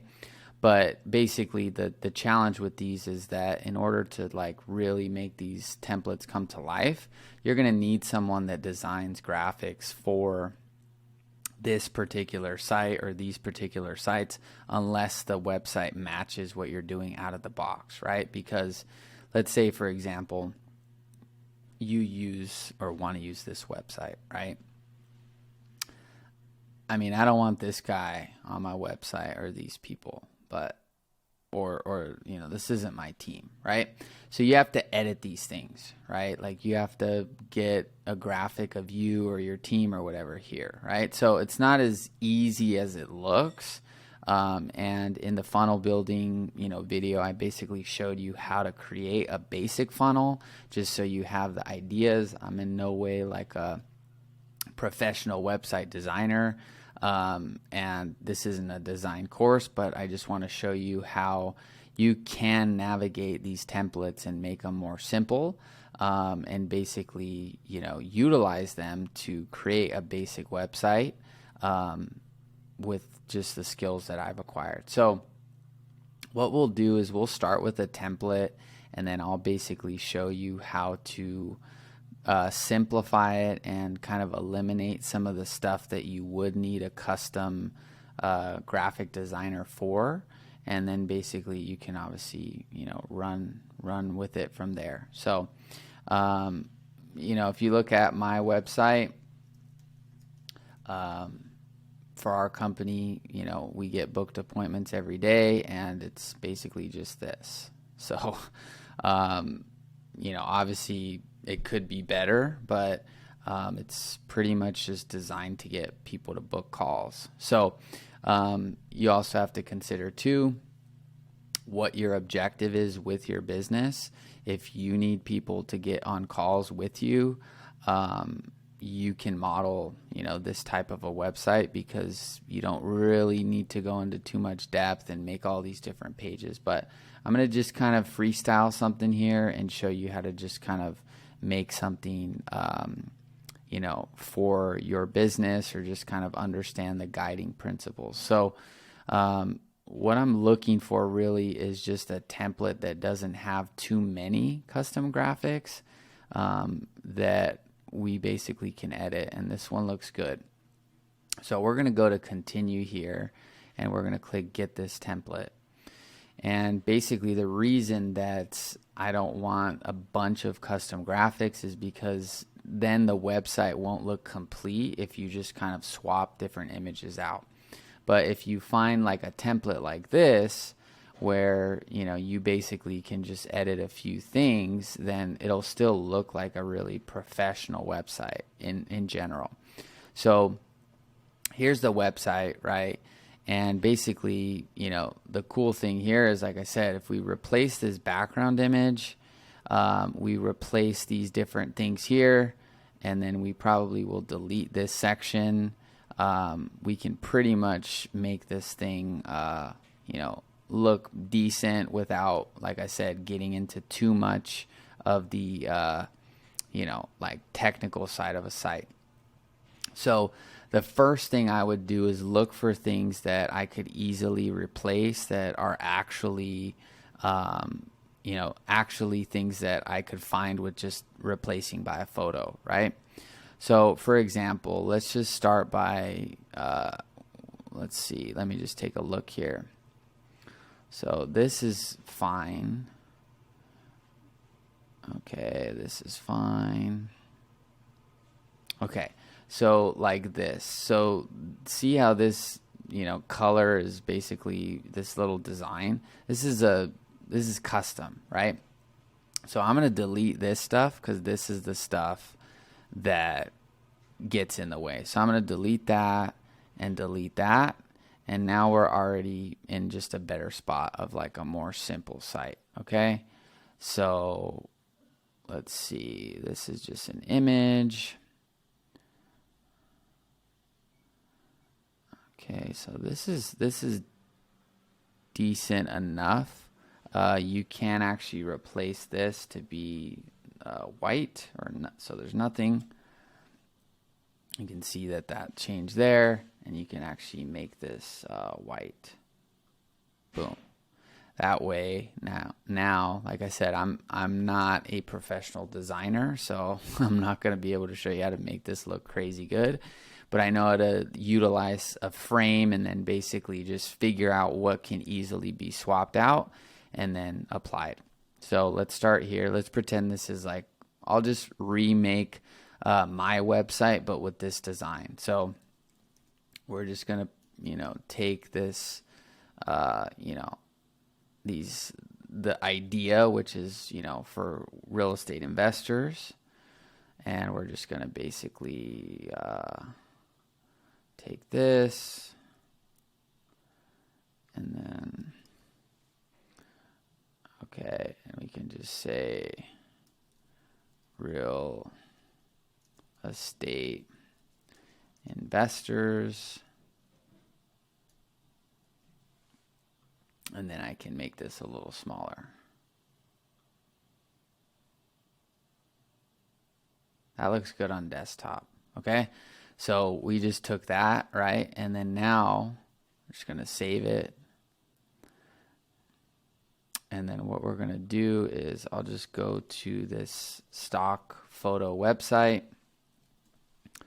And like I said, I don't tend to design things with images because I just know what I'm capable of. But for this example, just to show you, we're just going to basically, I just want to show you how to use this. So we're going to come here to this background. And when we delete it, that's going to delete that image. So we are going to, give me a second. Okay, so I just downloaded this image from this stock website, double click, and just replaced it. Okay, so now you can see, like I said, this is already like a variable, right? Because now the font's white, the other image was dark, and now you gotta like reformat this. So what we're gonna do here is we are going to change this. It's called, I think it's opacity or image opacity, but basically if we change this to heavy fade and we make this black, it's going to give the ability to see this, this text now, right? So I'm going to leave it there. I can mess around with either a lighter fade or just a lighter black to see if it looks better, but let's see. Yeah, so if it's too light, you can't see it, and then if it's too dark, it may look a little dark. So what I may do here is actually just slide this down just a little bit where it's almost like 75%. I'm going to go a little bit more. Oops.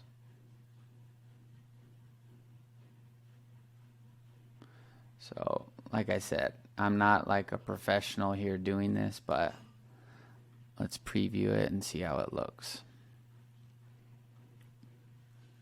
So it looks decent, right? It looks decent. It may need to be like a little bit darker, but let's see here.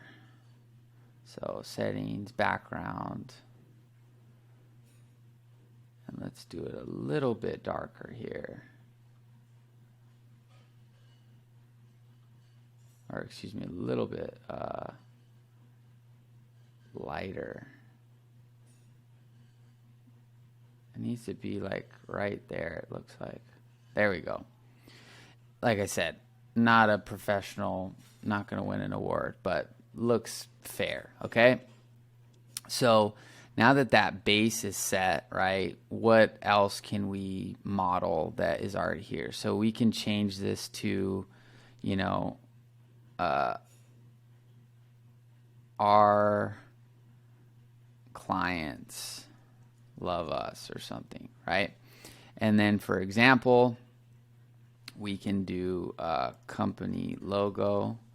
So obviously you would just find like a legit, the companies that you actually work with, right? And we can just start to image replace these. So instead of it being what this was supposed to be, we're able to easily replace this, right? Without having to go out, or I can just use this logo.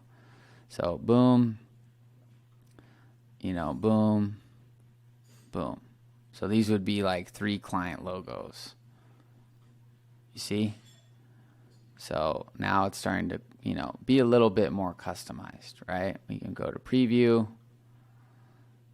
Okay, cool. Get 2 off-market deals. Boom. These are 3 clients. All right, cool. Now we got to start to, change these.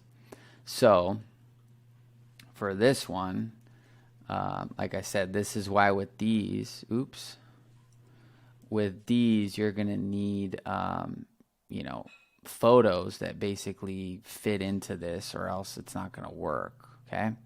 So we're going to just do, people. So kind of what I'm looking for here is like almost like you and your client, or just like a company, like you and your client is what I would put here, right? So if I go here, see if I can do like a group, yeah. So I would do, let's see if there's anything here. Let's see if real estate, like anything real estate comes up. real estate, no, real estate agent. So, I mean, like I said, this is why I don't get into these things, but, you know, you could do, we could actually do something like this. See if we can find,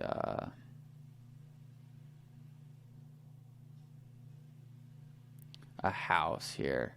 I think we could just do another house and basically just replace that image. So let's see if we can do, let's see how this, let's try this. So if we come here, we can replace this. Oops, it didn't download yet.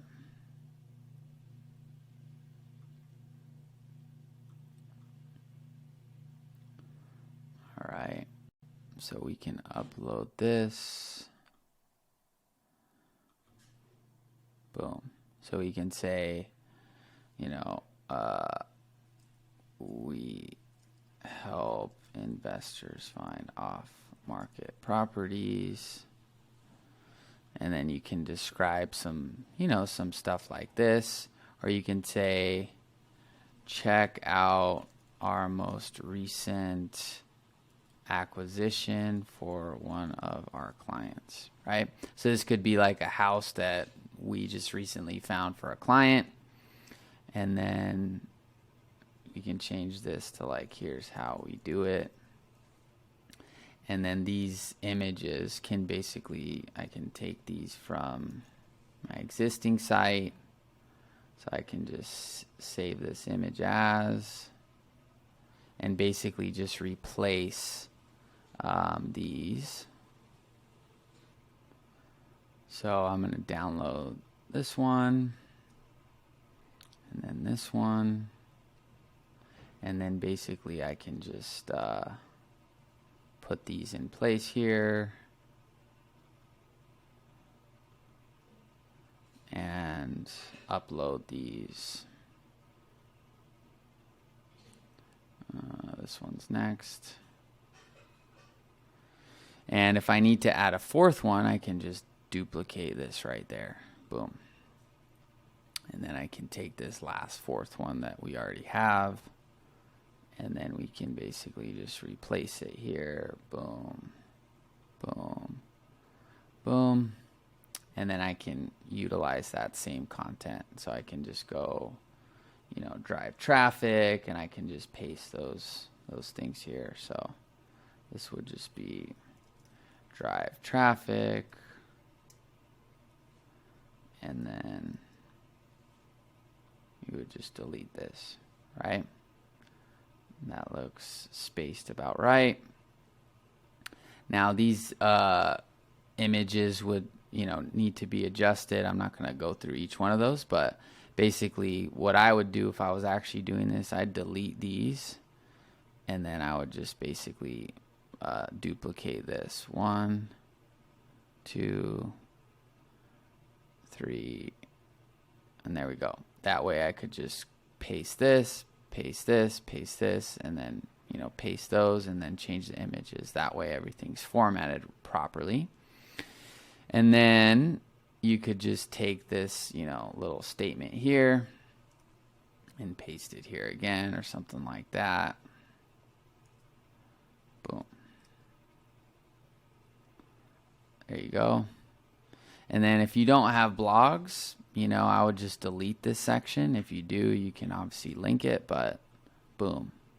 Less is more in this case, and we're pretty much, you know, there with the basics of this site. So let me preview this. So there we go.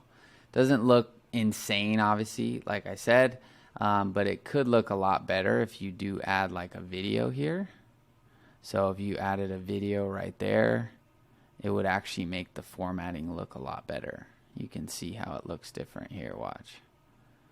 It would look way better with the video here. And you could move this up by doing this.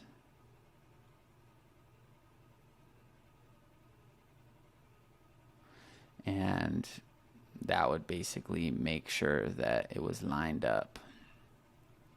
So that would look way better. I actually have a video I can upload to show you.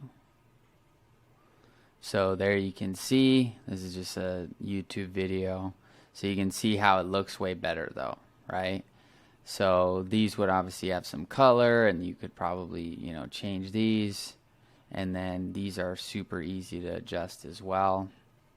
So we can just put this image of me here just to show you how you customize this stuff. Boom. And then, you know, boom. And then, I mean, that's kind of it, really. So, like I said, I'm not going to win you an award, but, you know, if we add this logo in here, we can pretty much, you know, be done with this website here. Boom.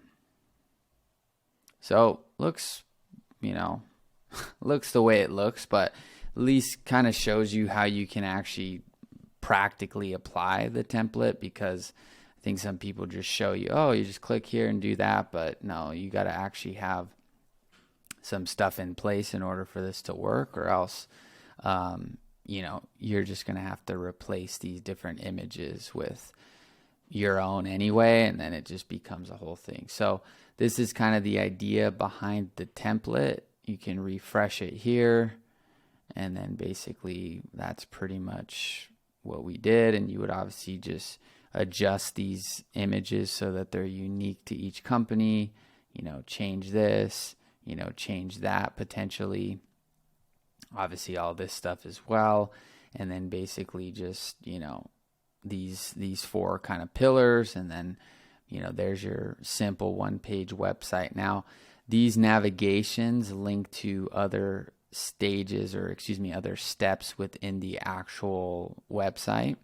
So if we go back here, you're going to see that these go to, you know, kind of that existing template, which is why, like I said, you know, these things have to be thought through, because now you got to change this and, you know, do that. But I can show you one way to do it, which would be just to delete these. That way you just have a one-page website, which, I mean, for most people is good enough, and you can just link to other things. So, for example, you could put your YouTube channel here and just link directly there. That way you don't need to go make another page. Or you could use some other, you know, software or something where it just links straight to a blog. Obviously, GoHighLevel already has a blog feature and stuff like that.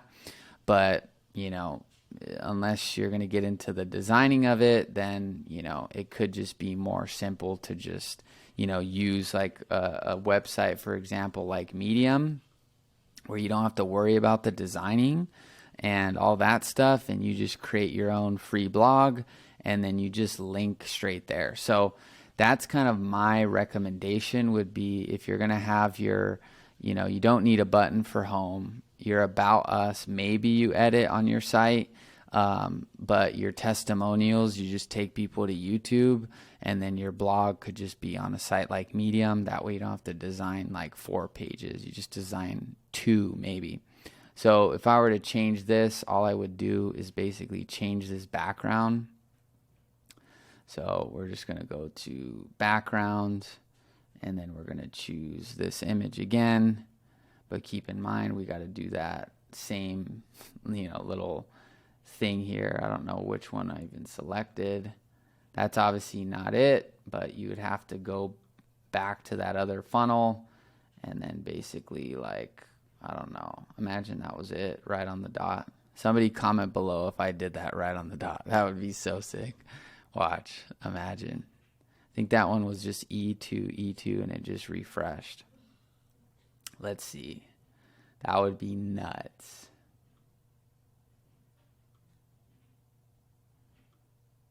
No, I didn't. But you can copy this and then go back here. And then you would just go to the settings and then the background. And then you would do it right here. Boom. Now that's the exact same. So, I mean, and then, you know, you could basically save this as a global header too, or excuse me, a global section. So I'm surprised they didn't build it like that, since it's the exact same thing. So you could actually make this easier by saving this as a, client roster. And then if we go here to this About Us page, we can actually delete this one here. And then we can do plus, global, and then client roster, and put it right there. Boom. That way you don't have to redo that. And I mean, this would just be About Us, and then you would just put like your image here, and then here's who I am. Boom. And then I would recommend just linking this directly to a high-level calendar or a Calendly calendar. I wouldn't have like a page and all that. Like I said, you want to just keep this stuff as simple as possible.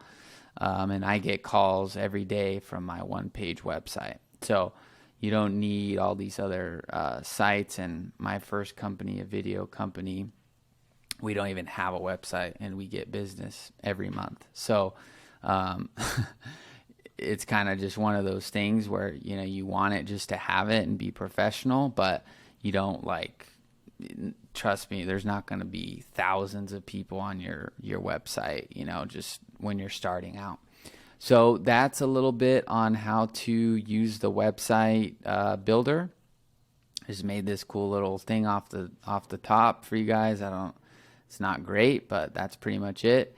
If you want to delete those navigation bars, so it just goes to one page, you just click up here, and then you click on each of these and you just delete them, or you link them to the right thing. Like I said, if you want to link the blog to Medium, instead of go to page, you could just go to a website URL and go to medium.com. Boom. And if you want to delete the testimonials, you can just delete it. Boom. So that's how you can simplify it. And then if you want to, when you do that, keep in mind this is going to change across the entire website, which is good, because that way there's only one routing thing at the top. So hopefully that kind of gave you some insight on how to use the website builder. All right, talk to you soon. All right, so in this video, I'm going to be covering how to utilize forms and surveys. Now, forms and surveys are pretty similar and they're pretty simple. There's not really too much to them, but I am going to show you how to make your forms and surveys look better utilizing GHL experts. And if you're interested in signing up with them, you can use my link down below. However, you don't need to sign up for a paid account with some of the forms I'm going to show you in this video. So basically what forms do are they enable you to basically capture lead information, using a form, and you can embed them on your funnels, on your websites, or even on sites that aren't even hosted on GoHighLevel. So a real simple example would be, asking for someone's name, last name, email, and their phone number, right? This would be kind of considered a standard sort of lead form. So the basics here would be, if you want to make sure that these fields are required, like the lead has to input them, you just click on the field, choose required, and then move on to the next one. Choose this one, required, and now basically you have a first name, last name, email, and phone that is required by the lead, right? And so in order to successfully use this, you have to embed it somewhere or drive traffic to it. There's no, just creating a form is not going to really do anything. So you need to then integrate the form. So if you want to copy this embed code, right, so you could open this up in that funnel we made earlier, right? We can go to this demo funnel build, click on edit, and then if we click on edit page, we can basically delete this survey here, click add element and click form, and we can choose this form. And you can also embed this, like I said, into a funnel that isn't on HighLevel, which is where you would need that embed code. But basically, that's how you simply create a form. Now, in order to make sure the form does the right action after it's submitted, you need to either choose the redirect action from the form builder or from this particular function here of the next step. So if you want leads to go to the next step, you just click go to next step, and basically that's it. Now you may be wondering like, hey, this form doesn't look that good. I mean, that's kind of what I think. This form doesn't look that great. So this is where GHL experts come into play. So basically, if we want to make the form look like this, we can just grab this code here, and it's going to take a little bit to load. And basically, we just paste this little piece of code they're going to give us, and we can basically just make it look better. So we're going to basically copy this, and what we're going to do from my memory is just go back here to our form and click on this form, and then we're going to drag this HTML button down here, and we're going to click edit script, and we're just going to paste this and save it. And so we're just going to click proceed, and then let's refresh this. It may not show yet, so I think what we need to do is add this on the actual page as well. Let's see if it says anything here. So we add this on the HTML. It's saying to just add it there, but let's see. So if we go to sites, and we go to this one here. So it looks a little different, but obviously not fully. So I know this is HTML, but I think let's see if I think this may be blocking it. So that was the CSS from that survey from earlier, so that may have been what it is. If we preview this now, let's see, it may take a second to load here, and refresh that. Let me see what happens if I paste this here. So if we save this and then preview, let's see. Okay, yeah, that's definitely not what you're supposed to do. You do it with some of the other ones, but apparently not this one. So we'll just save this and then preview, and it should be good here. So give me a sec. Yeah, so after basically, watching the short video, this is just how it's supposed to come out. So it looks a little bit different than it used to. I think with HighLevel's new code, it basically, changed this outline. But what I'm going to do is just show you how to remove these, because I don't think these look that great. So I'm going to just kind of show you how you can remove this, this border type. So you just click none, and then we can obviously refresh and just kind of get some feedback. Let's see, I'm going to refresh it here. Yeah, it didn't let me select save, so no border. I'm not sure. Let me just add in something so it lets me save it. Okay, and then refresh. And there you go. So it looks a little bit better. And I think if you really wanted to, you can also, you can adjust some of these things as well. So if you want for example, like let's say you want these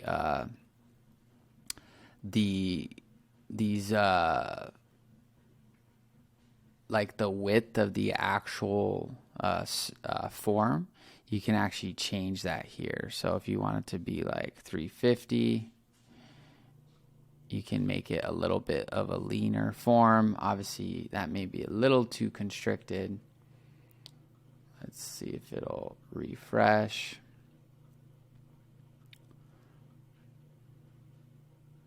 Let's see, did that refresh? Integrate, proceed, open form link. It's probably just taking a second. But you can adjust the form so that it's obviously like leaner, like you saw here. If you needed a little bit more, you can go to 400. But that's really the basis of the forms. I don't even think we use any of the forms. We use the surveys. So I'll do that in the video below this one. All right, so that's how you basically just kind of create your own form. All right, so here's how to create a survey and basically make the survey look better than it usually looks on GoHighLevel natively. So if we go to surveys and then add survey, we basically can do pretty similar to the form. The main difference here is just that you can ask questions one by one, and you can also disqualify leads and add conditional logic. So I'll explain how that works. So let's just come up with a simple form. So let's just do email, and then let's just ask one qualifying question. And so we can just ask what this person's budget is. So we can just say budget. And then for your group, this is basically where this data will get stored within the system. So any sort of like additional info, I'd recommend just selecting additional info. And then here you can just put $100 for the budget, 200, and then 300, just for the sake of the example. And then when you save this, it's going to take a second. And basically we can, once it loads, I'll refresh. And basically we can just add, got to add this email again. And then we can add in this custom field. Oh, there they all are. Budget. So we can do this, and we can rearrange these as well. So this will be slide 1, and then this will be slide 2.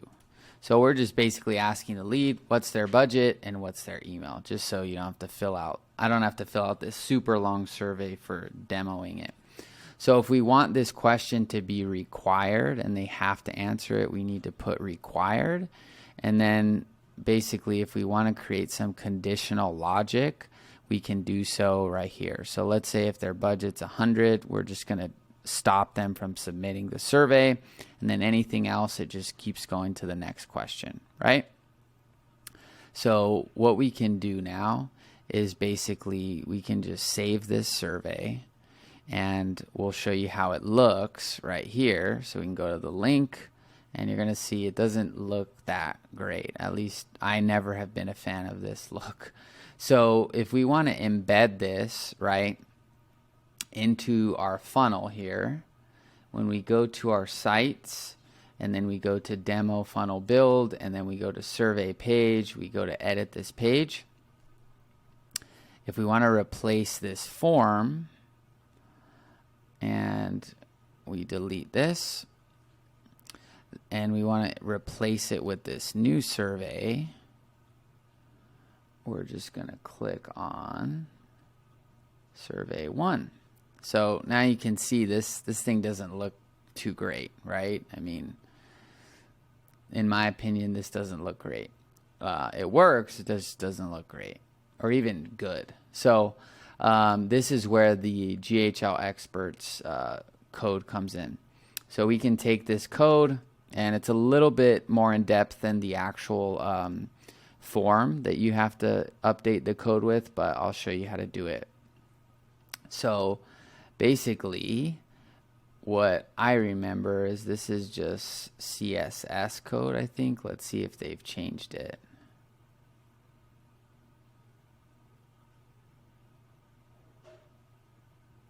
Okay, so I'm pretty sure they just made it a little bit more simple actually. So I think what you just have to do is you just put it right here, this code. You used to have to put it in the actual survey. Let's see if you have to. Let me preview this. Nope. So that's it. I'm going to take this border off because I don't think it looks good. but that's how you make these surveys look better. So we're just going to go back here, and then we're just going to go to the surveys, and then we're going to go to survey 1, and then we're just going to take off this border. Boom. Now keep in mind, anytime you install like CSS or really any sort of code, it can potentially slow down your site. And you know, really what they're doing, right, is they're creating a piece of code that goes over you know, GoHighLevel's code. And so when they do that, if HighLevel makes a change and you have this installed, this may potentially require you to have to update that or be aware. So I just say that so that you're aware. So let's test this out. So if we choose 200, it should just go to the next question, which is email, right? Now you're going to notice that there's no ability to go back on this question. If I was like, oh wait, my budget's 300, I can't go back. So if I want to change that here, I can go to the options and go to the back button and turn that on, and then save. And then if I refresh, this should allow me to go back. So if I click 200, boom, I need to go back. There you go. I can go back. So see how this also like kind of jumps around? You may want to create a little bit more space on your page. That way this animation doesn't get super clunky. So the way that you would do that is you can go here and you can basically allow more space down here at this bottom.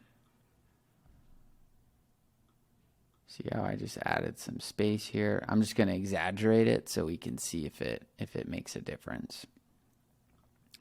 So if we refresh, see how it gave more space, but it makes it a little smoother. It's still obviously there. I think if you totally want to eliminate it, you just need to create more space, literally like on all of this right here. It's probably going to be right there. So it may look a little weird right now, but I'm just kind of showing you how you got to think about this stuff if you run across an issue. So see, it's still a little bit weird right there. That's kind of one of the, you know, downsides with some of the high level stuff. It's just still a little clunky. So just kind of showing you how to problem solve if those things come up. But I mean, it looks better than the one before, and we want to show you how this budget things work. So if they click 100, it'll just say, you know, it'll just disqualify them, so they can't submit. If they refresh it, it still will allow them to do it. So it works, but it's not like you know, super advanced. But that's basically how to create, you know, a simple little survey. Obviously, you just add in more questions. If you have, you know, more questions to ask, you just go to new slide. If you want to add in, you know, the ability to collect their first name, you know, their phone number, all that stuff's easy. And then each slide is just like a separate card that the lead has to click through. So if you put first name here, email and phone, if you save that here and we get this one out of the way, then it's basically going to combine. There we go, delete that. It's basically just going to combine, you know, those fields into one card. So 200, first name, last name, or first name, email, phone, and then it would submit. So those are the basics of how to use the survey feature. Okay, so in this video, I'm going to be showing you exactly how to create custom values and how to use them. Now, custom values has totally changed our fulfillment and service delivery for clients because it totally made things way easier. Once I understood what custom values were and how you could actually use them, it made our onboarding and setup, like literally it's down to like 10 minutes, and you'll see that in the client setup video, where you can see exactly how we install our version or our snapshot for a client and basically get it rolling in like literally 10 minutes. So what we're going to do is, in this video, I'm going to show you how custom values play a role in that, and just kind of how to basically navigate custom values. I also covered it in a very practical sense when I was showing you how to build a funnel. And I showed you kind of replacing the names and the company name and the logo. So those are pretty great examples if you want to revisit the funnel building video. But basically what I can explain here is what the custom values are, and then just give you a few examples for how to use them. So basically what the custom value is it's basically a key, right, that you can generate within your GoHighLevel sub account that will output a value that you program, and it'll do it system wide. So let's take the example of our funnel. So for example, we have this demo funnel, name, which is the name of the custom value. Then we have a key, which GoHighLevel generates for this new custom value that's created. And then we have a value, which we can actually change. And as we change this, value, what's going to happen is wherever this key is placed within the entire system, that value will automatically be updated. So I'll give you a perfect example. If we go to the survey page now, we're going to see that it says Austin, right? And if we go back to our custom value and we click on, this Austin one, if I want to change this to, San Francisco, right? As soon as I update this, without touching the funnel, it's going to update the funnel. So the reason being is because, I'll show you right there, boom. The reason being is because in this funnel, we have this key basically placed in this part of the funnel. And so, if there's no value, you'll actually see that it will go blank. And so when there's no value, right, it's just going to say no value there. So whatever value's placed here, it's basically going to just port that into the entire system. So this is really cool because you can utilize this in funnels, you can utilize this in text messages, you can utilize this in emails, you can utilize this within pretty much anything inside of GoHighLevel. So I can show you a few different ways you could use this, and then you can get some ideas just so you have the understanding. So let's say, for example, in one of your emails, right? So let's say that you're creating an email automation for a client, right? So let's just say that we go to, this text message follow-up, and we go to one of these emails. So if you see inside of this email, I can show you inside of the email here. If we go to this email template, sorry, it sounds like they're taking out the trash right now, but if we go to this email template, you're going to see your custom list of homes, right? Now it says, hey, contact first name, here's a list of homes I was able to create for now. And you'll see it says custom values homes list.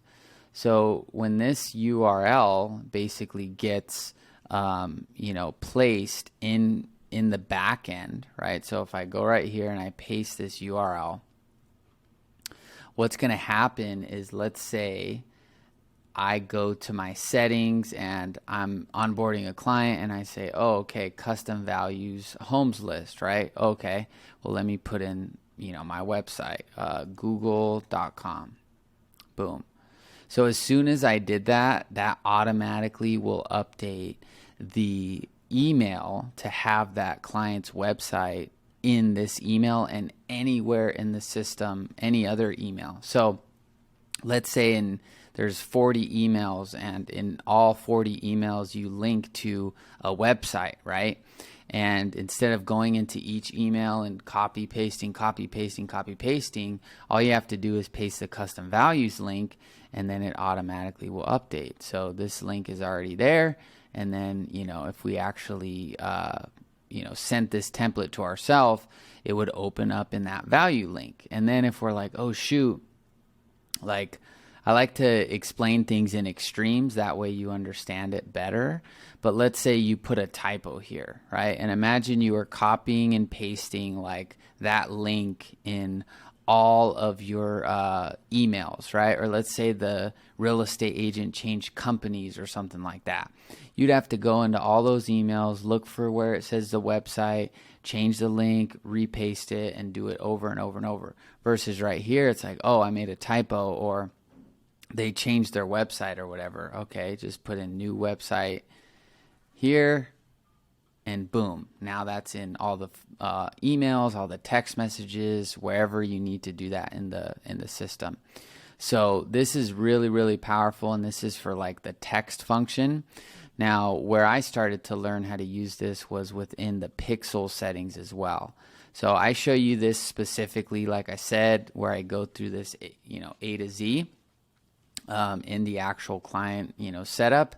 But basically, this is just to kind of really help you understand this if you're not necessarily watching the content for the specific model that I'm showing you, but just so you can understand how the custom values work. So within Facebook and the system we run, we have to utilize Facebook Pixel. And so there's basically 3 codes that you need for a pixel. And so what I was able to do was figure out how to actually tuck the code. So I'm going to show you in this one. I was able to actually tuck the Facebook Pixel code into a hidden section. So if we go to manage, you'll see this pixel code is hidden. So it's right here. And so it's hidden visually, but it's still on the page.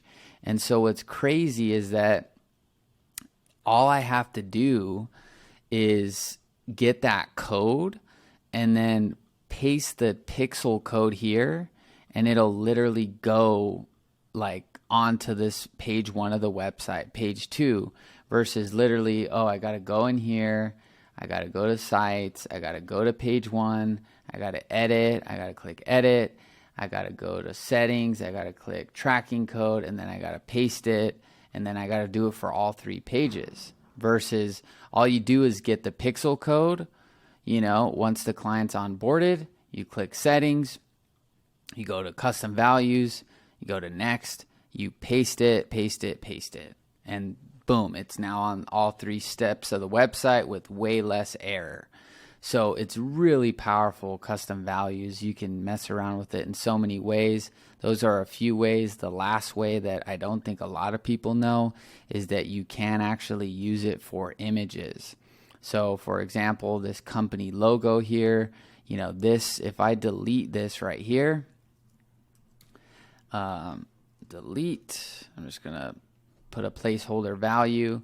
So if we update this, when we refresh this logo will be gone. Boom. You don't have to type delete for it to go away. That's just a value. So now the image is literally gone.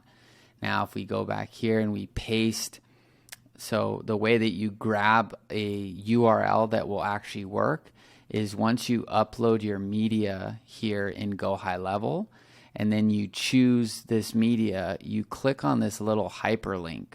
And when you click on that hyperlink, you go back to your value, and then you go to your company logo. And then when you paste that link, hold on, let me refresh it.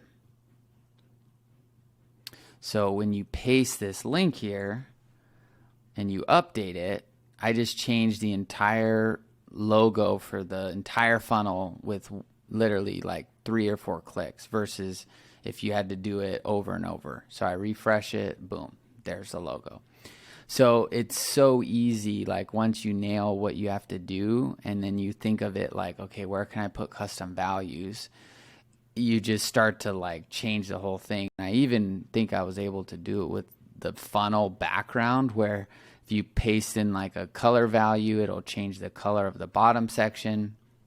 And then I think we just stopped using it because it was just better to leave it like white. That way you didn't have to change it at all. But most of these custom values here is all that you have to fill out to onboard a client. And like I said, you'll see that more in the actual onboarding. But this is just to give you an idea of some different ways to use the custom value. And, you know, once you input this key, as long as you change whatever's on the back end there, it's going to update wherever you are in the system. So I just want to show you where that image is so you can see how to do that. So when I click on edit this funnel, if I click on this image up here, you can see it shows the image. Now if we scroll down, you'll see this custom values company logo link. Boom, there it is. So that key was pasted here. And then now, because that update, you know, that link gets updated, then it will change throughout this entire funnel. So custom values are amazing, and I'm sure there's still even more ways to use them that I don't even know about, but those are the ways we use them. We use them to basically fill out, you know, our client's info, their name, their logo, what year it is, you know, their pixel code, and you know, their links to their socials and stuff like that. That way we don't have to manually go into each thing. So hopefully that gives you an idea of how the custom values feature works. All right, so in this video I'm going to show you how to utilize the custom fields feature. So basically custom fields are places where you can store data within GoHighLevel. So standard custom fields are like name, email, phone, and date of birth, and all these things right here, address, things like that. But there's going to be certain values or data that you want to store for your business or for your client's business, right?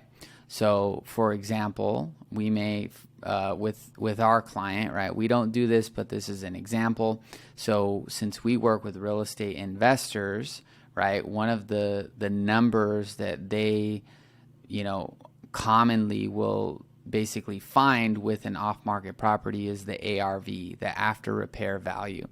So it's not really like an essential part of having it in the system, but it's just an example I could think of, and I could illustrate how you would add that, because GoHighLevel won't have an after repair value field in it. So if I was, you know, needing that field stored, I would go into the back, click custom fields, and then click add field. And then depending on how I wanted to store that data, I would choose different options. So if I just wanted to be able to type in the value, right, like just type it in free text, I would use a text input. Single line is going to be one short line. Multi-line is going to be a bigger line, and you can kind of see the differences here. Text box list would be basically multiple lines of data within a text box.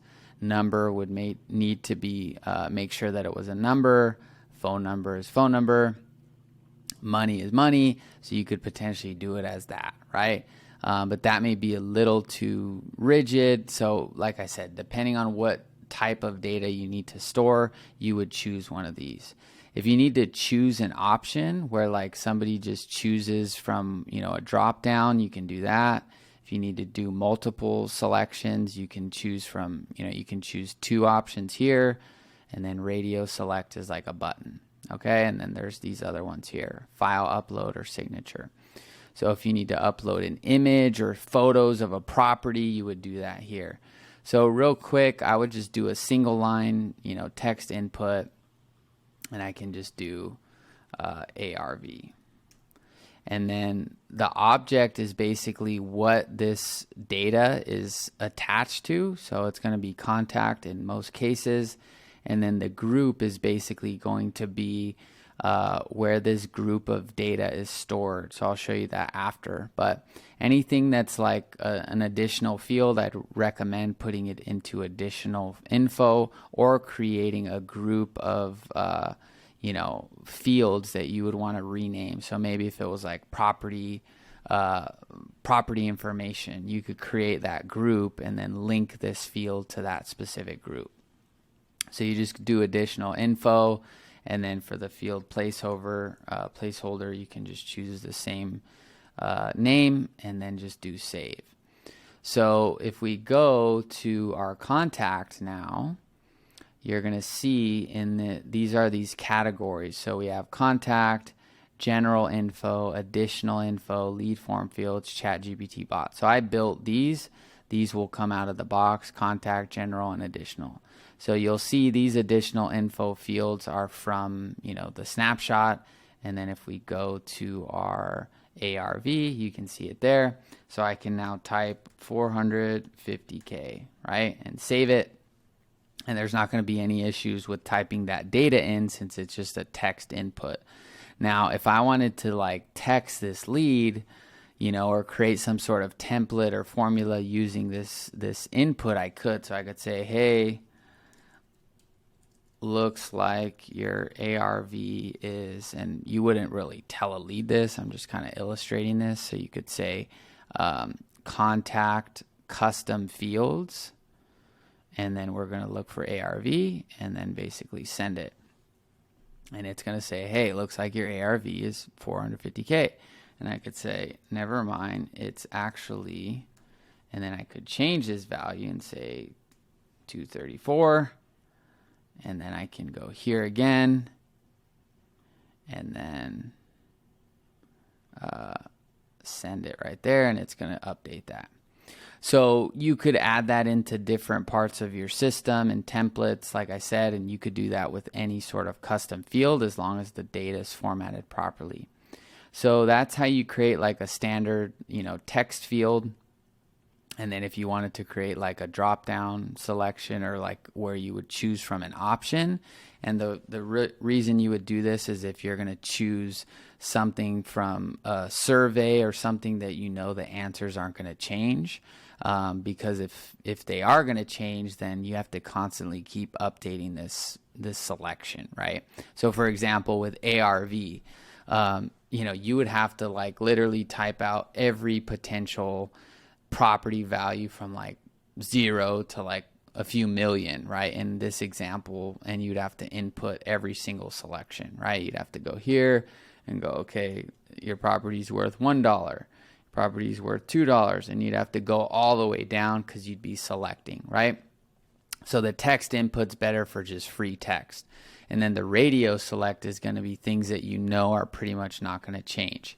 So for example, like property type. There's not really too many types of properties, right? You have like single family, you have, condos and townhomes, and then you have mobile homes where people like own the land or don't own the land, and then you have, multifamily, and then obviously you can get into commercial, and you could really slice it a million ways if you wanted to, but in general, right, single family, a condo and townhomes, a mobile home, multifamily, apartment or something like that, those are the basics, right? So this would be something that in general, you could program pretty easily. And so if you want to save this, just choose that additional info.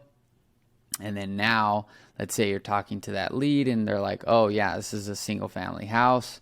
You go to your additional info and we will see it.